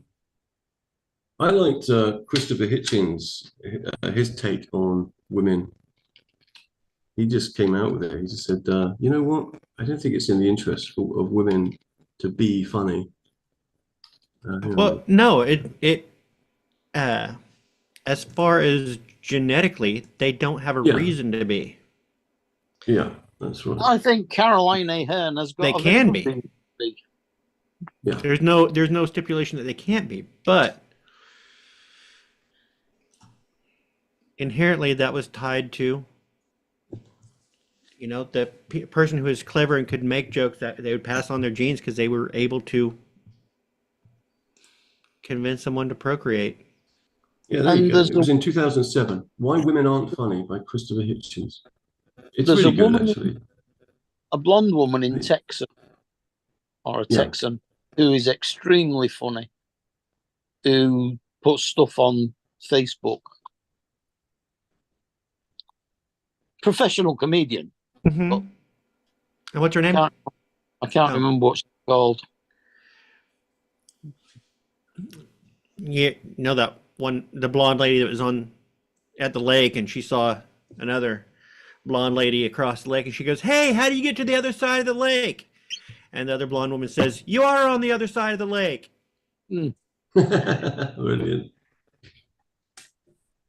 Brilliant. But Caroline Ahern is good. I think she's very funny. Hey, Donald, I got a question for you. Yeah. What do you think about Blackstone Grill? My nephew has one. He likes it. Yeah, they're My pretty son- popular. Yeah, my son was talking to me last night, the night before last. He said when he gets home, he said they're doing two things: building a fire pit in the backyard, and they're getting a Blackstone that they're going to start cooking on. Mhm. Because his neighbor's got one, and the food coming off of it is remarkable. You know, Yeah. because Now, it's not is in he the getting the house. big? He's getting the big griddle top, or is he getting just the? He's getting a big one outside. Okay, And but he's gonna is it actually- going to be have the big griddle top Blackstone, or is it going to be actual like a grill, like flame underneath grill? I think it's going to have the. I don't know. Okay. I don't know which one he's looking at. Because my one nephew, he does have the like grill, and I think Yeah. my other nephew does have the griddle out in his garage, but he also has a pellet smoker that he uses for smoking. Yeah, because I think it's going to be the grill, like the propane one, that runs Yeah. the whole thing. That's what I think he's talking about. Because he's saying it's about $500. I was just looking at him, but I found one just now, a 22-inch, and I went and measured my stove, Mhm. and it would fit perfect on top of my stove. And it's a 22-inch for like $270. Oh, And great. I was looking at that, and it's electric. Okay, so I could plug it in Yeah. and work it right there on the stove. And I looked at that thing and I said, well, shit, I could get that. And I could just cook my stuff on that and get rid of a couple of little appliances I got and just use that for pancakes and eggs and steaks, Yeah. anything. Fried Great. rice, everything. First, Stop. Donald had to teach him how to make gumbo. Now he's going to teach him how to grill. No, I have not taught. I will say right now, I have not taught Joe how to make gumbo because he's still using his instant roux. And That's all right. Mhm. I would not say that that's grill. I would say that that's griddle. Well, they call it a grill. So, Well, but it's like the ones in the restaurants. You know. that's what I was asking. It's a flat top. It's I a would call griddle. I would call that a griddle. Donald, I Yeah, think he's becoming numb to my insults. He won't give me the bird anymore. I know. Yeah, I'm just ignoring you. Sometimes, But yeah, my sugar nephew was has low a little while ago, Blackstone. so it's not He worth likes it. effort. Yeah, my nephew has that Blackstone. He likes it. Yeah, because I'm looking at that one, but I'm not going to get it. Justin's talking about moving out mid-July, and if he moves out in mid-July, wait till he moves so he don't mess it up. If I when I upgrade, or No. if I ever have to, well, I will eventually have to get rid of my Weber and get another one. I'm gonna go back for another Weber kettle, but I'm gonna get a slightly larger one, and then make replacement tops for the grill tops that have like 4 panels, and you can have like a griddle panel that goes in and leave the other side open for flames, and Right. I'm gonna. Oh, there was Mine- there was a mine lady have on Facebook grill on the griddle panels in it. who had a stove or a cooktop in her house, and it was like an industrial one, and it had four burners on each Burners, side, and and then then in the middle it had a removable grill, different Yep. types of plates, and it was badass, dude. Yeah, the griddle top. Yeah, But it looked like that's going to be a pricey stove, though. Yeah, I used to, and that was always gas, I believe. Yeah, Whenever that's I the was one doing I'm talking about commercials. right there. Yeah, the one she Mine- had That's was nice. gas. Yeah, Mine's also got a ring, a gas cooker ring on the Yeah, side of that's it. a that's a I used to do 22 inch, and that Go ahead. sits right on top of your stove, and Yeah. it plugs in. Yeah, that looks great. I'm thinking about it. I could have some fun with that. I've got a cast iron griddle that I can put out and cook on if I want to, but it's such a pain. I've also But yeah, that Justin, one- I used to do commercials for a appliance store here in town, and they had the gas stoves. They were always advertising gas stoves with the griddle top. Yeah, that's what hers was. But this one, she has like a family of like 19 because she has a bunch of kids that her and her husband have adopted. So they got a big family, and oh my God, dude, that stove was so it's probably at least a $6,000 stove, if not more. It was very expensive looking. It was all stainless steel too. Double oven on it. It was big too. You'd have to have a pretty big kitchen for that thing.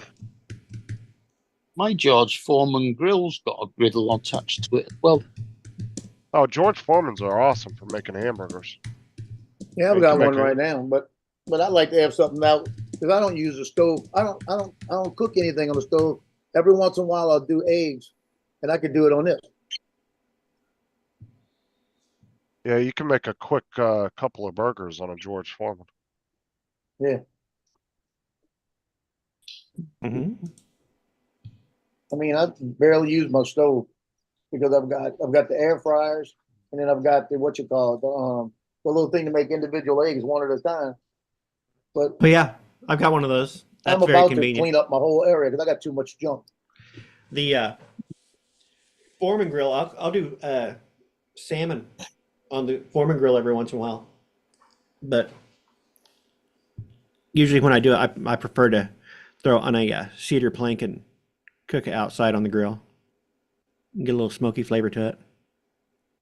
And I get the air fryer, the big air fryer. I get the big Power XL, and I'll take the salmon, and I'll take honey, and I'll use the Cajun mustard and mix it together and make it like a paste and coat it, and put a little bit of garlic on it, and then I'll stick it in there for I'll preheat it at 400 for 5 minutes to make sure you got the heat right.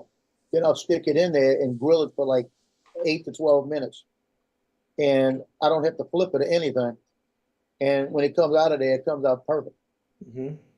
I mean, it comes out, got a little crisp to it. And it's perfect. Oh yeah, I always do lemon and dill. What was that, Joe?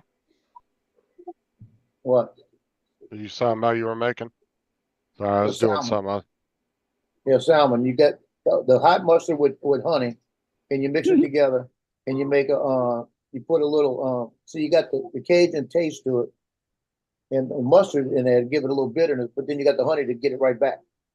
Okay. And then when you coated that, you put a little bit of garlic just to get a little bit of garlic flavoring, and then you heat it for about 5 minutes, preheat the air fryer, then lay it in there on top of a grill that you can go both ways with it. It's got the airflow, and then you get the airflow through, and then you just do that for 8 to 12 minutes, and just pay attention to it. When it gets crispy, stop, because it's cooked, and just take it out there. And if you're doing it right, you got enough room. You can do asparagus on one side, and get the asparagus. Dude, grilled asparagus is the best. Yeah. So I used to do that. I used to get the potatoes and put the potatoes in the other air fryer, the little bitty red ones, and season them up and just chop them in half. And I'd have them going in the air fryer for about 15 minutes, and then do the salmon and the asparagus in the other one.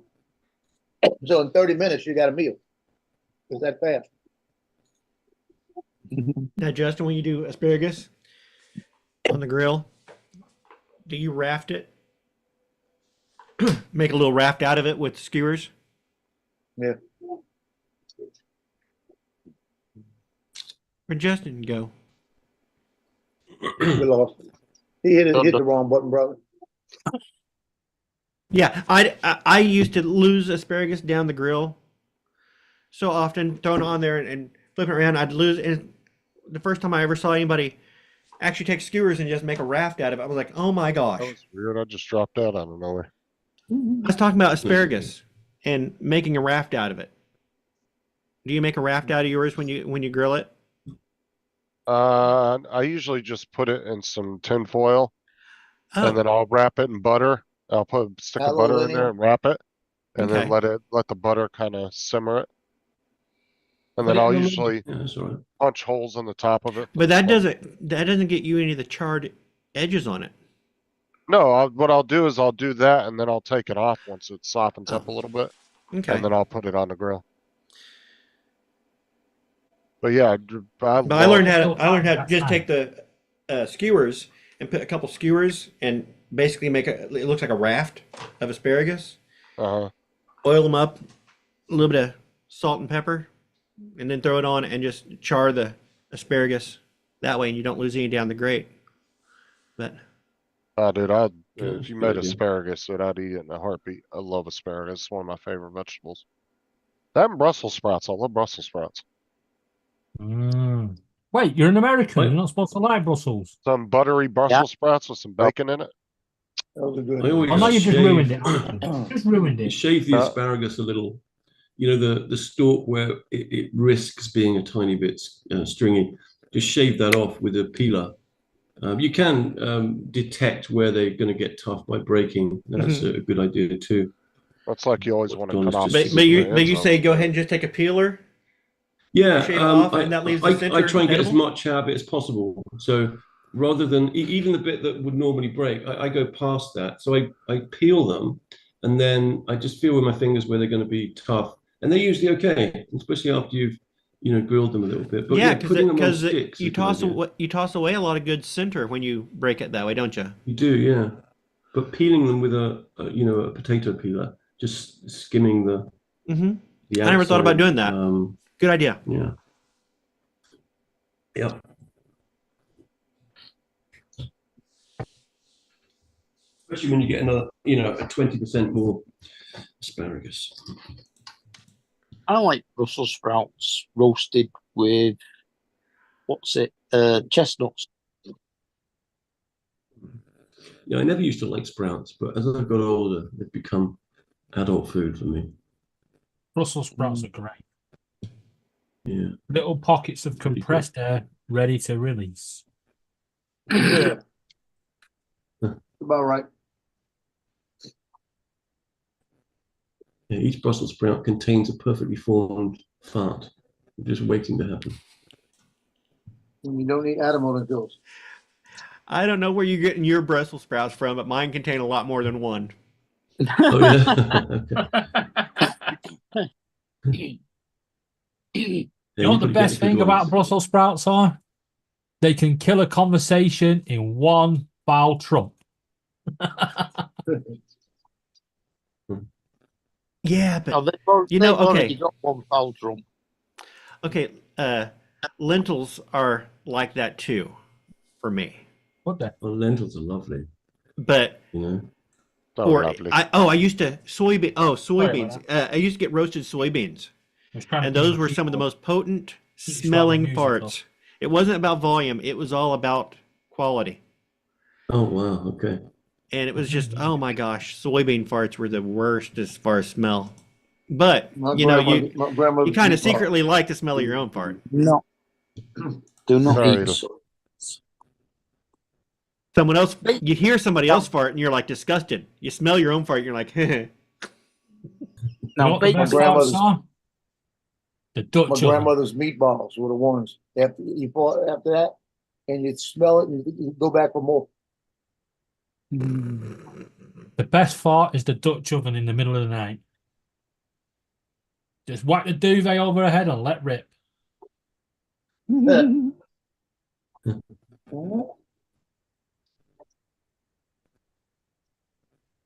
Tell you the worst one is when you're sitting here and you mind your own business, and one of the dogs lifts the tail, goes, oh, just get up and go. oh, God, my Archie they- used to get up and walk past me, and he would crop dust me, and I would, damn it, Archie. He'd just smile. I think he knew what he was doing. They call it the drive-by as well, don't they? If they walk past you and park. Well, considering what Precious eats, I don't know where the hell the smell of rotten vegetables comes from out of her ass. You do feed her a lot of crap, though. Oh, she doesn't have vegetables very often.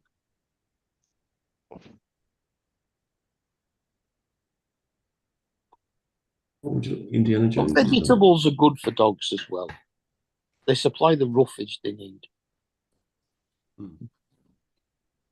Oh, not all vegetables are good for dogs, is it?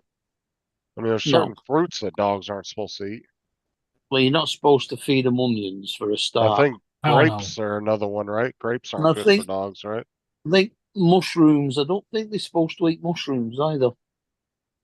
Yeah, I think grapes are bad for dogs too.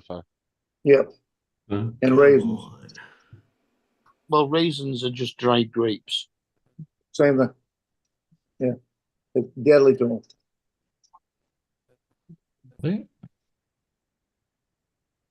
Rest in peace, Hitch. Yep. Yeah, So, those does anybody fruits know? religions. Does anyone know what day it is tomorrow? Friday. Friday. May 10th. Yeah, we know that. But it's got a unique Excuse me. name now. It's bamboo number 3. No, yeah, actually, you're right. Bamboo number 3 day. Oh.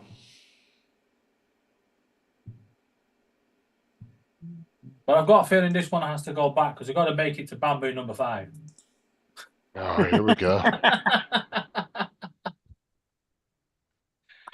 No, we need a bamboo 007.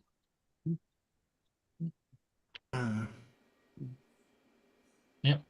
Well, if there's something wrong with this one, just give up.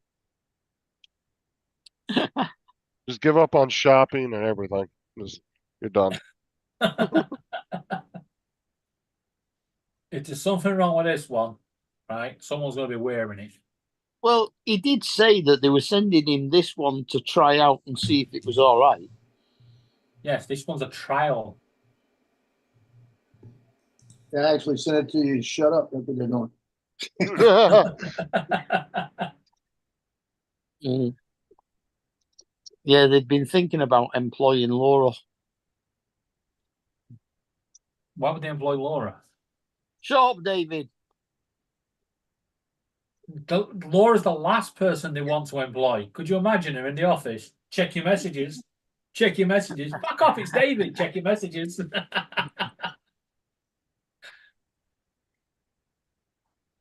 Oh, dude, you know, you saying Laura check your messages a million times. That reminds me of the chick off Office Space answering the phone.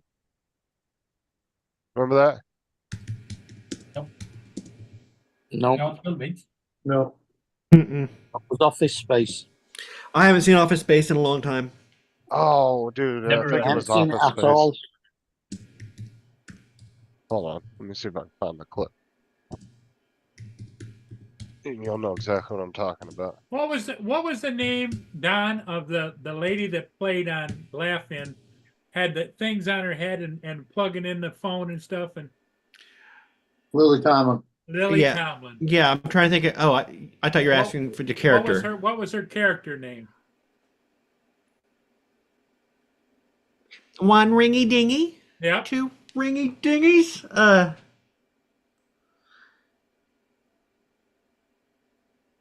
And then when she laughed, she'd do that snort thing. Yeah.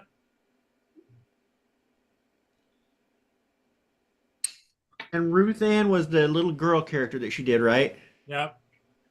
I think it was Ruth Ann. Up in the chair, but I can't Yeah. remember what her name was. But With the operator.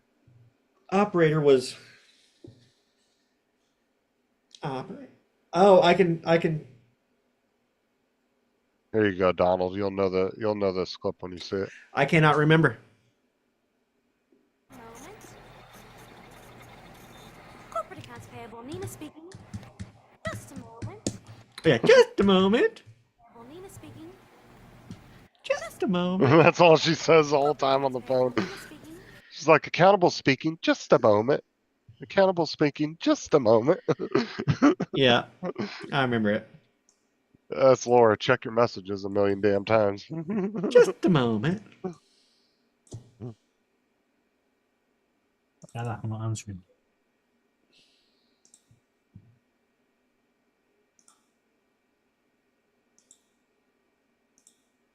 No, Laura's more like on Seinfeld with Newman. Shut up, Newman. Hello, Newman. It's like, shut up, kid. Hello, Newman. Oh yeah, me and Laura Could you lived in an imagine apartment Laura actually complex. working? She'd be my Newman for sure. Yeah, could you imagine actually Laura working in a call center? Hi, this is Laura. How can I help you today? I need to get this fixed. What's your name? Joe. Shut up, Joe. Shut up, Joe. Shut up, Joe. So I'm gonna Shut need up, you to Justin. check your email.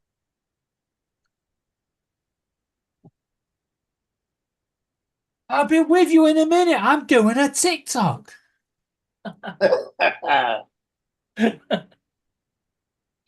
Ernestine was her name. Ernestine. Yes.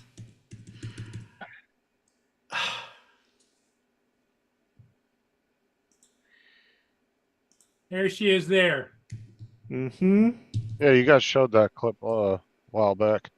I remember that. No sound though. Oops, sorry.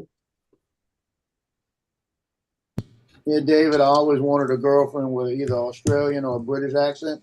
Then I heard Laura. Oh.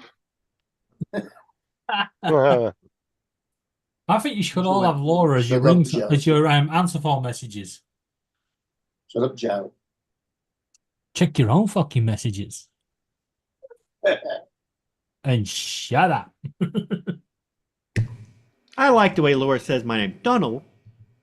Donald? It sounds musical. Donald.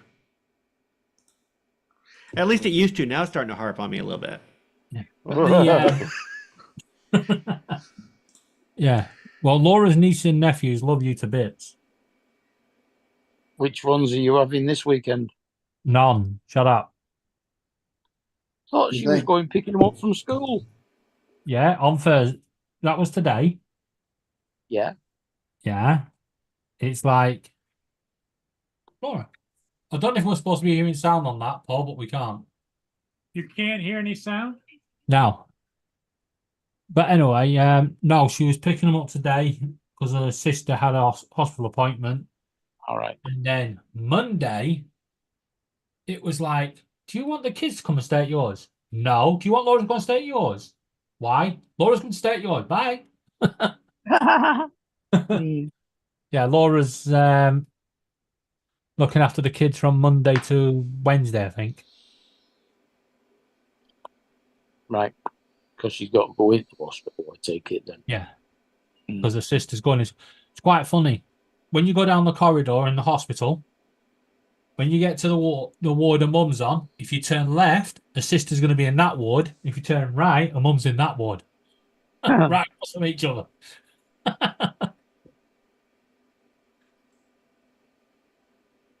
They're getting family rates? Well, put it this way. Yeah, it's all free. It's all free. But what we've decided is when we go, one side of the family is going to go and visit Cassie, and the other side's going to visit her mum, and then we'll just swap over. Just swap over halfway through. Yeah. Okay. Well, I can't believe Steam have only just emailed me to say that Justin's accepted the gift. Oh, from Among Us? Yeah. What day did I buy that on? 4th, weren't it? Well, you've all got to download that other one now, haven't they, Don? oh, yeah, no, that was online. The werewolf. There's a link. It's just an online game. All right. Yeah, I don't get what you guys were doing last night. Why was Laura sharing her screen again? Why can't she just have a Zoom panel like this where you're all playing your own game on your own computer, but you're sharing your own webcam, so you're all talking to each other and shouting at each other and, you know, putting each other off, but without seeing the game. Right. That's how it should work. And maybe join in with random names so we don't even know who's who. Yeah. Who's who. Oh, that'd be funny as hell. Justin didn't like that idea. He had been very fickle today. I think that Don was actually in it twice. One says Mudball and one says DD. Yeah, I'm that good. I was playing as two characters at the same time. I was like,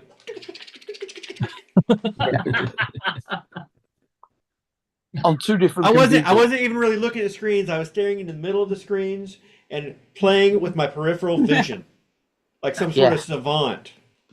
And he weren't using the keyboard; he was using his mind.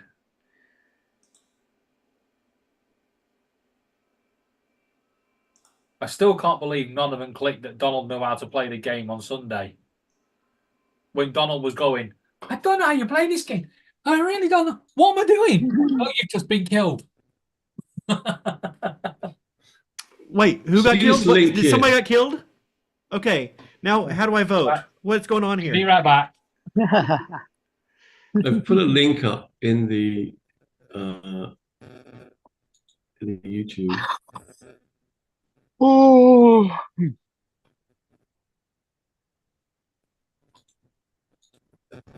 Okay, so I've also put the link in the Zoom chat as well. So if you put that link in your browser, it's there then to use whenever you need to. But that's the game, the One Night Ultimate Werewolf game. Did you watch any gameplay videos of that? I haven't yet. Okay. I haven't yet. I haven't got, but I fully intend to. I'm That sure might there's be some. that might be a good weekend stream thing. Yeah, that's the next thing I'm going to do is I'm going to study how it's played. I'm going to need to know the ins and outs. Yeah, I want to take a look at some of those expansions because I saw that there were expansions for it, and I thought about getting expansion cards. But it'd be good so if we far, could play. You know the film The Thing. I think there's an expansion that goes in that direction as well. That would be good. Well, The Thing, yeah, that is Yeah. perfect because no one knew who The Thing was. Right. In fact, it was Childs at the end. It was? Okay. We don't know, but I suspect. But that's the thing. The movie ended with you not knowing whether either of them was a thing or if one of them was. Yeah. I've heard lots of theories as well. Why don't we just about it. It's interesting. wait and see what happens? Brilliant ending. If they would have given you a solid ending one way or another, that movie would not have been nearly as good. Yeah. Okay, next. Unlisted. Save.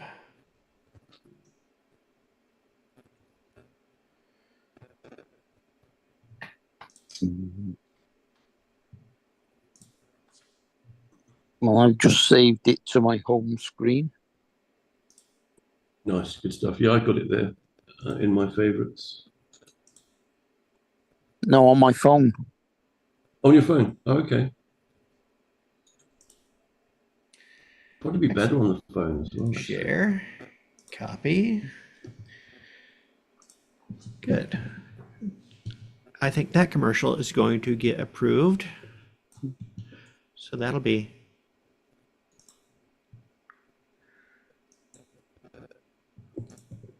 a little more cash coming in. Speaking of which, thanks for saying that. I got to fight with somebody. Haven't got paid for that video the other day yet. Which video was that? That property I've shot. Usually I get paid the same day or the next day. And it's a different guy, and I send an invoice. Now, he may be mailing a check, but he needs to let me know what he's doing. I'm waiting for. Well, I've got $1,300 in debt out there waiting for payment.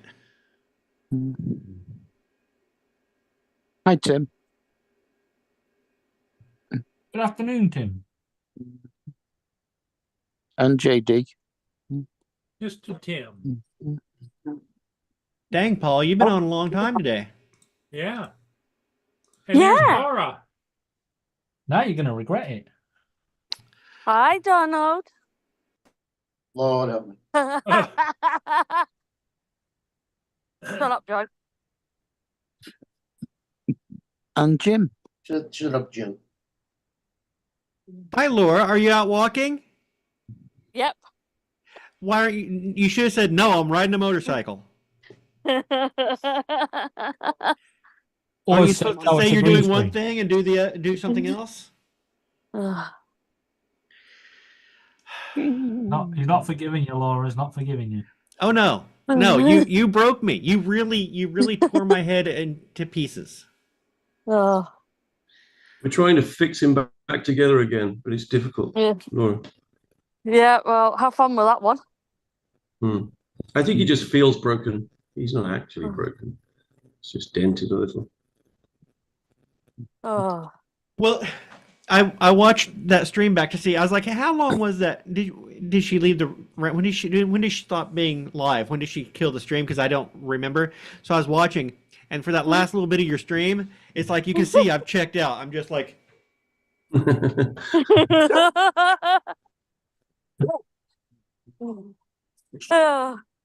No. That's what I'm going to use your little rant as a short.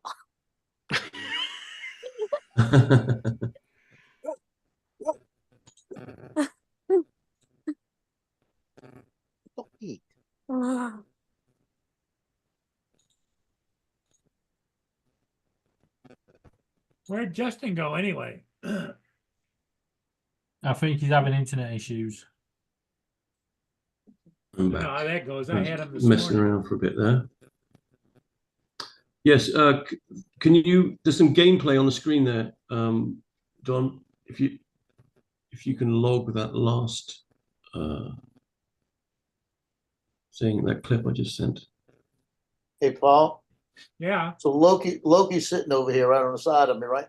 I reach down, and as I touch him, he just rolls over on his back and opens up his belly for me to rub it.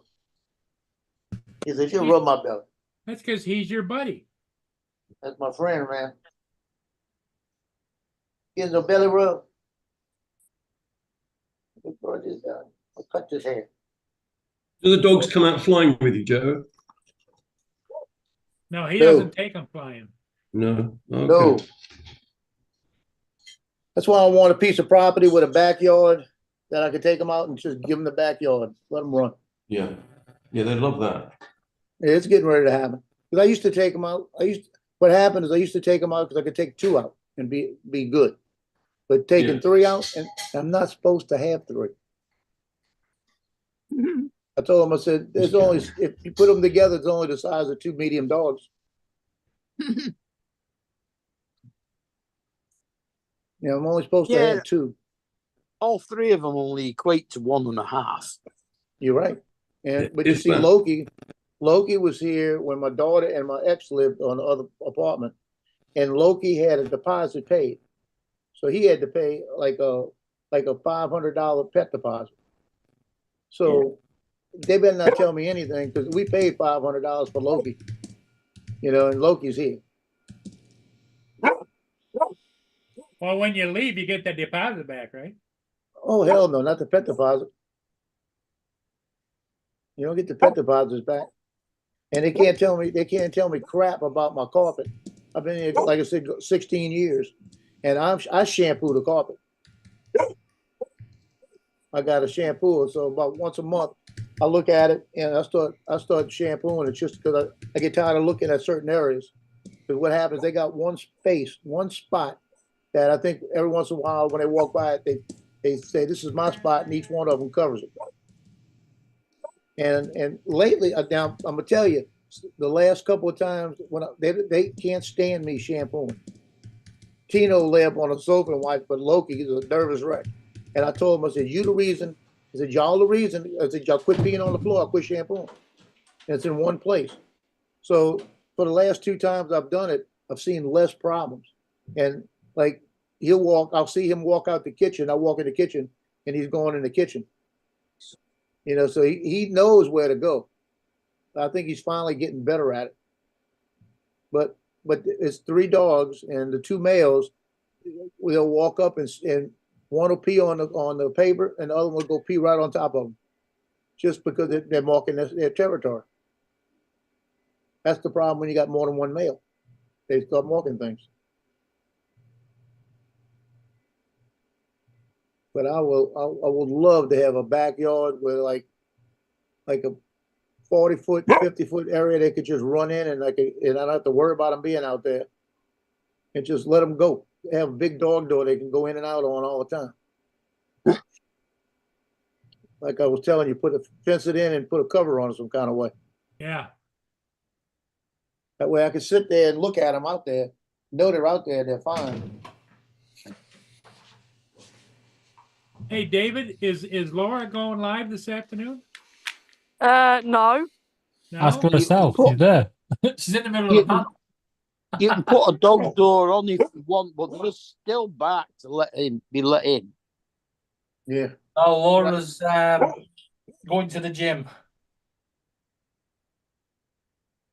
I'm not live now until 10 o'clock tomorrow morning. 10 Jim's o'clock in the tomorrow chat. morning. UK Okay. time. That's 5 o'clock your time, Paul. Okay. What are you doing? What are you doing?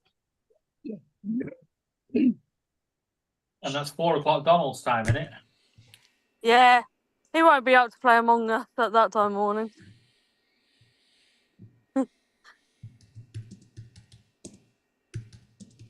Will you, Donald?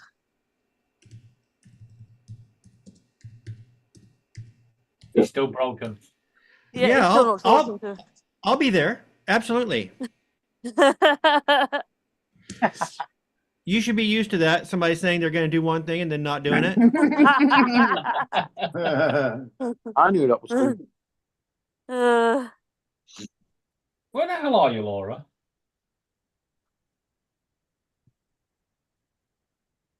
Are you actually at the gym? Yeah, I've just got here. I was going to say. I saw you walk under a bus stop. I was like, what the hell? It's a bike shed, not a bus stop. Same thing.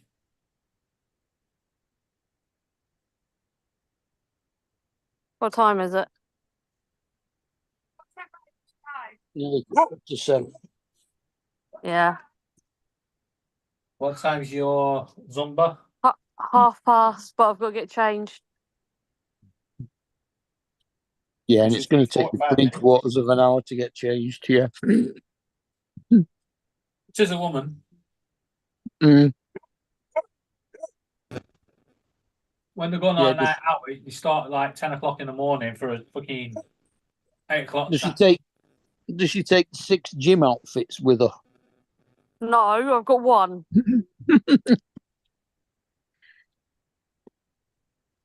And Jim's not happy about it.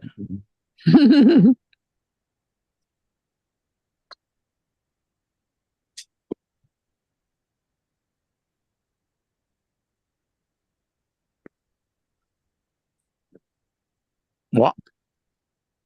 Code Works. What's that one? Code words. Yeah. I think code breakers try to identify the code words before the enemy discovers them. I'm just hoping the air conditioning's working.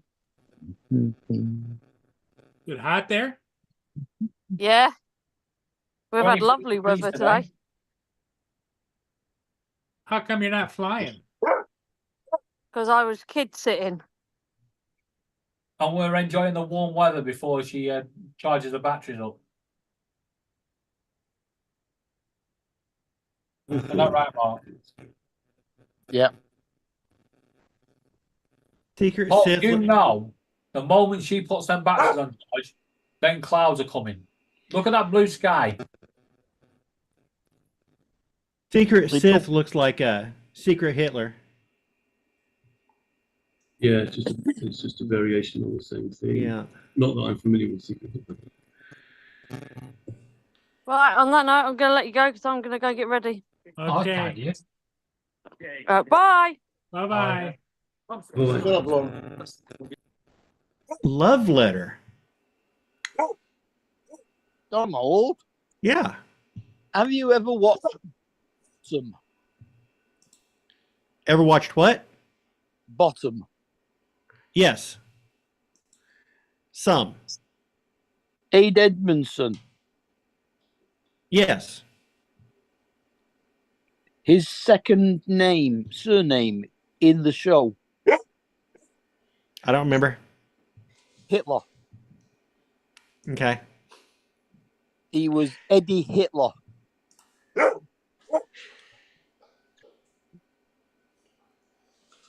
Well, he kind of ruined both those names, didn't he? Who's gonna name their kid Adolf now?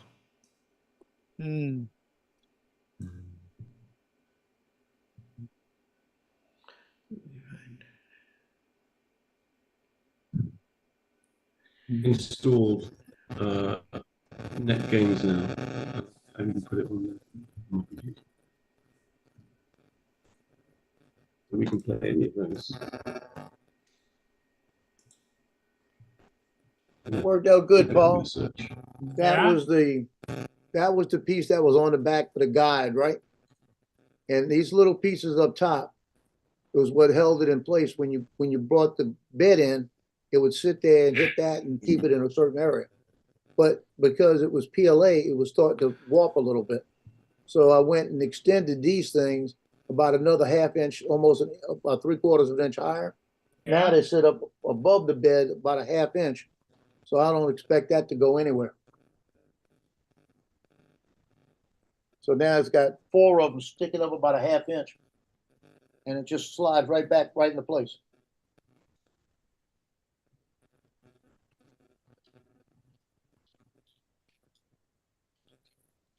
And it wasn't that hard to do.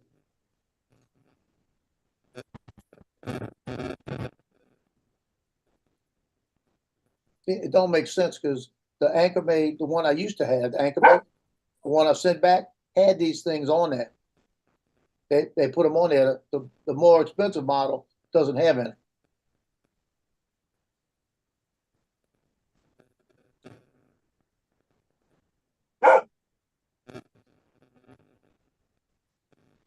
So I think I'm gonna go up to where I was yesterday because the wind's not as bad today. But I'm gonna go to that trailhead I was talking about so that I can get into the river right by the trailhead and fly down under the bridge to that area I wanted to do and then come back and I go the other way where all the construction's at and fly around that. Because they ought to be full of people in kayaks. So I think I'm gonna go do that today. Okay. I'll give me a couple of flights in. I got full batteries. As long as the wind's not blowing, I'm good. And the wind's only at like 16 now. Max 16. It was 29 yesterday. We got cloud covers like 22%, so that'll be pretty.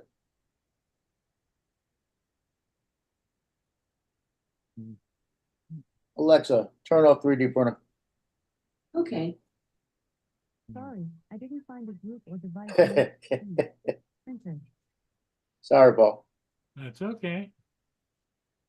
Yeah, 18 miles an hour, 10 miles, 21% cloud cover. So that ought to be good for something. What I've been doing is I've been driving around and trying to find little ponds, anything with fountains, so I go fly around that.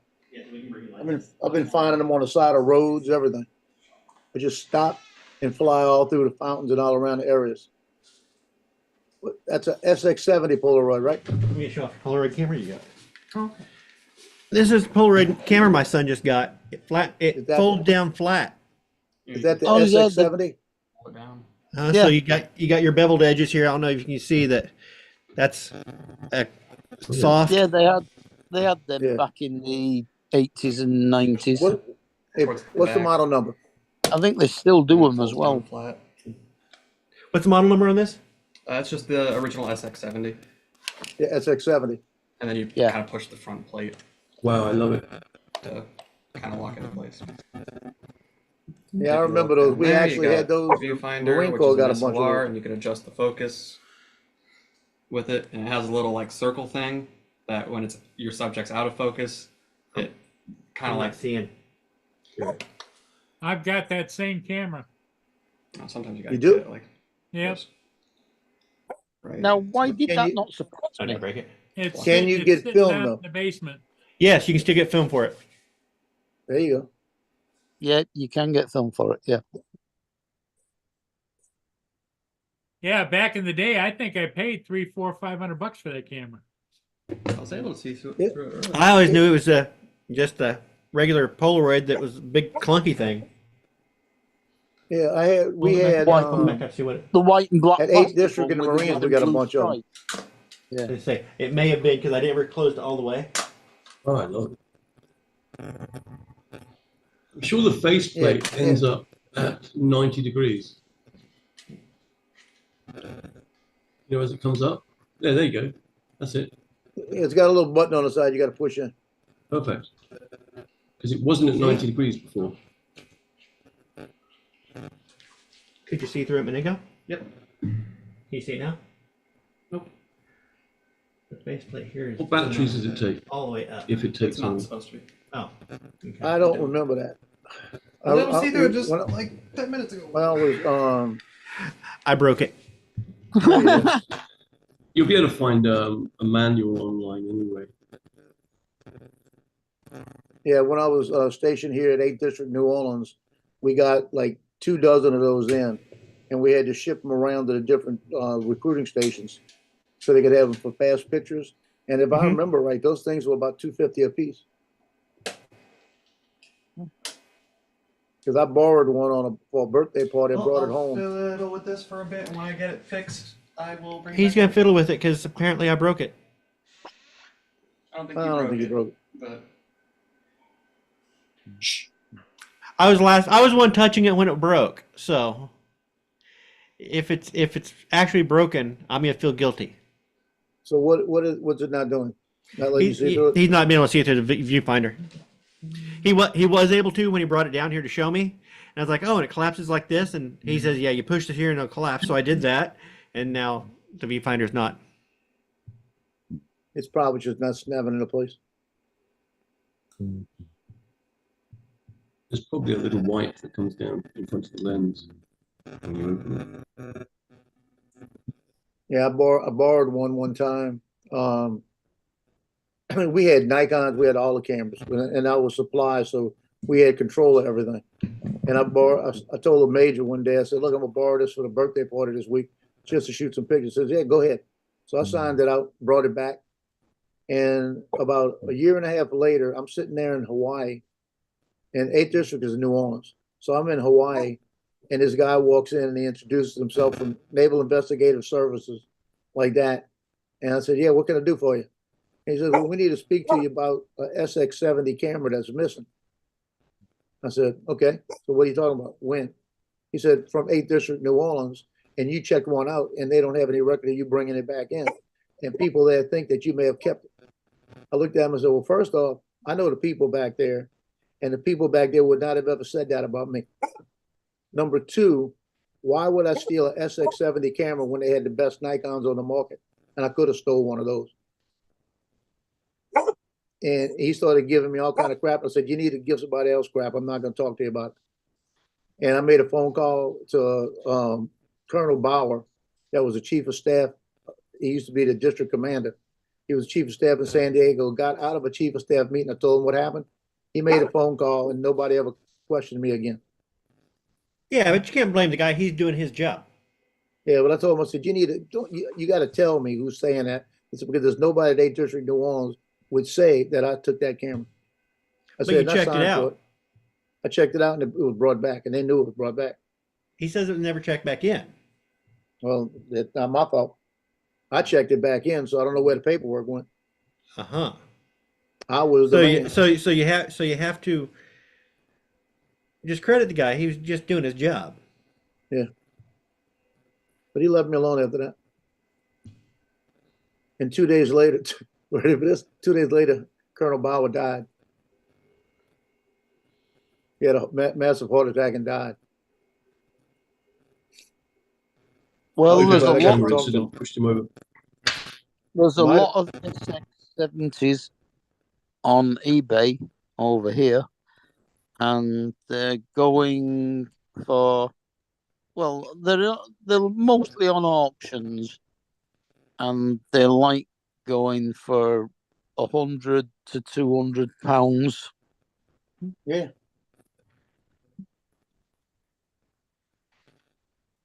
In fact, somebody is selling a flash sync adapter for £37 plus £2.50 postage. I love my little OM 10 35 mil. Did he get the leather case for it as well? Did I? I don't know. You get the leather case on eBay for $40. Yeah. I just know I broke it and I feel bad. You didn't break it. They open up quite strangely. Yeah, it's got that little clip on the side where you got to push it in. It snaps up. You know, snap back down. What concerns me is that maybe the internals were. I'm going to find out if it was sent to him, expanded or not. If a mechanism was broken and they just had it expanded and sent it expanded and in place, and then collapsing it, if that does not, if one of those internals does not fold up right. And here's the deal right here. Polaroid, the camera with a case, and it looks pretty good. It says great condition. It looks real good. Doesn't look like anything's wore on it. Case looks pretty good. $175.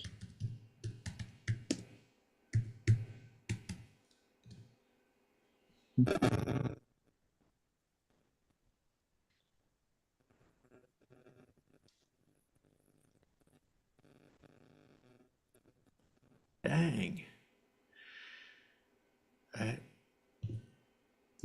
These SX70s go for a good penny. Yeah, they do.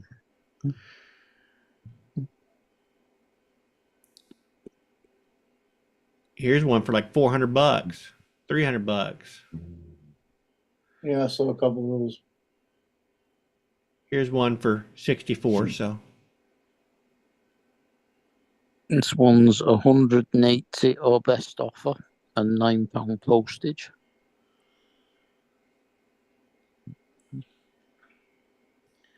Shoot, here's one for $195.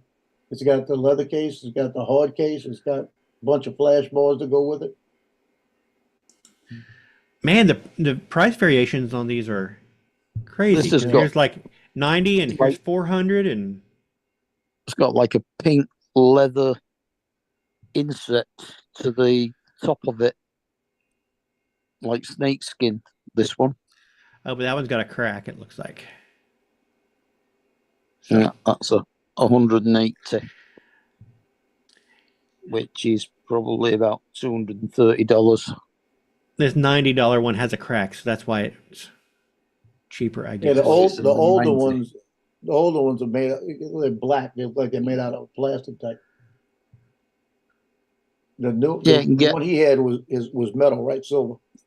You And can wood get grain. black ones, white Yeah. ones, brown ones.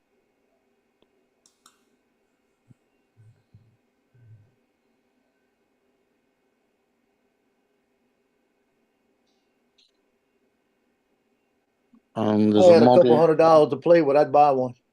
And then, a model, and then I asked them to come know. in and say, "We didn't a think you had model it." 1 and a model 2. This is making me feel even guiltier if he's just spent a couple $100 on this thing and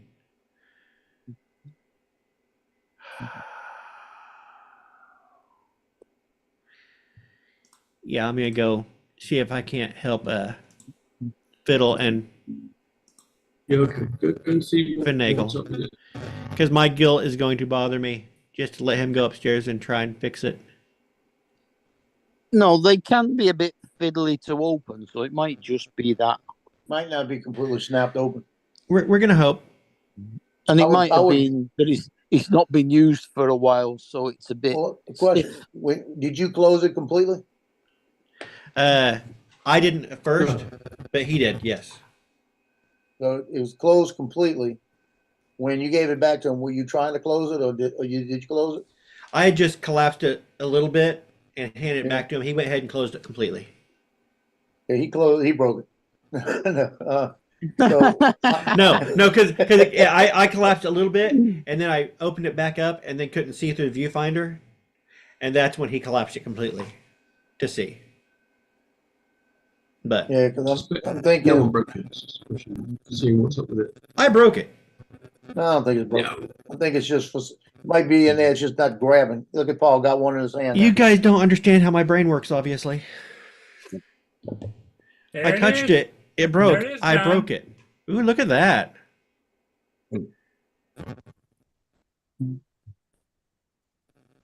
Maybe there's a You lens know that- cover.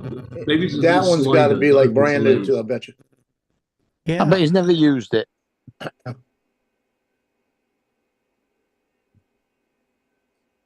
Yeah.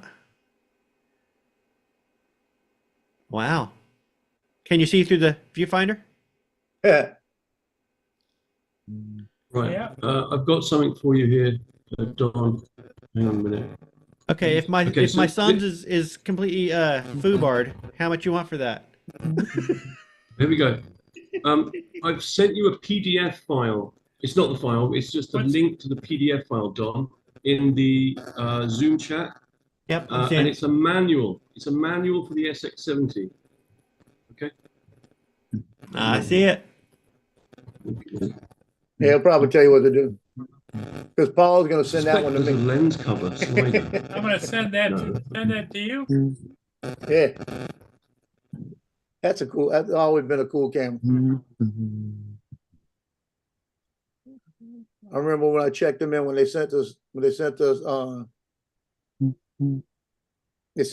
think it was 20 of them.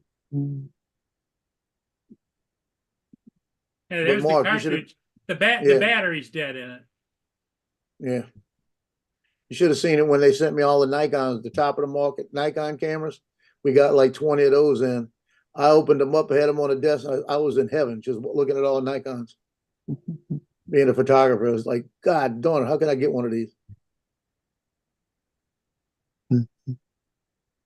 See, Don, if I would have stole one, it would have been a Nikon. But wouldn't have stole the SX70.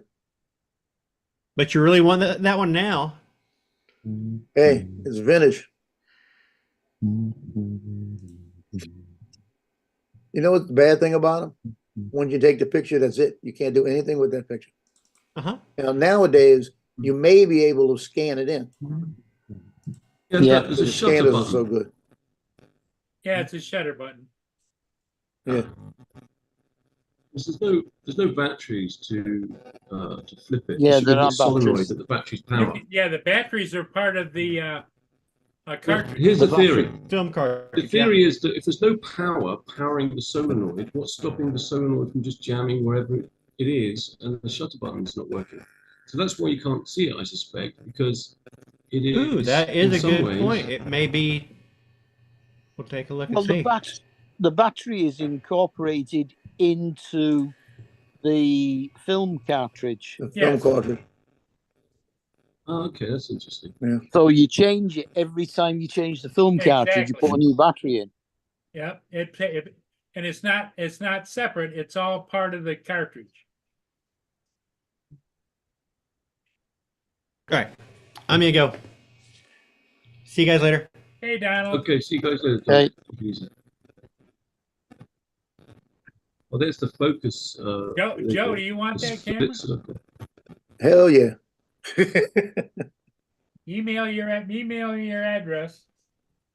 And a black and white SX70 film cartridge.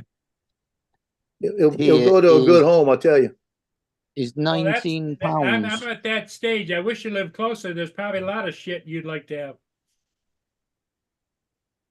Yeah, just being a photographer to me, I think that's a cool camera. I've always thought that. Mm.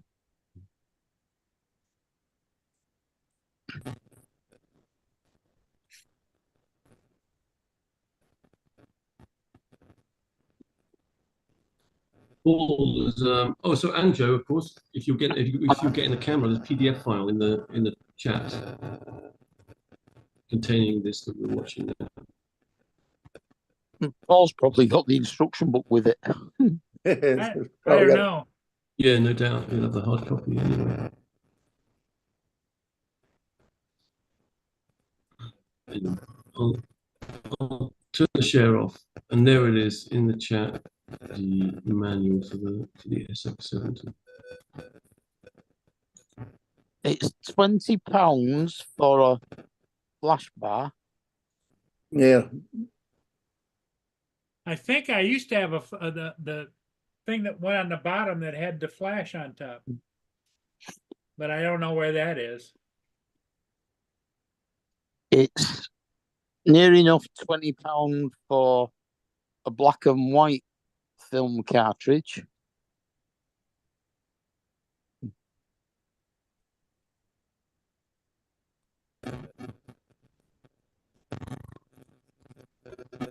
Yeah, I'll send it to you.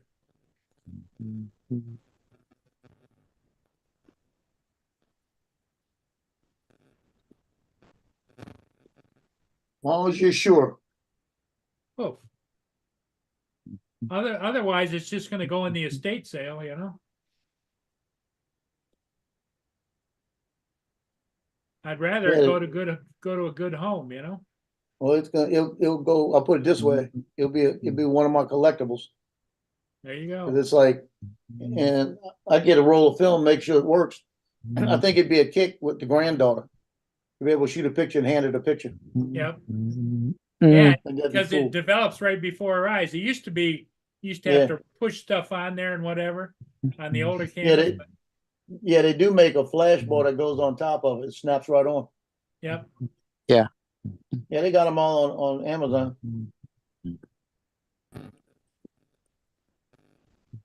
Yeah, I'm never going to use it.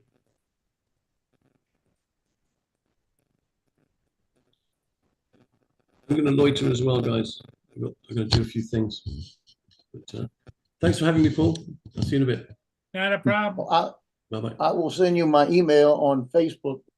I mean, my what you call it on Facebook. Let me know what the shipping is, Okay, and I'll send that to you through PayPal. not a problem. But I Yeah, appreciate I'll it. ship it out to you and give me a couple of days. I got time. Yeah. Well, you're That gonna go is- fly, aren't you? Yeah, we're getting ready. I'm gonna go in a minute. Yeah, I was waiting for some of the traffic to die down. Where I'm going, everybody goes to lunch in that area.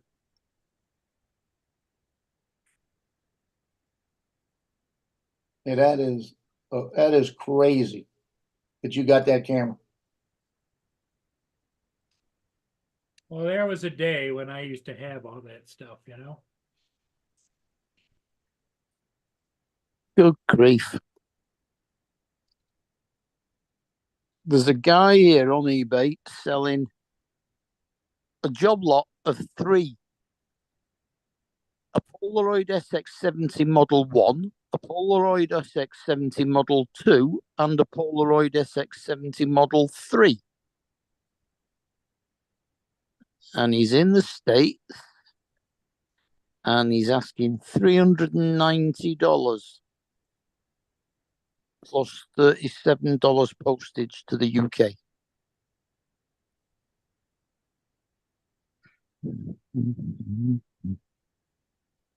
That's a lot of money. In it.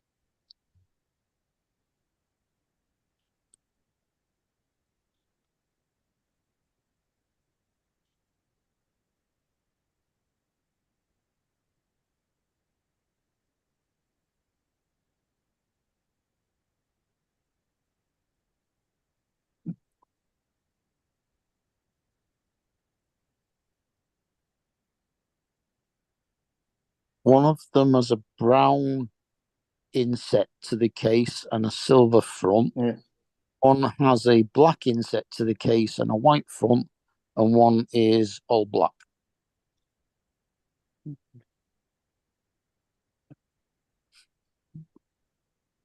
I don't know if you heard the story about the SX70s. When I was stationed here, we got like 20 of them to give to different places. And I was the supply sergeant in charge of it. So one of the weekends, I told the major, I said, "Look, I'm gonna borrow this one this week and sign it out because we got a birthday party. I want to fool with it."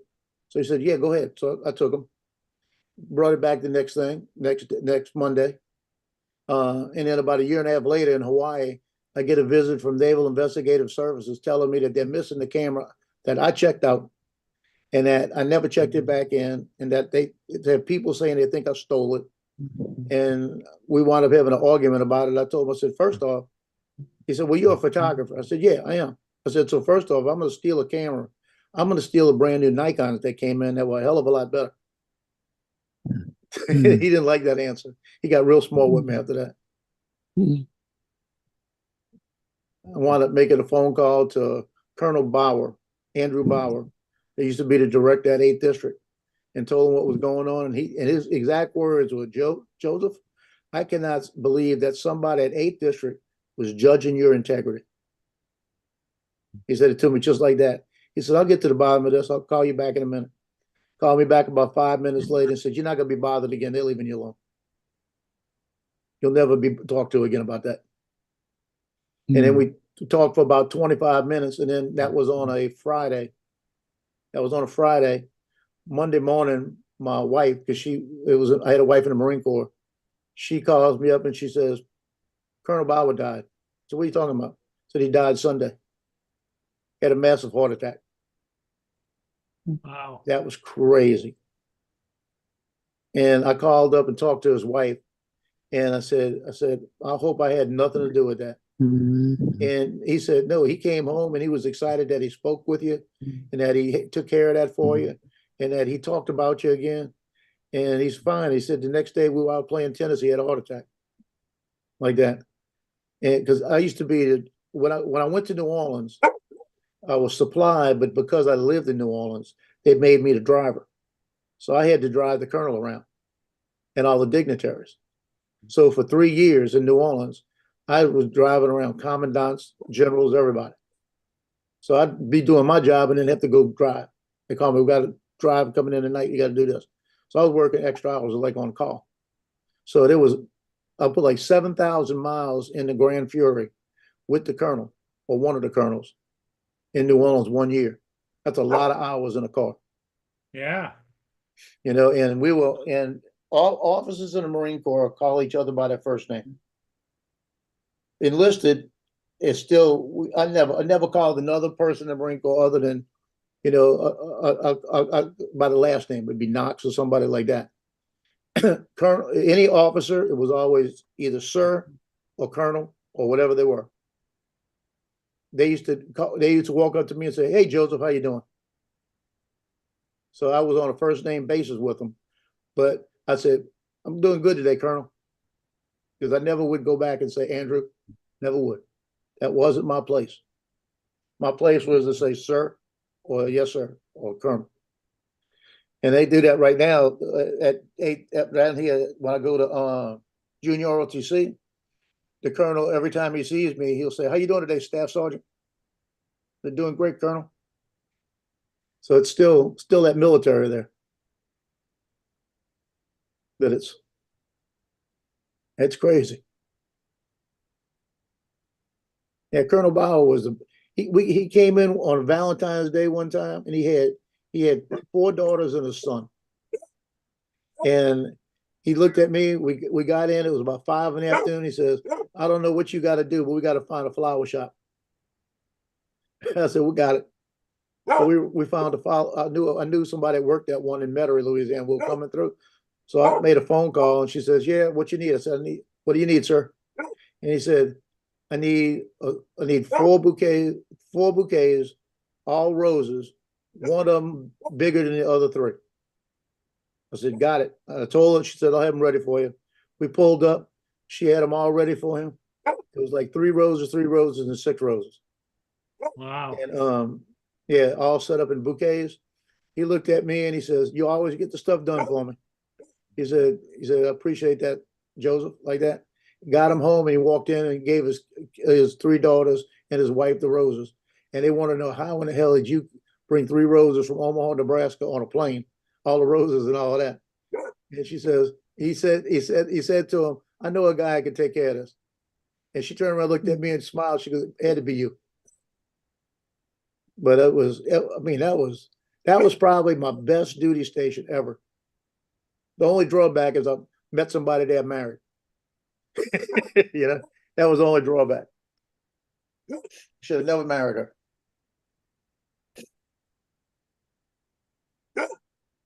So, Well, you want to go out and fly, don't you? yeah, I think I'm gonna take off. Okay. That way I'll be back for later. I'm going to shut it Yeah. down. You know, I'll be back here. Fair enough. It's 7:15 here now. That's 5 1/4 hours. Mark, thanks for being here. David, Yeah. you take care. Joe, we'll see you later. I'll be back in a little bit. Okay.